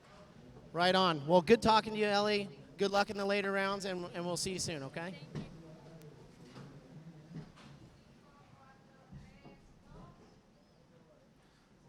Okay, we're back, and out in the water in yellow, that's our surfer, Silo, Krishna, or? Yeah. Kishia? Keisha Silo Iyer, yeah, from Great Britain. And a couple nice waves from the competitors out in the water, Gary. Last of white and last of yellow. During the interview, we watched in white, Holly Sue Coffey, sister of Ellie Jean, who was being interviewed. So the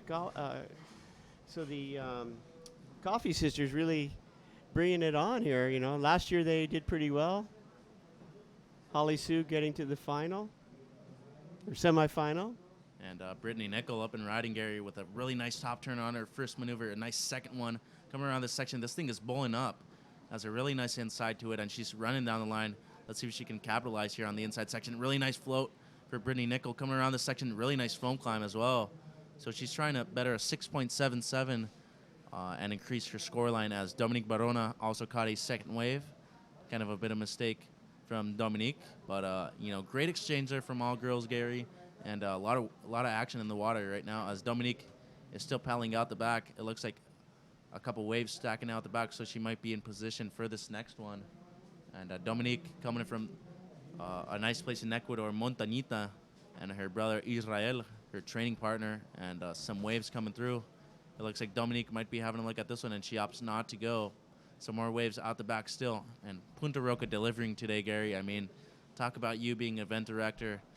I just can't believe how hard your job is, either running the event or not running it, especially you wanting to surf as well. I know you got you only caught one wave this morning, but it ran all the way through. And I know you're having a blast here in El Salvador. I love it here. I love the hospitality of the people. They just treat you so warm and friendly. So many things to do if you're on a vacation here, but here's a replay of our surfer in white. That's Holly Sue Coffey. Did really well last year. She's bringing it in form this year too. She knows the wave well. She's out there mixing it up with everybody in the free surf, getting her share of waves, and working this wave all the way in the inside. Good read on that wave. Not missing a turn. Throwing some spray. Holly Sue Coffey finishing that wave off. Beautiful performance. Yeah, she got a 4.33 for her opening ride, and still last of yellow yet to drop in, and last of blue as well. So Brittany Nickel out to an early lead. And, speaking of El Salvador, Gary, you've been coming down here for quite a while now. What's your favorite spot down here besides Punta Roca? Well, for surfing, there's some great spots in the Las Flores region. There's Punta Mango, Las Flores, La Vaca. So some really good points. I mean, and then you go just north of here, you've got El Tunco, which has a bigger wave spot called Sunsal, and that was a wave that we rode in the 70s, actually in 1971. my memory of riding my first legitimate, what I would call a big wave at 15-foot, solid 15-foot wave. We paddled out and on our 6'5" single fin with no leash and caught one wave and paddled back out and tried for a bigger one and just got pitched and had to swim all the way in, barely got my board back. But out in the water here we got Red. Oh, just going for a big maneuver, trying to make it back down, and just took a dive off the top. I hope she's okay. That was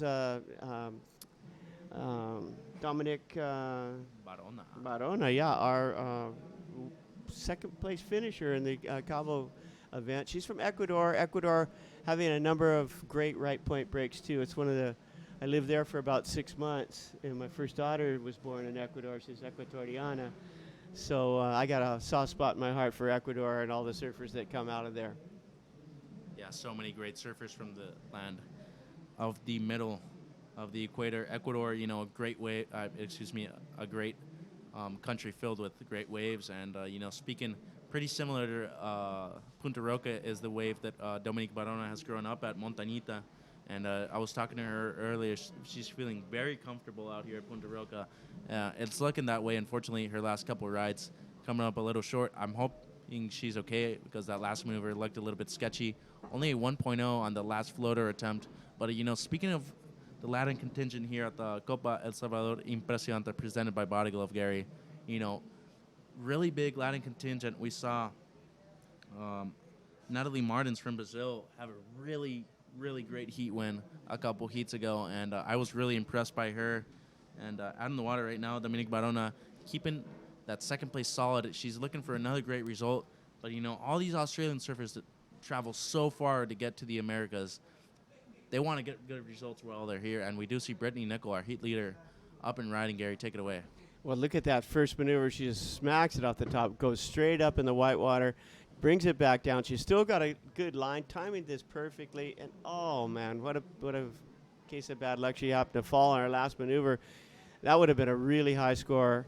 And right behind her, Mimi Barona in red, crowd favorite. She's always got a cheering section there in the stands. You can hear in the background, hopefully. But she's pulling off one big maneuver after another on her backhand. She's going to finish it off with this, and now she's got a rhythm. That was what she wanted to do. She's feeling it now, and I think she's going to be in the game right now. She was a little bit on the sidelines there with a couple of wipeouts and poor wave selection, but that brought her right back into it. Yeah, that was a great wave. That's definitely going to be an excellent score, Gary. And Mimi Barona feeling it on that last ride, that's going to be a humongous score. And if we could get a replay of that wave, that would be incredible. So Mimi Barona needing a 7.94, but Brittany Nicol trying to get her 6.67 as we see Mimi on her last ride. Nice opening gouge for her on her backside. Look at this turn right here. Look at the spray she's sending out to the sky, Gary. Still pumping it down the line. Looking at this section. Boom, a little nice foam climb for her. Setting up for this last maneuver. Look at this right here. Boom, Mimi Barona just feeling it right now. How's that claim, that little finger click she does? I love her energy, and she's on her way to a really nice score. Well, that last maneuver, she really got vertical. That's what I would like to have seen on their first few maneuvers, but I think she was still getting a feel. Now that she knows she can complete that one, if she goes out and does that from the start to the finish, she'll be scoring up in the 8, 9s, 10s range, because that last maneuver was solid. Yeah, great surfing there from Mimi Barona from Ecuador. So with 6 minutes and 25 seconds left on the clock, Mimi Barona is in second. She does get a 9.33, Gary, so one of the highest scores of the event so far. Mimi Barona taking off where she left off in Los Cabos, here at Punta Roca in La Libertad in El Salvador. We are at the Copa El Salvador Impresionante presented by Body Glove. Mitchell Salazar alongside Gary Linden. Gary, great surfing there from Mimi Barona, and I'm pretty sure Israel, her brother, is pretty happy at home right now. Well, everybody in everybody in Ecuador is pretty happy right now. It's a very nationalistic environment here in Latin America. Everybody gets along, but when it comes down to sports, everybody's really roots for their country and is really proud of where they came from. Something I learned when I first went to Brazil. In America we aren't so proud of where we come from. We just we take it for granted. But in Latin America, there's just a really healthy rivalry whether it's football, whether it's surfing, whatever. It's part of the fun. And as you heard, Mimi has her cheering section there going for her, and that all makes for a great day at the beach. Yeah, so Brittany Nickel now in second, a 5.33 on her last ride. So judges, pretty deliberate on their scoring. They want to see completed rides. Unfortunately, Brittany going down after her second maneuver. And Keisha Silo Iyer from Great Britain, needing a 7.74. She is in third with a 5.7 as her only ride. And Holly Sue Coffey, last year's semifinalist, a 9.11 is what she needs to move up into second with a 4.33 as her only score. So, Gary, Holly Sue from Australia, last year's semifinalist, unfortunately, right now not advancing on with 4 minutes and 40 seconds left on the clock. Still plenty of time. And we saw Mimi Barona with a 9.33, a 9.11 is definitely possible right now with the waves here at Punta Roca. Waves absolutely incredible here at Punta Roca. This is probably one of the best days of surfing I've ever seen, not only in Punta Roca, but in my life. These waves are absolutely incredible. Yeah, it's really a treat to get either commentate or judge when you're at a right-hand point break or left-hand point break. Just a really incredible long wave because you get to see so many different facets and all the repertoire of the surfers, and it's not just a one maneuver wave. It's like you can stack 4, 5, 6, whatever you think you can get in, and it's just a pleasure to watch. I love watching the women surf. They have a different style. It's very unique. And it's just like poetry in motion. It's aggressive. It's plenty strong. It's everything that the men's surfing is, but it's just that sabor that we talked about yesterday. It's got a little bit of flavor that's just absolutely incredible. Yeah, and next heat is coming up. It is a stacked one. Cody Klein, Ellie Brooks, Lucy Callister, and Malia Ward. Talk about a great heat on paper. Gary, Cody Klein, all the way from Australia, great goofy footer. And she's definitely wanted to expose her backside here at Punta Roca. Ellie Brooks, also from Australia, will be in the blue. Also a really good goofy footer here. And I've been surfing with her the last couple days out in Los Cabos and out here at Punta Roca. She's been ripping lately. Lucy Callister, a regular footer, and Malia Ward, also a regular footer. So 2 goofy footers and 2 regular footers in the next heat. We will be seeing a little contrast of styles there. But, coming back to the same thing, Gary, these waves are on offer, so I don't think there's an advantage to anyone right now. I think waves are so good that if you're a good surfer, and that's what we're seeing. We're seeing good surfing generate solid scores, and I think that's what gave 9.33 to Mimi Barona on her last wave. When sets out the back are stacking up, it looks like, competitor in yellow in great position for this wave. Keisha Ire from Great Britain. Gary, take it away. Well, she's a little bit behind the curl. This one, I don't think it's going to offer a scoring potential that she needs. It's kind of one of the softer waves, but she's working it over as well as possible, staying with the whitewater, waiting for something to open up, throwing a big cut back there. She sets up another cut back, still got a line to it, and there she goes, finishing it off with a cut back, and just been kind of zigging and zagging there. Not a lot of real explosive maneuvers, but staying with the flow. Great wave for Keisha Ire as out the back. We do see last year's semifinalist Holly Sue Coffey up and riding still. She needs a 9.11 to move up into second. I do not think this wave will give her that score, but she is still running through, searching for an inside section. She is pumping down the line, and let's see if she can finish it off. Nice little bang for Holly Sue on the last closing section with a minute 40 on the clock. Gary, Keisha Ire was searching for a 7.74. I dare say it's going to be close. Really good surfing from her. Unfortunately, wave a little bit flat. The first wave of the set, and a Holly Sue Coffey, a 9.11, a big toll for her. Yeah, well, there you have it. It's kind of a little bit ironic that L.A. Jean, her Holly Sue's sister, lost out the beginning rounds last year. Holly Sue went all the way, as we said, to the semifinal, and this year it's the other sister. So it's kind of poetic justice within the family that we'll each get their shot.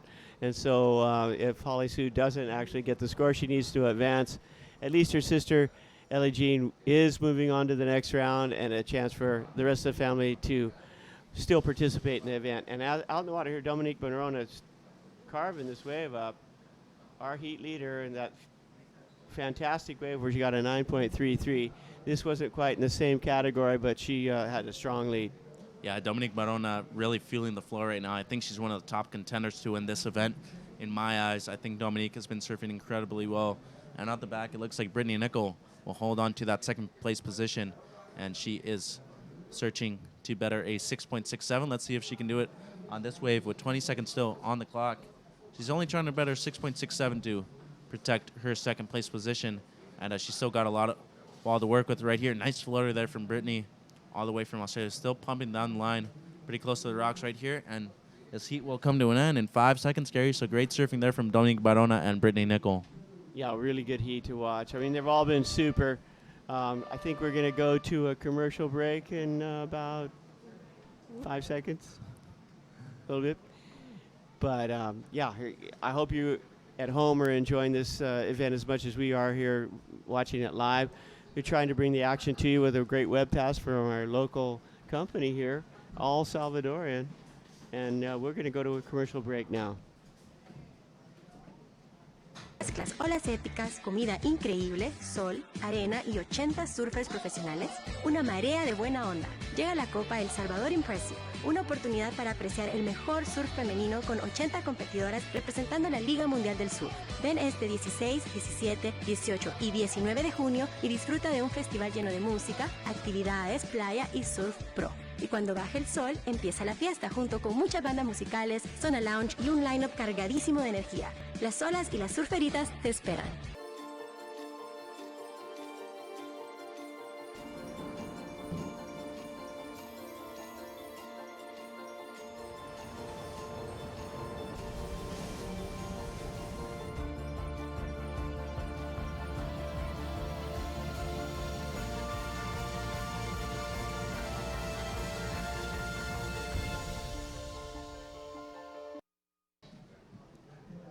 Good afternoon and welcome back to the 2016 Copa El Salvador Impresionante presented by Body Glove. My name is Mitchell Salazar alongside Gary Linden.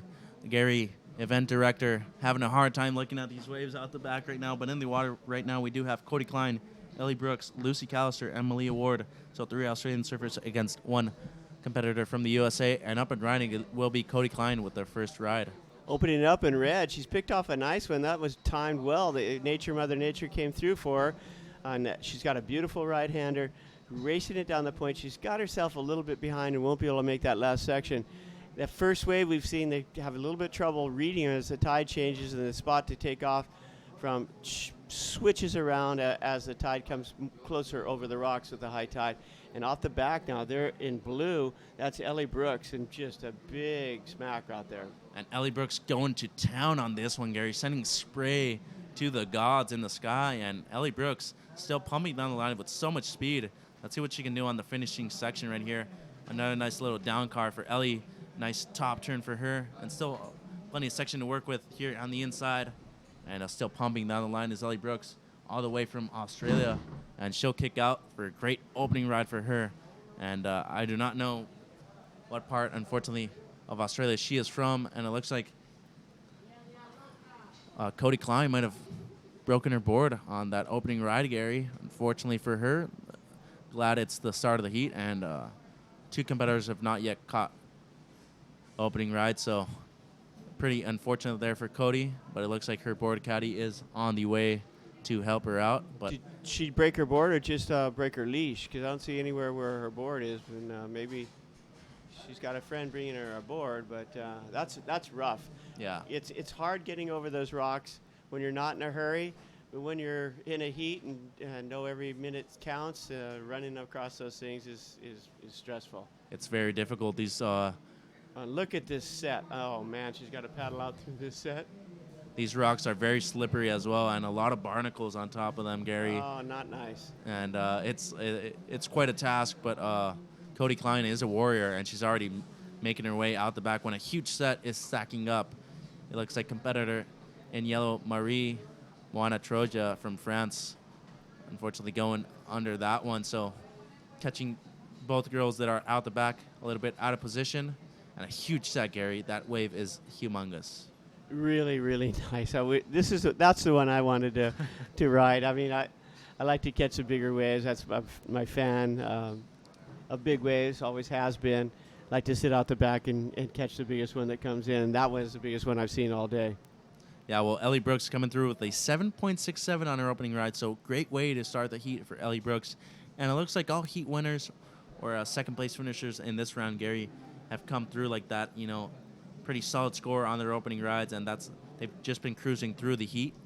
And with a solid score on her opening ride, Ellie Brooks a 7.67, so Cody Klein a 3.33 with that opening turn. Fortunately, it appears she broke her leash, but she is making her way out the back. Pretty glad to see Cody Klein still making it through. 21 minutes still on the clock, so plenty of time. And Marie Moana Troja only with a 1.0.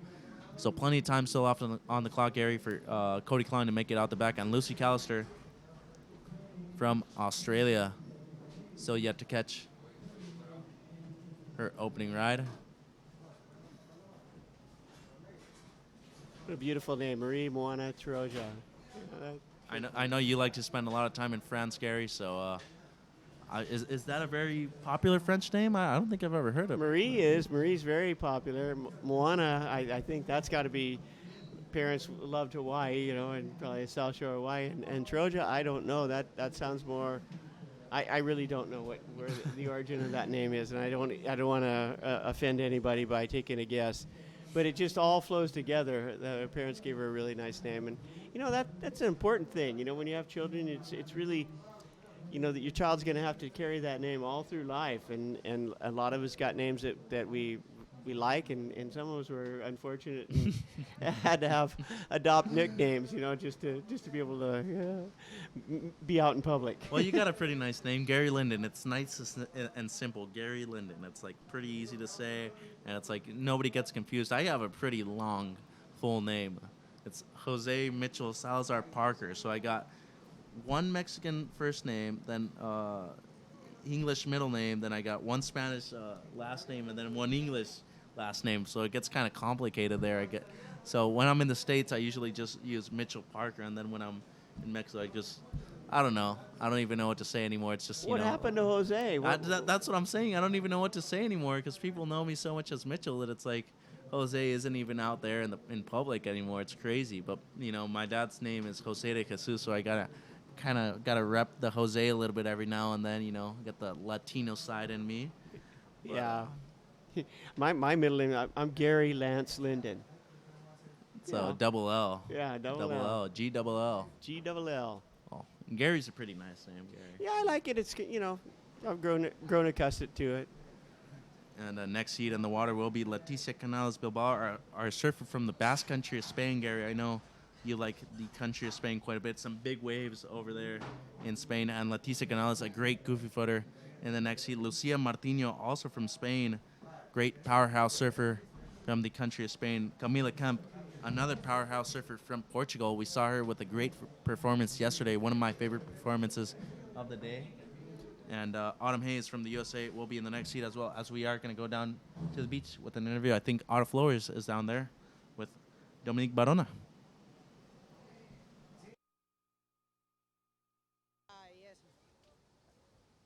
Bueno, hi guys. I'm here with Dominique Verona. She just won her last heat. Great performance. She posted a 9-point score. I'm going to talk in Spanish and then kind of recap in English. Dominique, vienes de un segundo lugar en Cabo. Acabas de recuperarte de una lección, me estabas diciendo. Estás número 7 en el QS.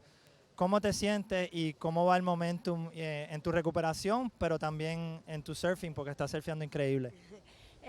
Bueno, primero que nada, gracias a Dios, porque Él es el que me da la salud del día a día y me permite hacer esto que tanto amo. Bueno, la rehabilitación va súper bien. En México tuve un buen resultado, gracias a Dios, pero también forcé bastante mis rodillas. No llegué a recuperarle un 100% y me entregué al campeonato totalmente. Así que llegué acá a El Salvador, no pude surfear ayer, que las olas están increíbles, pero tomé la decisión de tener reposo para poder recuperarme y tener las fuerzas para poder entrar al agua. Así que nada, feliz de arrancar así este campeonato. El Salvador es increíble, los locales, las olas, todo es alucinante, me siento como en casa, así que nada, a darle nomás porque ahí nos ganamos la lotería las mujeres, ahora sí. Well, she says that right now the women's finally got an event in a place with waves that are incredible.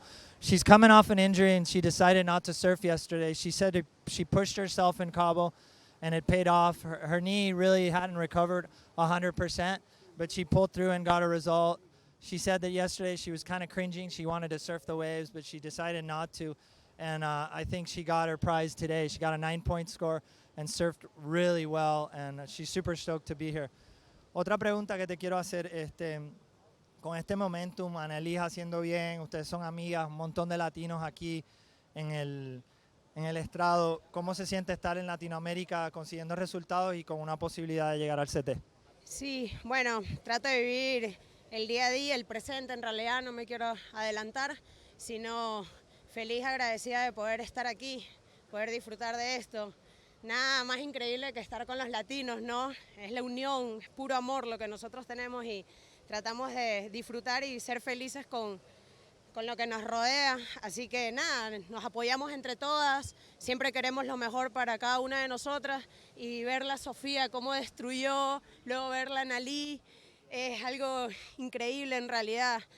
Siempre las vi como un ejemplo desde chiquitas, eran mi inspiración, siempre las vi en videos y soñé con algún día poder llegar a surfear como ellas y ahora estar compitiendo junto a ellas es algo para mí súper especial y le doy gracias a mi país por permitirme representarlos y nada, representar Latinoamérica. Aquí estamos presentes y vinimos para quedarnos. Well, she said she doesn't want to get ahead of herself. She knows she's got a possibility to qualify. She's ranked number 7.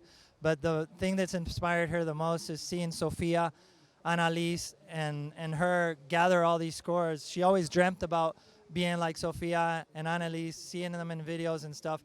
And now she can kind of join that group with all Latin America support. So great performance by Mimi. One of the favorites in this event. And she's going to bring more to the plate. Back up to you guys. Thanks.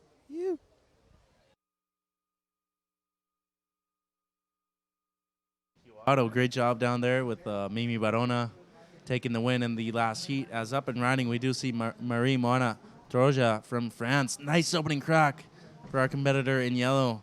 Let's see if she can get around the corner and enough speed, and she does. So another section right here unfolding. Unfortunately, she goes down. That kind of last to middle section getting all the competitors, Gary, in the last couple heats. And Ellie Brooks with a 6.0 on her last ride. It looks like we will get a replay pretty soon, but out the back, Cody Klein from Australia in a good position for this ride right here. And as we do see the replay, this is Lucy Callister in white.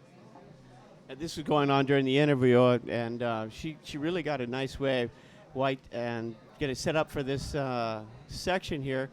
I think she pulls off a nice big maneuver there and doesn't really quite get it. And right behind her, this is a replay, is our heat leader, Nikki Brooks. A fantastic wave. Just throwing some spray. She's so poised, has such a great style. Throwing spray on her backside. Letting it set up. Car's back. She knows how she stays just out in front, just far enough in front to make those sections and read it really well. Letting it build up a little bit. Going to finish off with a big snap. Got one more left. Kicks it out. And while we were showing the replays, we had red Cody Klein. And let's try and get a replay on Cody Klein now so we can see the action that was we missed. Yeah, I really liked Ellie Brooks' pace during this heat, you know, really not pushing anything or not rushing anything. And especially backside, I feel like rhythm is coming into need. We saw Brianna Cope earlier this morning in the first heat of the day with a really nice rhythm during her waves. And Cody Klein with a really nice ride. She isn't a combination situation needing a 13.68 combo when this is her last ride. Look at the spray she sends on that first down carve she does. And look at this turn right here. Boom.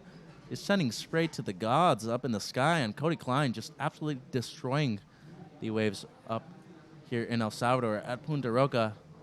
La Libertad being presented here well by Cody Klein, our goofy-foot surfer all the way from Australia. Boom, and nice finishing maneuver for her. That's going to be an excellent score, Gary.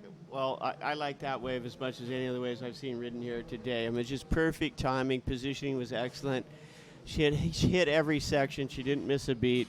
Not a drop of water out of place. Beautiful score. I don't know how the judges are going to score it, but it's got to be up in the excellent range. Yeah, an 8.17 for last of red Cody Klein, so she is at a combination situation. She only needs a 5.5 to take the lead. So Cody Klein, an excellent scoring of an 8.17, and Marie Moana Troja only a 2.33 on that last wave she unfortunately fell on. And Lucy Callister with a 1.77, and score still yet to drop in for a second ride of her. And out the back, we have sets stacking up, Gary. Looks like a huge set on the horizon. And white, Lucy Callister, will be up and riding on this one right here. Take it away.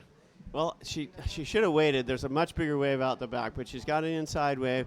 It's going to line up for her. I don't think it's going to be a high-scoring wave. And if she had priority, I think she made a mistake. She didn't have a priority, then it was a good gamble and see if she could get something going. But the waves outside, this one, I don't know. It's taking my breath away. I'd like to say I'm calmly sitting here watching these waves, but it's pretty hard because these are some of the best waves you could possibly imagine. It's absolutely firing out here, Gary. And Ellie Brooks was in position for one, but she let it go. She is comfortably in the lead, so she really has nothing to risk but to improve on a 6.0. So Cody Klein still making her way out the back as Lucy Callister finishing up her last ride on the inside. A smaller wave, Gary, as you were mentioning out. Not going to be a huge score, but definitely going to better her situation. She needs a 9.73 to move up into second. So Lucy Callister will improve her situation with her last ride. And Cody Klein with an 8.17, the best wave of the heat so far with 10 minutes on the clock still. Marie Moana Troja is in third, needing a 9.17 to move up into second. So this heat pretty much still out in front is Ellie Brooks with a comfortable lead, but Cody Klein in the red jersey, only a 5.5 is what she needs to move up into the lead with 10 minutes on the clock, Gary. To really give me your insight, being a big wave expert, we were talking about yesterday afternoon after the event that security for you is the main concern right now. Having a ski out in the water, I think it's great. Yeah, well, the police lifeguard that we have out there on the ski is a surfer as well, so that was really essential. It's one thing to be able to drive a ski, but it's another one to be able to get in between the sets and pick somebody up if something happens. I feel pretty comfortable. We've got a swimmer on the back so that he can come in and jump off the ski and do assist right there and help get onto the safety sled. So really thankful for the city here of La Libertad supplying us with a police lifeguard and a jet ski to help. Security is something that I grew up without. I mean, we didn't have any kind of security. We learned to take care of ourselves, but nowadays people get used to being able to depend on an assist and stuff, and so I wanted to make sure that we were able to provide that. It's great, Gary. I feel like you've done an exceptional job so far. We are only on day 2 here of the Copa El Salvador Impresionante presented by Body Glove, but already a great job. Great waves on offer here at Punta Roca. We are in La Libertad in El Salvador. My name is Mitchell Salazar alongside Gary Linden, and if you're just tuning in, we're in heat number 10 of the round of 72 of the women's QS 6000 action in the water right now. It looks like yellow Marie Moana Troja having a paddle here, and she is into it. So the goofy footer on her backside here at Punta Roca. Take it away, Gary. Well, she got into it kind of late, but it's actually took it to her advantage because he let the wave build up while she was paddling in. And she got one really nice turn off, followed up with another one, and she's going to link them together. She needs to do something really explosive here on the inside to really seal off that good score and a good ride. And she's setting up for the inside. Here she goes. If she can land that one, and that's the trick, landing that last maneuver, because as you saw Dominique Barona in the wave heat before, she had some good turns, but then that last maneuver on the inside was just phenomenal, and that put her up into the 9s. I don't think that Marie is going to get up into that altitude. Yeah, well, she needs a 9.17, Gary. That's a big task for anyone. So Lucy Callister, a 3.33 on that small ride you were talking about. So it does not go into even the mid-range. So judges really taking a toll on those big set waves. They like those big set waves. We saw Kira Pinkerton earlier this morning. 2 big turns gave her an 8.0 in the opening heat. And, judges really rewarding that approach, that big approach coming into those big sections and really risking it to get the reward. As they say, you got to risk it to get the biscuit, Gary. Well, that's it. We're looking for, of course, execution of maneuvers, but the more critical the maneuver, the better. And critical meaning risk and how much you have to lose. And obviously, the bigger the wave, the more penalties you're going to pay. Not so much on your body or anything else, but there's more opportunity to lose a continuity of your ride. You know, you can fall a lot easier. A small wave, if you get off balance or something, you can recover a little bit, but you're going faster on a big wave, got more power, and you've got to be in the right place at the right time and make it work for you. So next heat is a stacked one. Leticia Canales Bilbao from the Basque Country of Spain, Lucia Martino from the country of Spain, Camila Kemp from Portugal, and Autumn Hayes, I believe, if I'm not mistaken, from Santa Cruz, California. So 3 European surfers against 1 surfer from the USA. So talk about the international contingent here, Gary. You are the event director.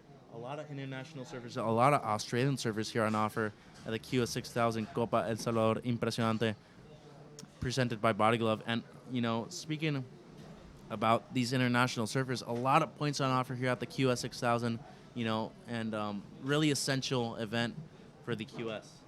Yeah, it is. We got a set out the back, so I'm not going to go too much into if we get a rider. Again, we've got in position. That is Ellie Brooks, our heat leader, and she's up and riding. She's picked off a nice wave, and she's done an absolutely phenomenal job of being in the right place at the right time and making the most of it. Here she goes. Big snap off the top. She's going to let it run down the point here, picking up speed, going for a big maneuver, little cut back here, setting up for the inside section, throwing spray on that last one. Big snap off the top. She might be able to get one more in. Nope, decides to jump off, but that's a cute exit in itself. She's so stylish. You're out there in the water. You know, she's all wearing my favorite color, purple, and right in back we've got red. That's Cody Klein. Yeah, so Cody Klein out the back, 2 huge maneuvers already on the outside section. A nice third down car for her. She's coming around this section, kind of bowling up on the inside. Let's see what she offers up here on the inside of Punta Roca. Kind of a big end section for her. A nice little top turn for Cody Klein. She only needed a 5.5 to take the lead, but that was before last of blue. So Ellie Brooks trying to better a 6.0. Went out the back. Lucy Callister on a bomb. This is a pretty darn good set wave, Gary. And look at Lucy Callister dropping in at Punta Roca. Go, Lucy, man. Wave selection is kind of tricky out here. She's got a good one. It's mostly a shoulder. Doesn't have much of a wall, so that's going to hinder her chances of scoring potential. But it's going to set up here on the inside. She's got a couple maneuvers out the back. She can bring a big snap there, and she goes for it. Timing was a little off. She came unglued, and unfortunately, that one's not going to help her cause. Yeah, it shows she needed an 8.17 to move up into second, and scores dropping in for last of yellow. Judges are liking it at 5.2, even though it wasn't a complete ride. Marie Morana Troja has improved her situation at 6.31 is what she needs to move up into second. And speaking about the next heat, Gary, 3 competitors from Europe in the next heat. And Camila Kemp, one of the standouts for me yesterday, even though she didn't get humongous scores, she got really good flow on her waves. And I think that's really what you need right now. Otto and I were talking about that earlier. You know, patience on the waves. We saw that from Brianna Cope. And I think Camila Kemp has really found her flow here at Punta Roca. Well, actually, all 3 of them are from the Iberian Peninsula. So it's a very isolated part of Europe and very unique, Portugal and Spain. And those are the 2 great powers during the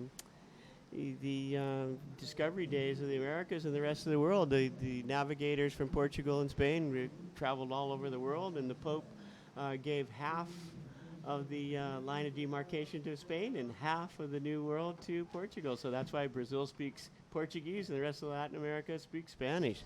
Yeah, so I don't know how well that's going to play out in the water, but that's a little tidbit of information there. I get you see that little rivalry. I guess there's going to be a mini war, if you could call it, out in the water. But I know all competitors, really great friends. Most of them have traveled together before. And, you know, Cody Klein's still searching for a 5.5. Scores dropping in for last of blue and last of red, as well as last of white, trying to improve a 2.6. She might have done that. And Cody Klein does go up into the lead with a 7.27 on her last ride, Gary. And Ellie Brooks now in second with a 6.17 on her last ride. So she did improve her situation, but Cody Klein getting the score she needed to move up into the lead. Now, Marie Moana Troja from France needing an 8.64 to take second, and Lucy Callister in fourth in the white jersey. A combination of 13.85 is what she needs with a minute and 40 seconds left on the clock. Well, you know, Mitchell, what I've seen in this event, it's once again, it comes down to wave selection. The surfing talent is pretty equal, but the people that are picking out the right waves are the ones that are getting the scores, and it's all about waiting. Out in the water, we're watching in yellow. That's Marie Troja, and she just is a little bit behind. And she's got the maneuvers, but she's just not putting herself in a place where she can capitalize on it. Yeah, unfortunately, that was a great opening maneuver for our competitor from France in yellow. But unfortunately, not making it around that section, so going to be a small score for her. Still a minute remaining on the clock, so Lucy Callister with a combination of 13.85 is what she needs to move up into second. And Marie Troja, an 8.64 is what she needed to move up into second. With 55 seconds left on the clock. Gary looking pretty tough for her. So it looks like Cody Klein and Ellie Brooks will be sneaking away. Both Australian surfers in first and second. With 45 seconds left on the clock, let's see if Marie Troja can get one last chance. It does not look like there are many waves on the horizon, but it would be nice to see one last exchange from the girls. And next heat, Leticia Canales Bilbao, Lucia Martino, Camila Kemp, and Autumn Hayes. So 3 European surfers against 1 surfer from the United States of America. 25 seconds left on the clock, and situation still looking the same. Not too much out on the horizon. And it looks like Cody Klein and Ellie Brooks will be taking this one out as we're counting down in 10 seconds. And we had a little paddle there from blue, but not going. 5 seconds remaining on the clock, and situation first red, Cody Klein, and second, Ellie Brooks will be advancing on to the round of 48. We will go to a quick commercial break. Stay with us back at the Copa El Salvador Impresionante, presented by Body Glove. Mezclas olas épicas, comida increíble, sol, arena y 80 surfers profesionales, una marea de buena onda. Llega la Copa El Salvador Impresionante, una oportunidad para apreciar el mejor surf femenino con 80 competidoras representando la Liga Mundial del Surf. Ven este 16, 17, 18 y 19 de junio y disfruta de un festival lleno de música, actividades, playa y surf pro. Y cuando baje el sol, empieza la fiesta junto con muchas bandas musicales, zona lounge y un line-up cargadísimo de energía. Las olas y las surferitas te esperan.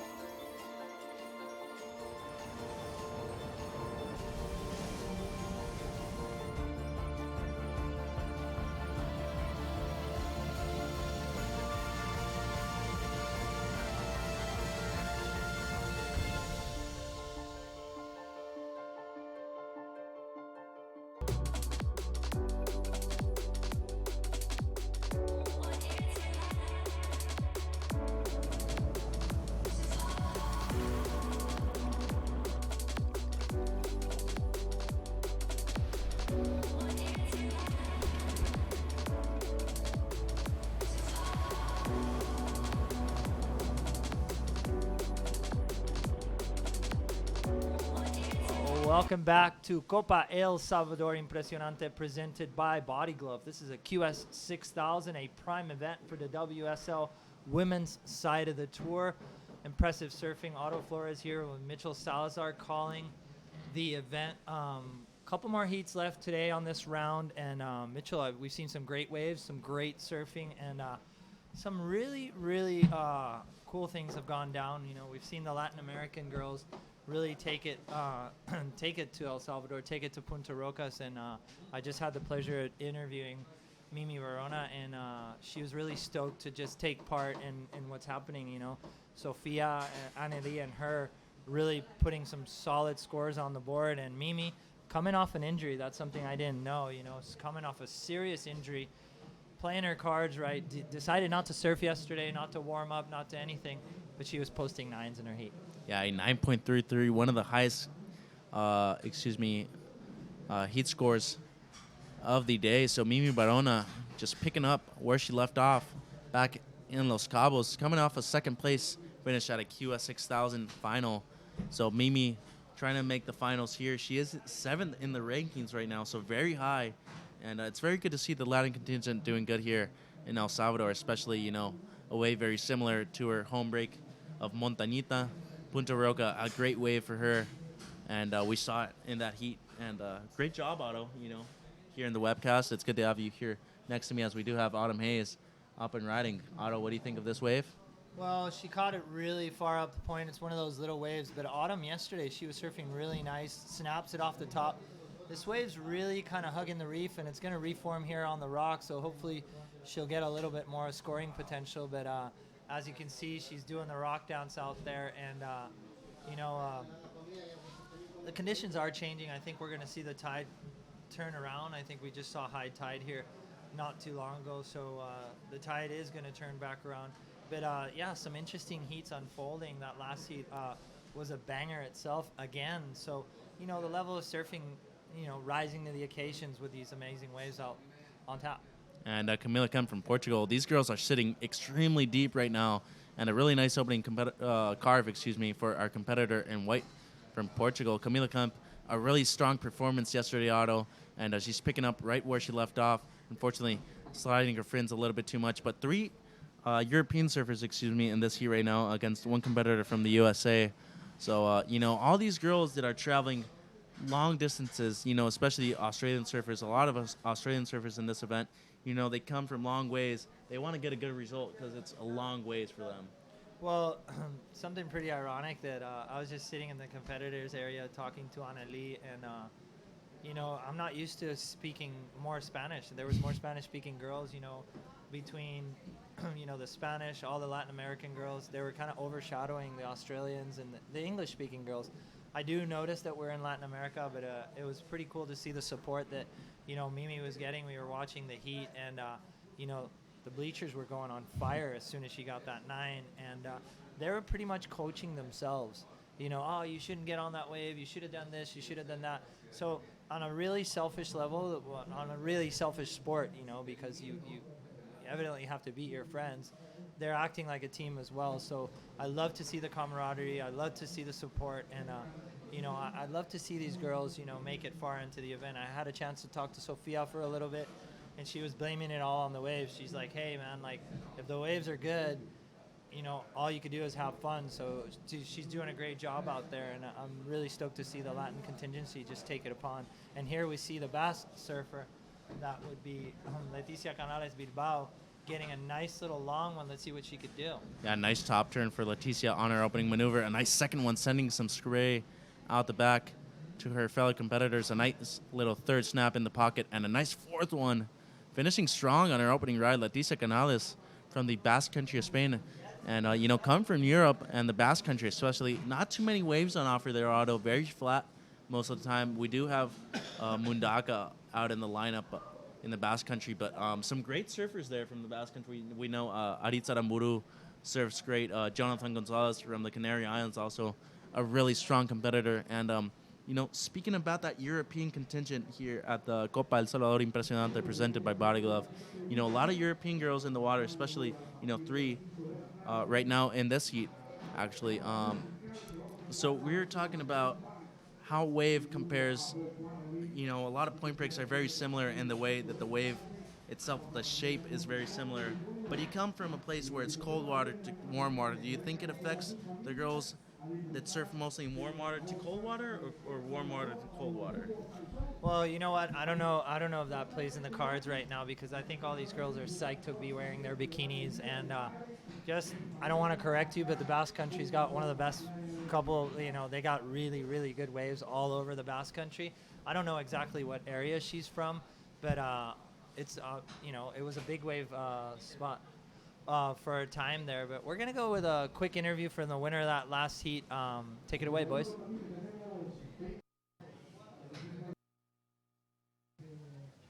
Hi, Jamie Maestro here, down here at Punta Roca with our last heat winner, Cody Klein. Cody, you had a great heat out there, but explain to me what happened in the beginning of the heat. I just snapped my leggy on my first wave, and I don't know, that's something I have nightmares about out here because there's so many rocks and it's such a long swim and a massive paddle. But one of my friends, God bless her, brought another board down even though she's next heat, and so yeah, I got back out there on a different board and got a few scores. Yeah, got back out there, did your thing. You dropped a couple big numbers, 8s, 7s. Yeah, you were looking like you were in form. How do you like this wave on your backhand? Yeah, I feel so comfortable here. I mean, I was a little bit stressed after the whole board change and stuff, but yeah, I grew up on the Gold Coast and I love my backhand. I'm probably more comfortable on it than ever, and yeah, I did okay here last year, and I'm just settling in and hopefully grow some momentum. Right on. Well, I hope to see you in the future. Right here, me interviewing you, and good luck in the rest of the contest, and we'll talk to you soon, okay? Thank you. that last heat. And situation at hand right now, pretty low-scoring affair. But we have Leticia Canales Bilbao. She posts a 6.0 score and sets pouring out the back. Autumn Hayes in second place with a 3.17. But on your screen right now, nice turn by Lucia Martino from Spain. Yeah, Lucia Martino taking it away on this wave. A really nice opening hack for her. Unfortunately, getting a little bit stuck, but out the back, a huge one. This is Camila Kemp from Portugal, a standout surfer for me yesterday, and nice first crack for Camila on the first section. Fortunately, I don't know if she's going to make it around that, and she doesn't, but, you know, competitors having a little trouble in this heat early on, Otto, and Leticia Canales getting a second ride under her belt already, trying to back that 6.0 up.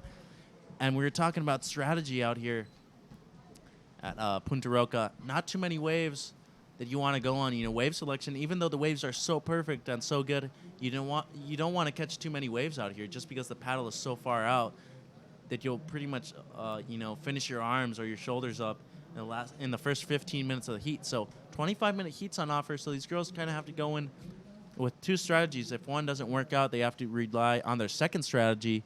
But, you know, plenty of waves on offer here at Punta Roca Auto. And Autumn Hayes out the back, having a little look at that one. But going back, you know, to Leticia Canales, a surfer from the Basque Country, I really like her rhythm right now. She's in rhythm with the wave. She's not really forcing any maneuvers through. A 6.0 on her opening ride, and she's about to back it up. You know, coming from the Basque Country, a 5.4 on her last ride, you know. So coming from the Basque Country, a lot of beach breaks, but you were speaking about those bigger waves. And I saw her catch a couple bigger waves, last night. And I think she's a force to be reckoned with here at Punta Roca.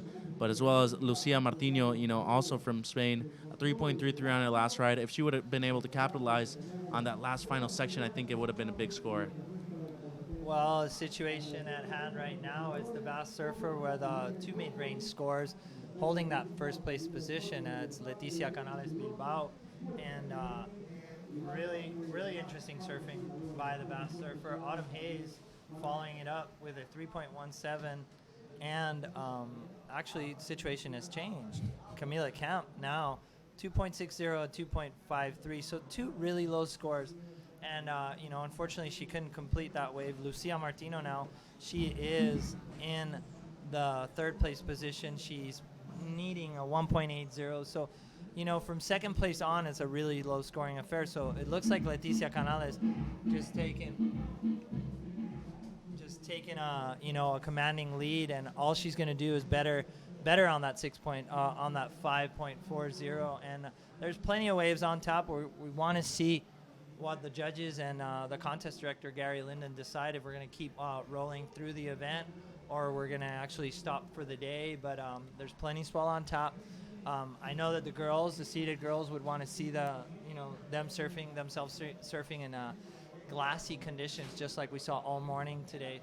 So a lot of things to decide up there in the tower right now with the contest director and the head judge to see if the girls are going to continue surfing into round 3 or we're going to stop the competition in round 2. Yeah, so up and riding Autumn Hayes from the USA. Nice opening turn for her. A little bit of an airdrop on that maneuver coming around this section. Nice second bang for Autumn in the yellow jersey. And coming around this section, unfortunately, she gets stuck behind the whitewater, but two solid maneuvers for her. She definitely gets the 1.96 she was looking for, but a little bit smaller waves. Still some big sets on offer, Otto. And next heat's going to be a really stacked one. Former World Junior Champion Ella Williams from New Zealand will be in the red jersey. Malia Osterkamp from San Clemente, California in the blue. Jaleesa Vincent, good surfing from Jaleesa yesterday. She'll be in the white. And Tarnio Mira, also good surfing yesterday from her. She'll be in the yellow. So two Australian surfers against one Kiwi and one American surfer. And out the back, it looks like Camila Kemp, up and riding, Otto. Yeah, that's Camila Kemp. Big turn off the top right there. She's a power surfer. Nice little rail turn right there. Looking for that inside section. Goes back into the power source of the wave. Nice little snap right there. Drifts the tail a little bit, looking for that inside section. And Camila Kemp is definitely going to put a good score on the board right now. I love how Camila has a good powerhouse turn. And here, some more live action in blue. Lucia Martino from Spain. Two nice little top turns. Nice little floater right there into the inside section. Connects it again, and just a couple little top turns. And I think all the surfers now all the girls just bettering their scores. And yeah, for those positioning, it was a low-scoring affair. So finishing that wave, I think Camila Kemp and Lucia Martino are going to look at better positioning themselves in this heat. Yeah, well, pretty different contrast in waves there, Otto. A little bit less maneuvers from Camila Kemp, but maybe a little bit better quality maneuvers. As Lucia Martino, a lot more maneuvers on that wave, just not as explosive as our competitor in white. Nonetheless, 2 solid scores for them, and we'll see what the judges deliberate. With 11 minutes and 25 seconds still on the clock, still plenty of time for the surfers to get out there and catch at least one more wave. And Leticia Canales will be in first for a while, a 6.0 and a 5.4, excuse me. A little bit hot in here in the booth, and I guess that's why kind of forgetting a couple of things. But Otto, great waves on offer and a couple sets out the back. And the next heat, still looking really nice. Ella Williams, former junior champion against Malia Osterkram, Jaleesa Vincent, and Tarnia O'Meara. And Otto, talk to me about, we were still talking about this a while ago, that strategy, going into heats is essential. Because if you don't have that strategy going into heats, you're pretty much just staying busy the entire heat. And we were talking about wave selection. Wave selection crucial right now at Punta Roca. Well, you gotta play the patient game, and you really have to see what kind of waves. You gotta sit and watch the heats before you paddle out. It definitely changes a little bit, between high tide and low tide. But I think the patient game and really knowing what waves you want to choose. I think a lot of these girls have the potential to get those high scores, but it comes down to what waves they can get and how the scoring potential, what the wave offers them. So, I'm a firm believer in those mid, not small, not big ones that hug the point are the waves that you kind of want to capitalize on. There's obviously bigger sets, they break a little bit further in, and those are the waves that you want. You want the ones that hollow up but run through the whole point. Some of these waves are running like across the reef, and sometimes they stay a little bit behind, but as you could see, Leticia Canales Bilbao just capitalizing, and playing the patient game. She's only got 2 waves. She's got a 6. She's got a couple of mid-range scores, but now she's opening herself up to get a higher score without any pressure. Camila Kemp, she's got a 4.07. She needs to get rid of that 2.60, and she's a pretty big threat there to Lucia Martino from Spain, who's got a couple of scores, but they're not too far ahead of Camila. So it's anybody's game. Autumn Hayes as well, only needing a 4.46 to get back in the game. 4-man heats, they could go any way, and as we saw heats this morning, one wave at the end of the heat could really test, what the outcome's going to be. As we see our current heat leader, Leticia Canales Bilbao, unfortunately not making the section. And Lucia Martino will spin around on the inside. Our competitor from Spain in the blue jersey, Lucia Martino, up and running. Nice solid first turn for her. And she's got a really nice bully section right here. A nice second one, throwing a little bit more spray. Our competitor in blue, Lucia Martino from Spain, still pumping down the line, trying to get a finishing maneuver. Fortunately, kind of catches the rail there. Our competitor in blue. And out the back, our heat leader, Leticia Canales, having a little look. And it looks like yellow Autumn Hayes on a bomb. And unfortunately not able to catch it. It looks like Camila Kemp might be going on the inside auto. And our competitor from Portugal having a paddle right here. Camila Kemp goes down the wave. Hopefully she can find that open section. Big powerhouse turn right off the top. Nice little sweeping floater.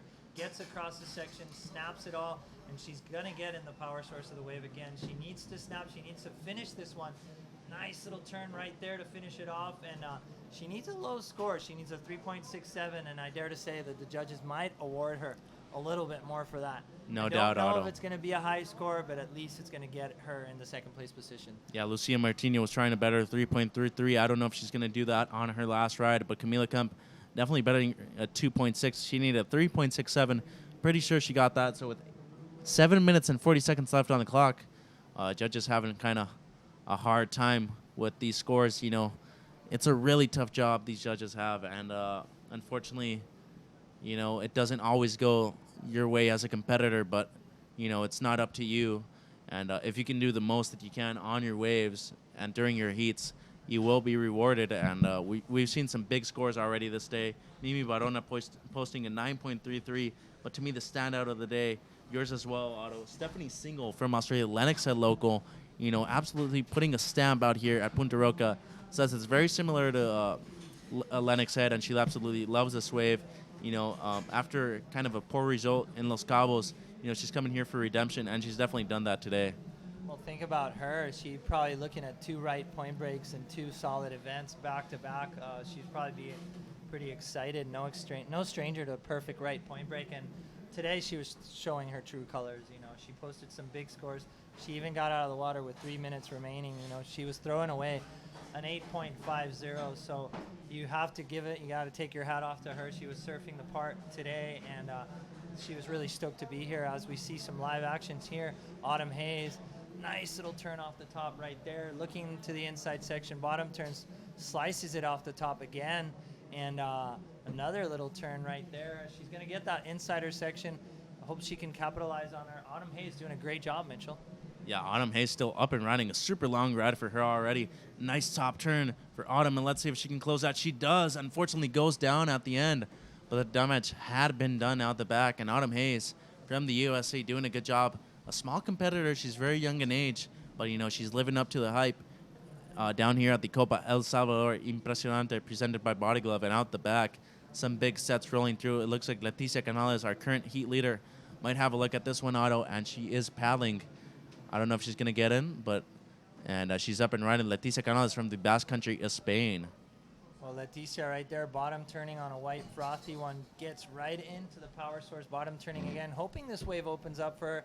Nice little snap off the top. Looking at the inside section, this wave kind of flattened out. You could see she's doing like carving back right into the wave, and the wave not really offering her too much. She is in the lead. She wants to get rid of that 5.40, but she's looking pretty right now. She's got a couple of minutes on the clock. She's got 5 minutes on the clock, and right now, the scores between Lucia Martino and Camila Kemp are still relatively small. They need backup scores. I know Camila's got a 4 and a 5. To my taste, she needs to get an excellent score to solidify her second place position. And following her right now with a 4 and a 3 is Lucia Martino. So they want to get rid of those scores. You want to have mid-range scores or higher. And Camila Kemp's posting a 4, and Lucia Martino, she's got 2 less than mid-range scores. As we see Autumn Hayes too as well, she's got a couple of 3s on the board. They want to get 6s or higher just to get back into contention. And as you could see on your screen right there, doing the rock dance, Ella Williams, former junior champion from New Zealand.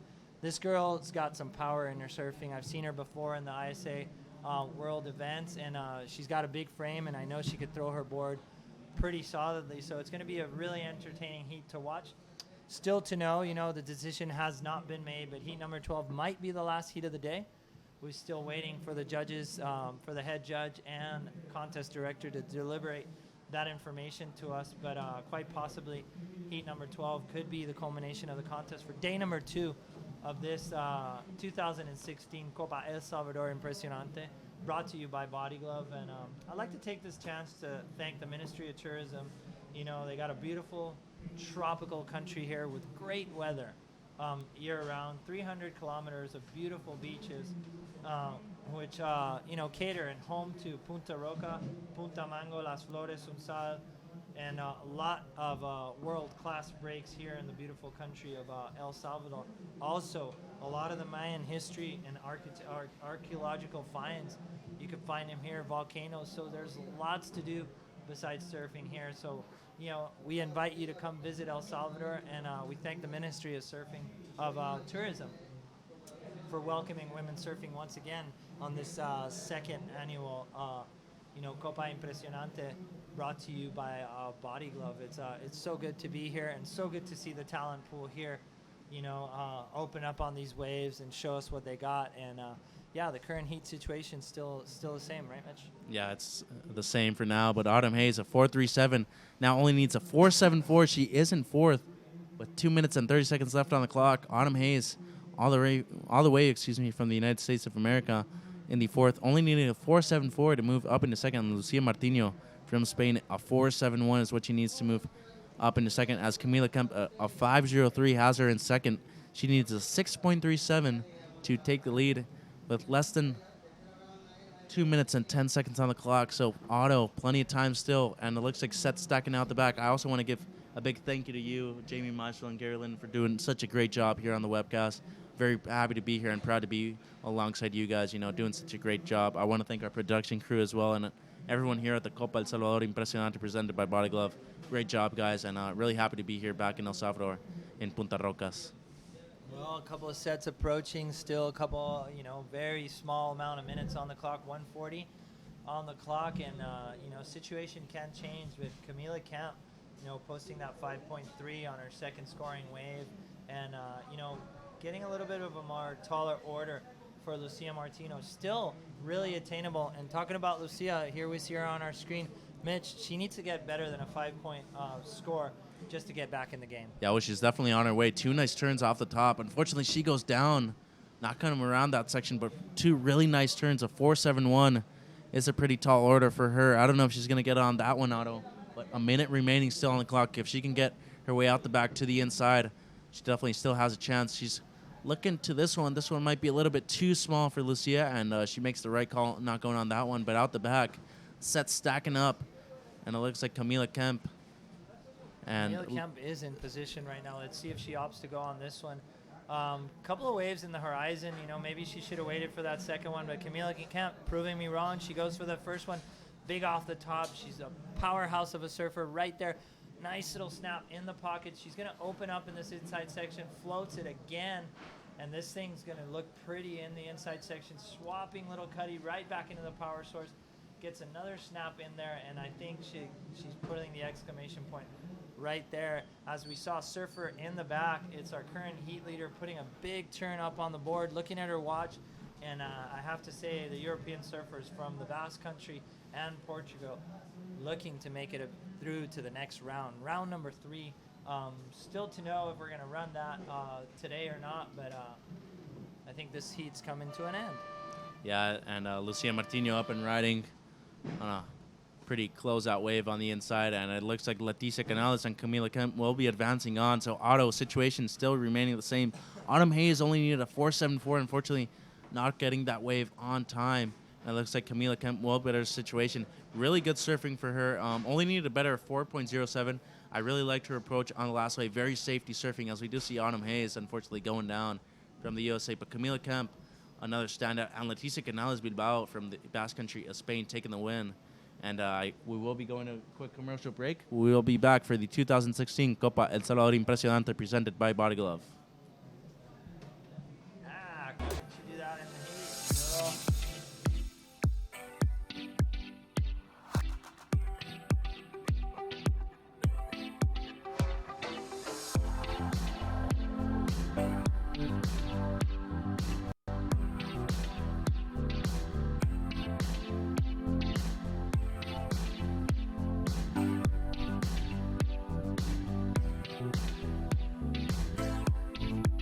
Mezclas olas épicas, comida increíble, sol, arena y 80 surfers profesionales, una marea de buena onda. Llega la Copa El Salvador Impresionante, una oportunidad para apreciar el mejor surf femenino con 80 competidoras representando a la Liga Mundial del Surf. Ven este 16, 17, 18 y 19 de junio y disfruta de un festival lleno de música, actividades, playa y surf pro. Y cuando baje el sol, empieza la fiesta junto con muchas bandas musicales, zona lounge y un line-up cargadísimo de energía. Las olas y las surferitas te esperan.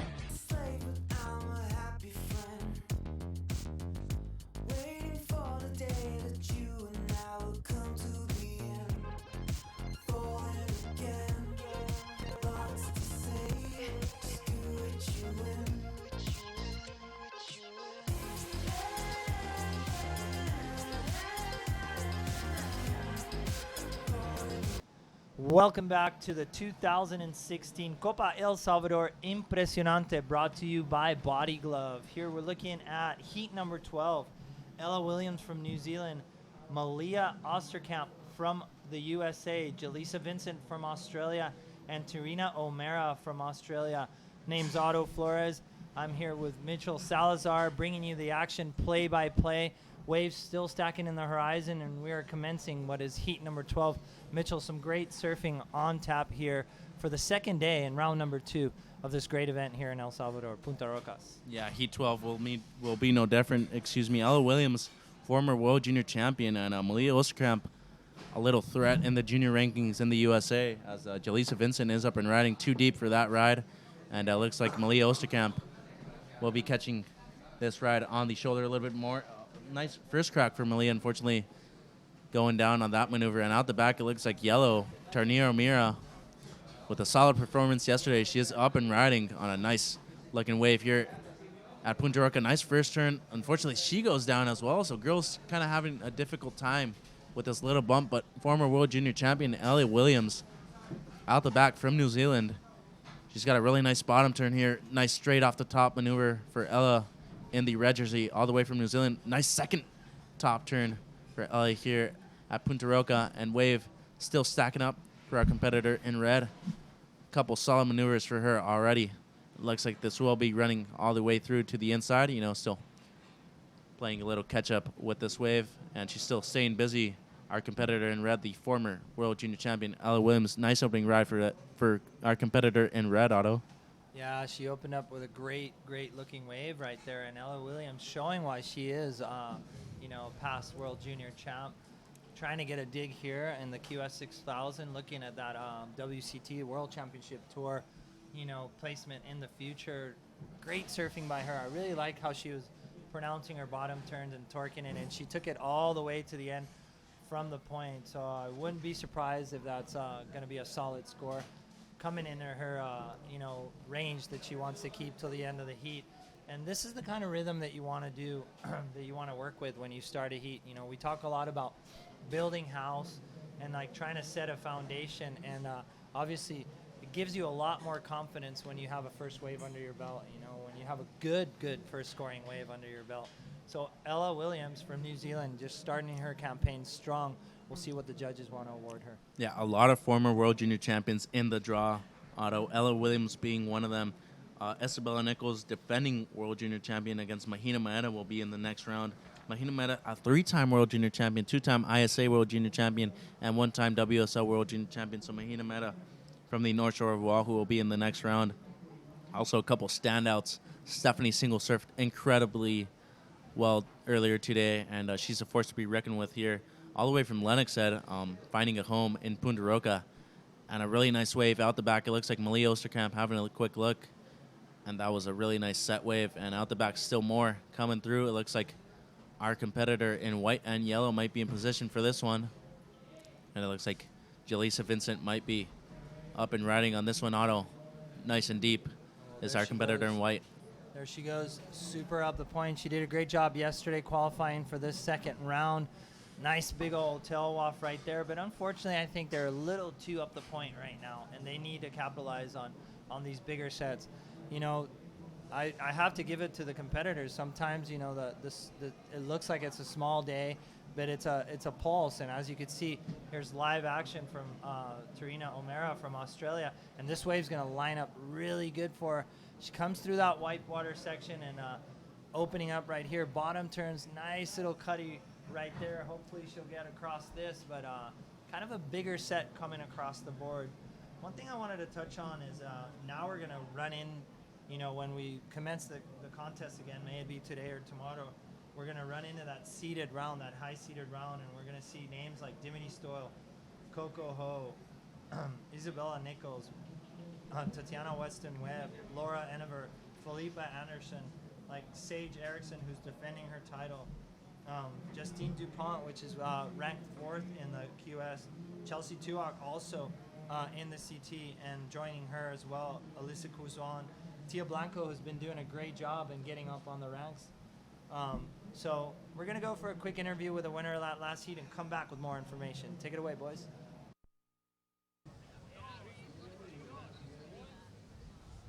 Hey, Jamie Maestro down here with our last heat winner, Leticia Canales. Leticia, how are the waves out there today? Oh, it's really fun. We are just four girls in the water, so I've been so confident. This morning I surfed so good, so I've been confident, no? Yeah, the conditions have changed out there quite a bit since this morning. Do you think that worked into your favor, it being a little bit bigger out there now? I don't know, but I like the big waves, so the waves were fun, and yeah, I get the good one, so I win. Yeah. That's great. Are you having fun down here at the event today? What? Are you having fun down here at the event today? Yeah, for sure. It's like a dream to be 4 girls, perfect waves, sun, good temper, and good people here. So yeah, for sure. Right on. Well, congratulations. Is there anything that you wanted to say to your family back at home? Yes, please. Ahí está, mamá. Seguimos dando guerra. Y nada, muchísimas gracias a toda la gente que está viendo ahí en Bilbao y bueno, en Euskal Herria. Y bueno, eskerrik asko guztiei, ta bueno, jarraituko dugu gogo egiten, ta bueno, mila esker guztiei. Right on, Leticia. Congratulations on your heat win. We'll see you in the later rounds, okay? Back to you guys. From Leticia, I love it how she mixed it up. You know, she spoke a little bit of Basque, a little bit of Spanish, and she spoke her English, but most of all, you know, she was having a lot of fun out here. She was pretty confident. She said, you know, when the waves were big, that's where she wants to be, and doing a great job and getting into that seeded round, you know, and getting a little more points under her belt. And yeah, she's going to see names like the ones I was mentioning before on these lighter rounds, and you know, they're all going to have to step up their game. Yeah, one that's been pretty under the radar lately, Otto, is Paige Hare, a former CT competitor.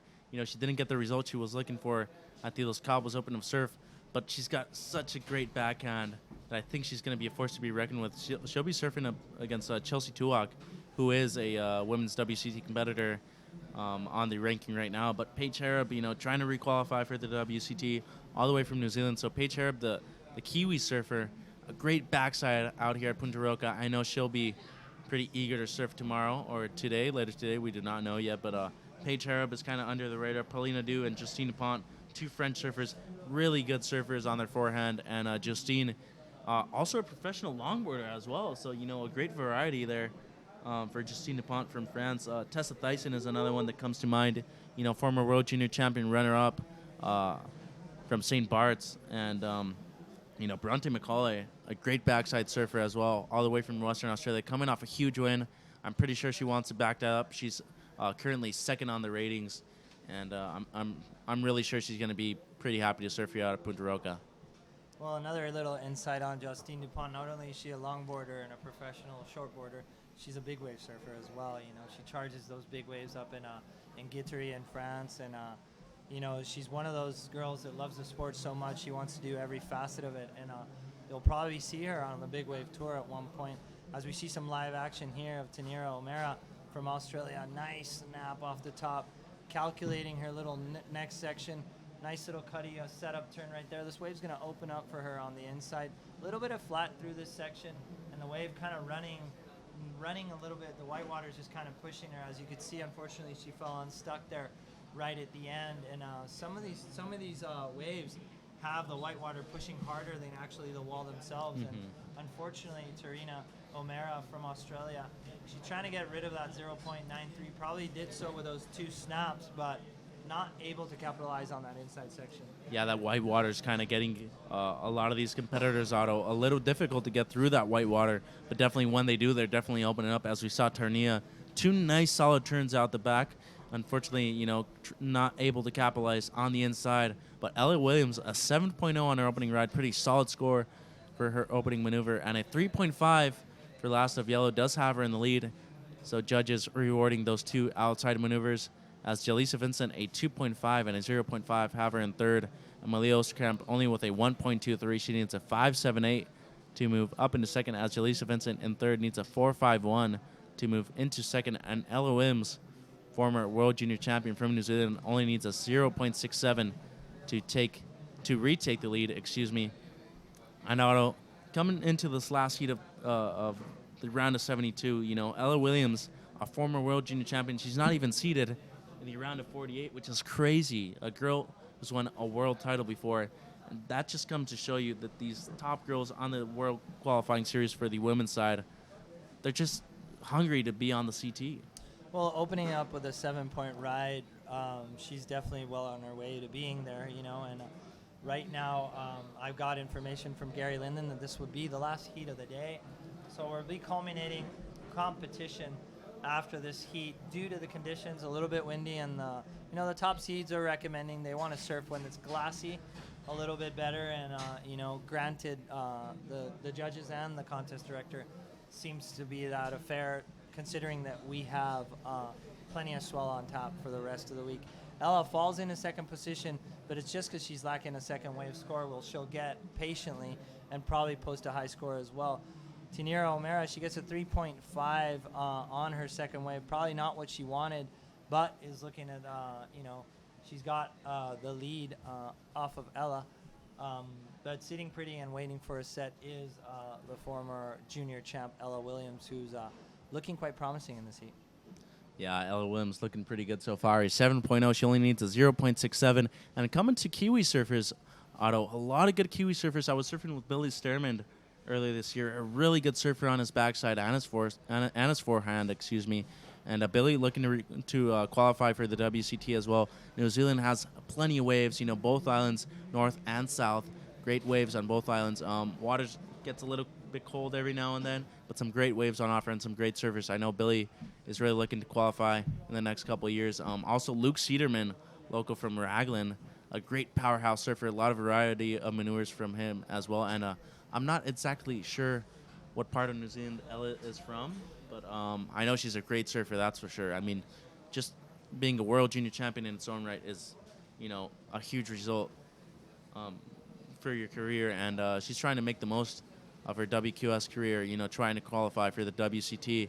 And it's good to see, international surfers trying to do good on the qualifying series scale, Otto. And, we were talking about the Latino contingent on the WQS. Mimi Barona currently number 7, but Annalise Gomez is right there. Annalise Gomez is a competitor with so much talent and so much potential. And, I'm really glad that she just got a new sponsor because she was having some sponsor troubles there, not being able to represent Peru in the ISA World Surfing Games later this year in Costa Rica. But she's down here in El Salvador, and she's done great so far. Really impressive heat win for her, and she's definitely one to watch in the later rounds. Another one to me that really stood out, Brianna Cope. Not the highest heat score total, but definitely a lot of flow and a lot of rhythm throughout her waves. And I really like the surfer from Kauai. Her strategy is looking pretty good so far. Well, we're going to bring a nice little recap of today's happenings, but just to dig up a little bit of dirt on Ella Williams, she got to the quarterfinals in the Central Coast Pro, falling short to Justine Dupont, who actually came out to win the event.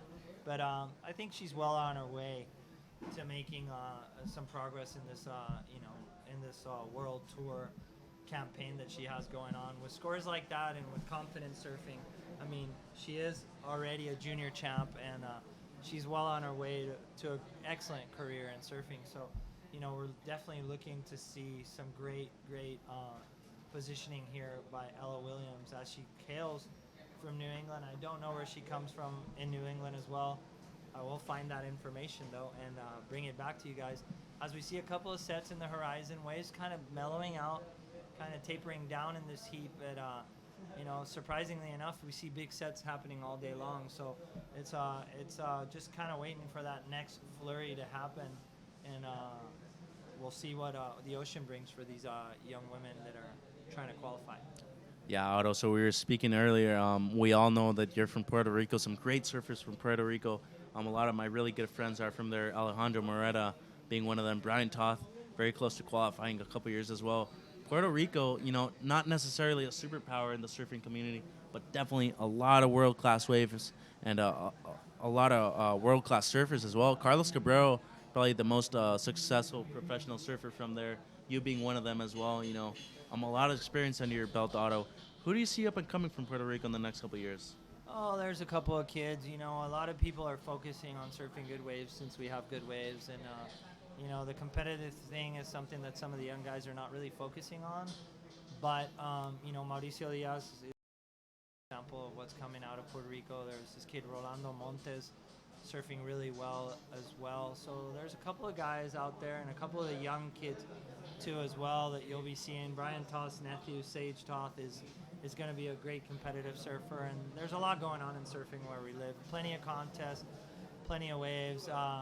It's a matter of time till we see another surfer flourish. But in the women's department, Alana Cabrero seems to be really dedicated to the sport. Carlos Cabrero her father really, stepping up to the plate and loving being a surf dad. And I really like how they deal with things. Like they share their boards. They have Carlos Cabrera owning one of the most successful surf shops in Puerto Rico, Tres Palmas. And, just with his knowledge and what he knows about competitive surfing, he's definitely one of the most fierce competitive surfers in Puerto Rico. I think that his daughter Havana is going to carry it on. So just to answer that question, I think, especially on the women's side of things, Havana Cabrera is definitely a hopeful for us in Puerto Rico. Yeah, another one, the crazy boy, Hector Santamaria, also, he's a freak. I've seen some Instagram videos of him just pulling rodeos out of nowhere. And, speaking about the Graves brothers, I know they like to charge a lot. And you're speaking about Justine DuPont being a big wave surfer as well. I know Alejandro Moreta likes to dedicate a lot of his time to big wave surfing. I've surfed big Puerto Escondido with him, and as well as with Brian Toth. And, coming from such a small island, Otto, a lot of variety of waves, a lot of slabs, though. I know you like to surf a lot of big slabs as well yourself. You were in Pascuales, Mexico, down in my home country, the last couple days, with Kala Carranza and Diego Cadena filming for your new video. You want to talk to us about that a little bit? Yeah, we were just down in Michoacan and a lot of these territories, south of your home. And, Kale's been a good friend of mine for a long time, and so has Diego. And, they come from a beautiful town called Sayulita. And Kale's been working with us at Patagonia for a little bit. So I decided just to dedicate some time and go visit him and try to make something of it. And, fortunately, we got great waves down in Pascuales and had a lot of fun and kind of doing what we love. And, we're both, on a different stage of our careers, but we all love surfing, and we're really happy, to still be a part of the sport in any way we can. He's got a really successful surf school down there. I Love Waves. And, Kale decided to quit professional surfing early in his life just to pursue a marketing career. And he went to school, and a lot of us scratched our heads, but now we can see what he dedicated himself to. And he's coming back to surfing full bore. He still surfs up to par. He wants to get video parts and all that, but he owns his own business. And, he has a really successful life and a really happy life back in his hometown of Sayulita. He's half Finnish and half Mexican, so he spends some time in Finland as well. And, Finland helped him pay for his studies, and he decided to go to college over there. So it was just a good excuse to reconnect with good friends, and, surfing is going to be in our bloodlines for a long time. So it was just a pleasure to be back with all the boys down in Sayulita and to go down south and share some waves. And I'll be back there again in, I think, 2 weeks. So hopefully it'll be just as good or better. You're pretty much Mexican already, Otto. But as you were saying, you being a father yourself, I know Taj Burrow just retired from the WCT. He's looking for different steps in his life. But, Diego Cadena just came into that world as well. But, it's a different side of life when you get to see, different sides of just professional surfing, not just competitive surfing and just free surfing all the time. It really does come down to just what you want to do with your life. And it's great to see, different people doing different things. And I know you guys want to spend a lot of time with your family, which is probably the most important thing to me. I know my parents definitely, try to do the best for me as possibly that I could. And I like to see that kind of father or mother-daughter spirit as well. A lot of mothers are here with their daughters at this event. Chelsea Tuak's mom is here. Mia Collins' mom is here. Macy Callahan's mom is here. So it's great to see that really strong bond. A lot of people don't work, and they actually support their children through this. And it's great to see, parents traveling with their children here and just really supporting them the entire way just because they love doing this. And it's great to see one day their children will be doing that for their children. And, it's just awesome to see, as we do see Ella Williams, our current second place with a 7.0, trying to back that 7.0 up. She's not going to make it around this section, but out the back, Otto, a beautiful wave stacking up. It looks like Jaleesa Vincent is in good position for this one. Well, let's see if Jaleesa gets up on her feet. Nice little backside drop right there for Jaleesa. She did a great job yesterday, getting those backside turns. I really like how she winds it up. She's always looking to torque that top turn. We see her approaching it again. Nice little tail waft right there. This thing's still opening up for her. Hopefully she could get a last turn. Nice little float right there. Doesn't come unstuck and gets that. So Jaleesa Vincent making the best out of that ride. And out the back, it is our surfer, our leader right now, Tarina O'Mara from Australia, snapping it off the top. Getting a little white wave, but not really holding back. Nice little cutty right in through the section. She wants to kick out. And some little information I just got from our contest director. We will be starting tomorrow. This is the last heat of the day, but we'll be starting tomorrow at 7:30 on the dot, just to give the girls the best conditions possible and to try to extend our days with the best waves possible. As we see on our screen, Malia Osterkamp from the USA trying to get that score. She only needs a 5.78. Let's see what the judges award her. Yeah, Malia with a pretty nice ridden wave right there, and our competitor in blue all the way from San Clemente, but some really solid waves stacking up out in the back. Unfortunately, no surfers are out the back as all four surfers caught waves during that exchange. But, talking about Jaleesa Vincent, nice wave for her, probably the best wave of the heat in my opinion so far. A couple 3 or 4 maneuvers out the back, sliding her fins, and finishing strong with a nice little float on the inside. So score still dropping in, but time is winding down. 2 minutes and 40 seconds, Otto. And I think Jaleesa might have gotten the better of that exchange with Tanira Mira with a really nice down-the-line speed on her ride, as well as Malia Osterkamp from the USA. So Ella Williams, pretty small score on her ride. Score still yet to drop in for all 4 competitors. And we will see a situation change as Jaleesa Vincent, as I said, a 7.6. I think I made a miracle call on that one, Otto. Good, finally claiming the best wave of the heat, but a 7.6 for Last of White has her in the lead now. And a score still yet to drop in for Last of Red, Blue, and Yellow. Well, as this day is coming to an end, there's 2 minutes remaining for this heat to take it to an end, and Jaleesa getting that solid score, getting that 7.60, which puts her right in the lead. Ella Williams, she only needs a 0.67, which she probably will get for that turn. So I think Tanira O'Mara right now, she's looking in to get some couple of higher scores. As you can see on your screen right now, Ella Williams pretty much needs to get up on a wave and surf it, as cruisy as possible to make it all the other girls are trying to make it back to the peak. But one thing I have to say is that the ocean doesn't look too alive right now. Hoping and willing the best for Ella Williams and all the other girls to get another opportunity. But one thing I can't help but notice is Tatiana Weston-Webb, Dimity Stoyle paddling out right now, and I think those top seeds are trying to get used to the lineup right here. As you see, Ella Williams, she gets a 3.10, moves into that second place, and she's holding a commanding priority, which is really crucial, for what she needs right now. So a couple of the Kauai girls showing up right now, a couple of the seated surfers, and I think this is only but going to get more exciting as the week goes on with some excellent surfing. Today we saw the level of surfing definitely rise up to the occasion, and I can see the talent just pouring in from the beach right now, doing their practice runs, and I'm going to sit back, relax, and check them out after this is done. No doubt, Otto, with 30 seconds remaining on the clock situation. First place is White, Jaleesa Vincent from Australia with the highest heat score of the heat so far, a 7.6.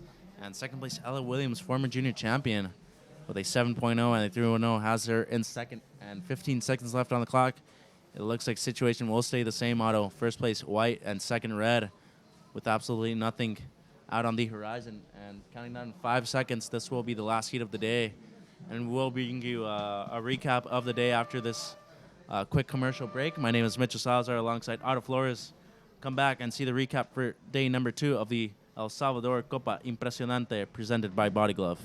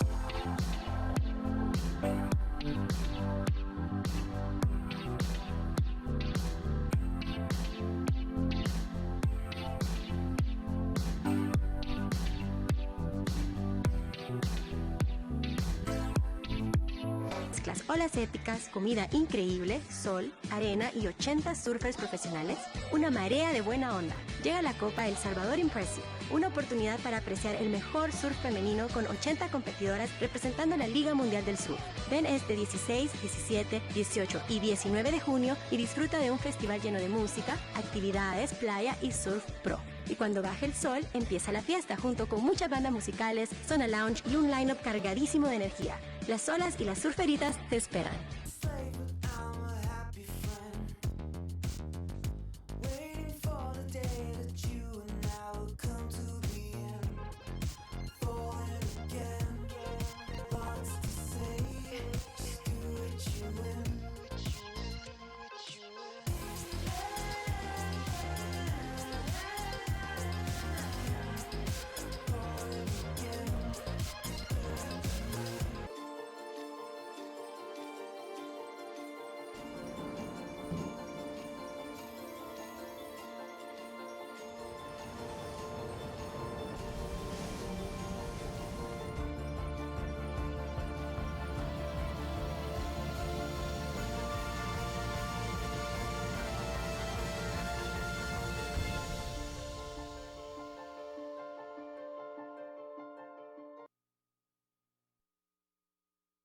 Copa El Salvador Impresionante brought to you by Body Glove.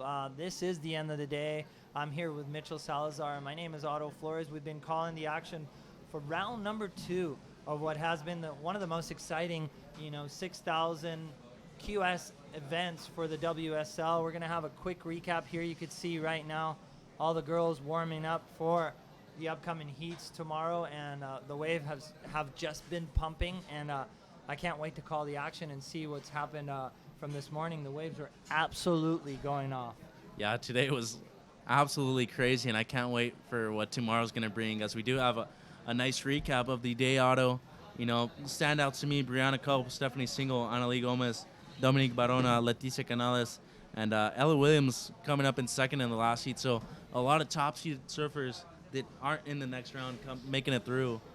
As we will see the best waves of the day. And Otto, great calling the action with an 8.0 on this ride. Only 2 solid maneuvers on the outside, but that was enough. I mean, look at that spray. She's only 13 years old, Otto. Man, I was so impressed by her surfing, and so was I impressed by this girl. Just really smooth, nice little carve down off the top. The girl's just showing a best display of surfing, and the waves here just posting some great canvases for them to draw on. Yeah, Sofia Milanovic, former world champion, on your screen right now. Look at this turn right there, Otto. Talk about commitment. That was a huge maneuver on the outside section. And if Sofia would have finished this wave off well, that would have been a humongous score. Well, it was a big score as it was. She had a great score. Here we see former ISA world champion Annalise Gomez posting some crazy turns. She goes vertical right here, and she had 2 sevens to overtake one of the most strong competitors of the day. And that Latin contingency today really taking a toll, with Sofia and Mimi. And this is Holly Wan, unfortunately going down, but posting some good scores herself. And Stephanie Single, this is probably one of my favorite waves of the day, Otto. Look at this crisp surfing for our competitor from Lennox, Australia. Just, beautiful textbook surfing off the bottom, off the top. Look at that carve right there, sending spray to the sky. And another one, just rail-to-rail surfing, a lot of flow from our competitor from Lennox Head, Australia, Stephanie Single. And this was Chelsea Roe with an 8.0 herself. First opening maneuver was huge on the outside, and finishing it off, our competitor from Barbados, Chelsea Roe. And Otto, you were speaking about that outside section being so important for a score. And Chelsea Roy did it on that last ride. Oh, this was a cracker. She was ripping so hard. I love what she does at the end of this maneuver. The competitor from Brazil, I'm sorry, I forgot her name. What's Natalie Martins. Natalie Martins. And look what she does here, man. She just gains some speed, gains some momentum. Look at her eye in the section. She does a great job getting into it. And look, holds her rail, rotates her board, lays right into it. Yeah, and Ellie Brooks in the blue jersey all the way from Australia as well, posting some really nice scores herself.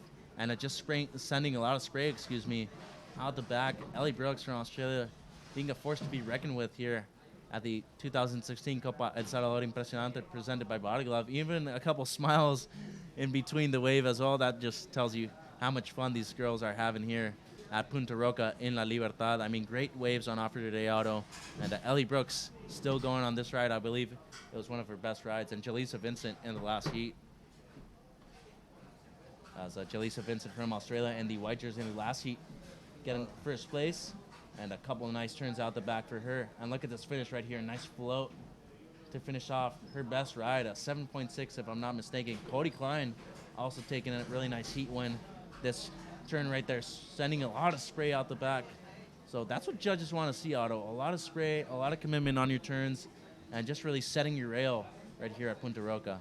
Well, Cody doing a great job on that. She was wearing that red jersey, and as you could tell, you know, she was just really attacking the wave, no holds barred, even to that last maneuver. And we see Mimi Verona. She got a 9-point score for this wave, and look how she unfolds on this thing.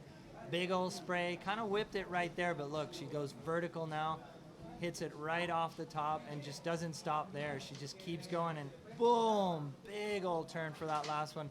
Loving how she did that turn, and I want to say a farewell from today. You know, second day of competition, round number 2. I think we have a little quick interview before we leave. Let's throw it down to the beach with the boys for the winner of that last heat. Jamie, take it away.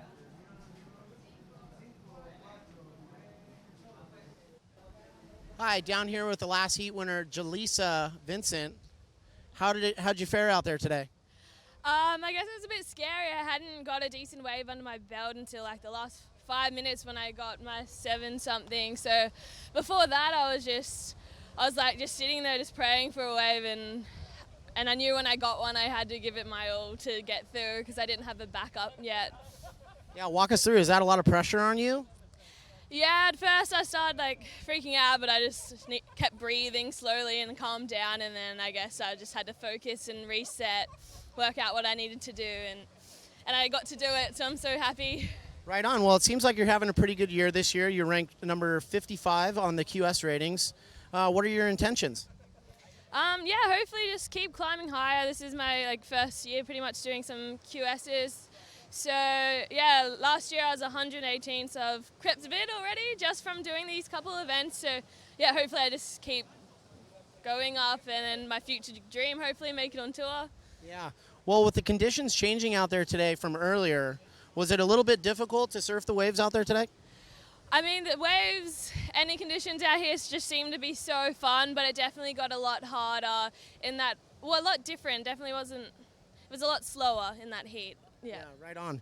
Well, thanks for your time, and we're looking forward to seeing you in round 3 tomorrow, and good luck. Thank you. Thanks so much.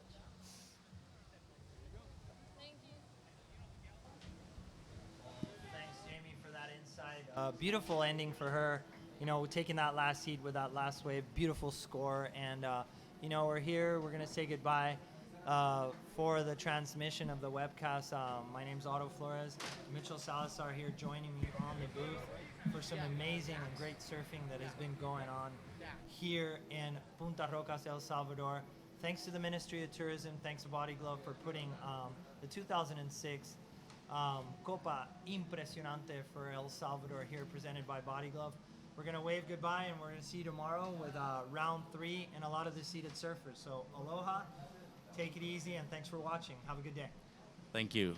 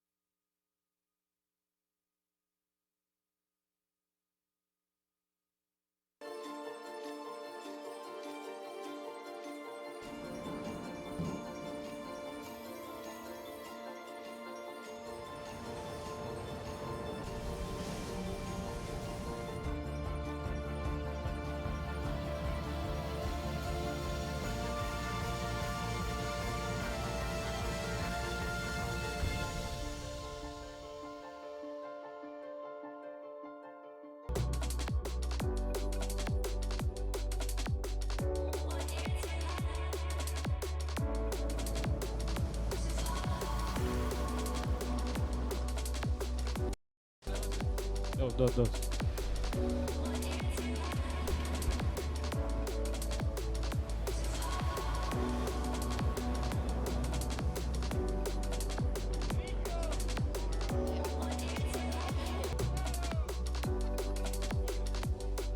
1, 2, 3, 4, 5, 6, 7, 8, 9, 10.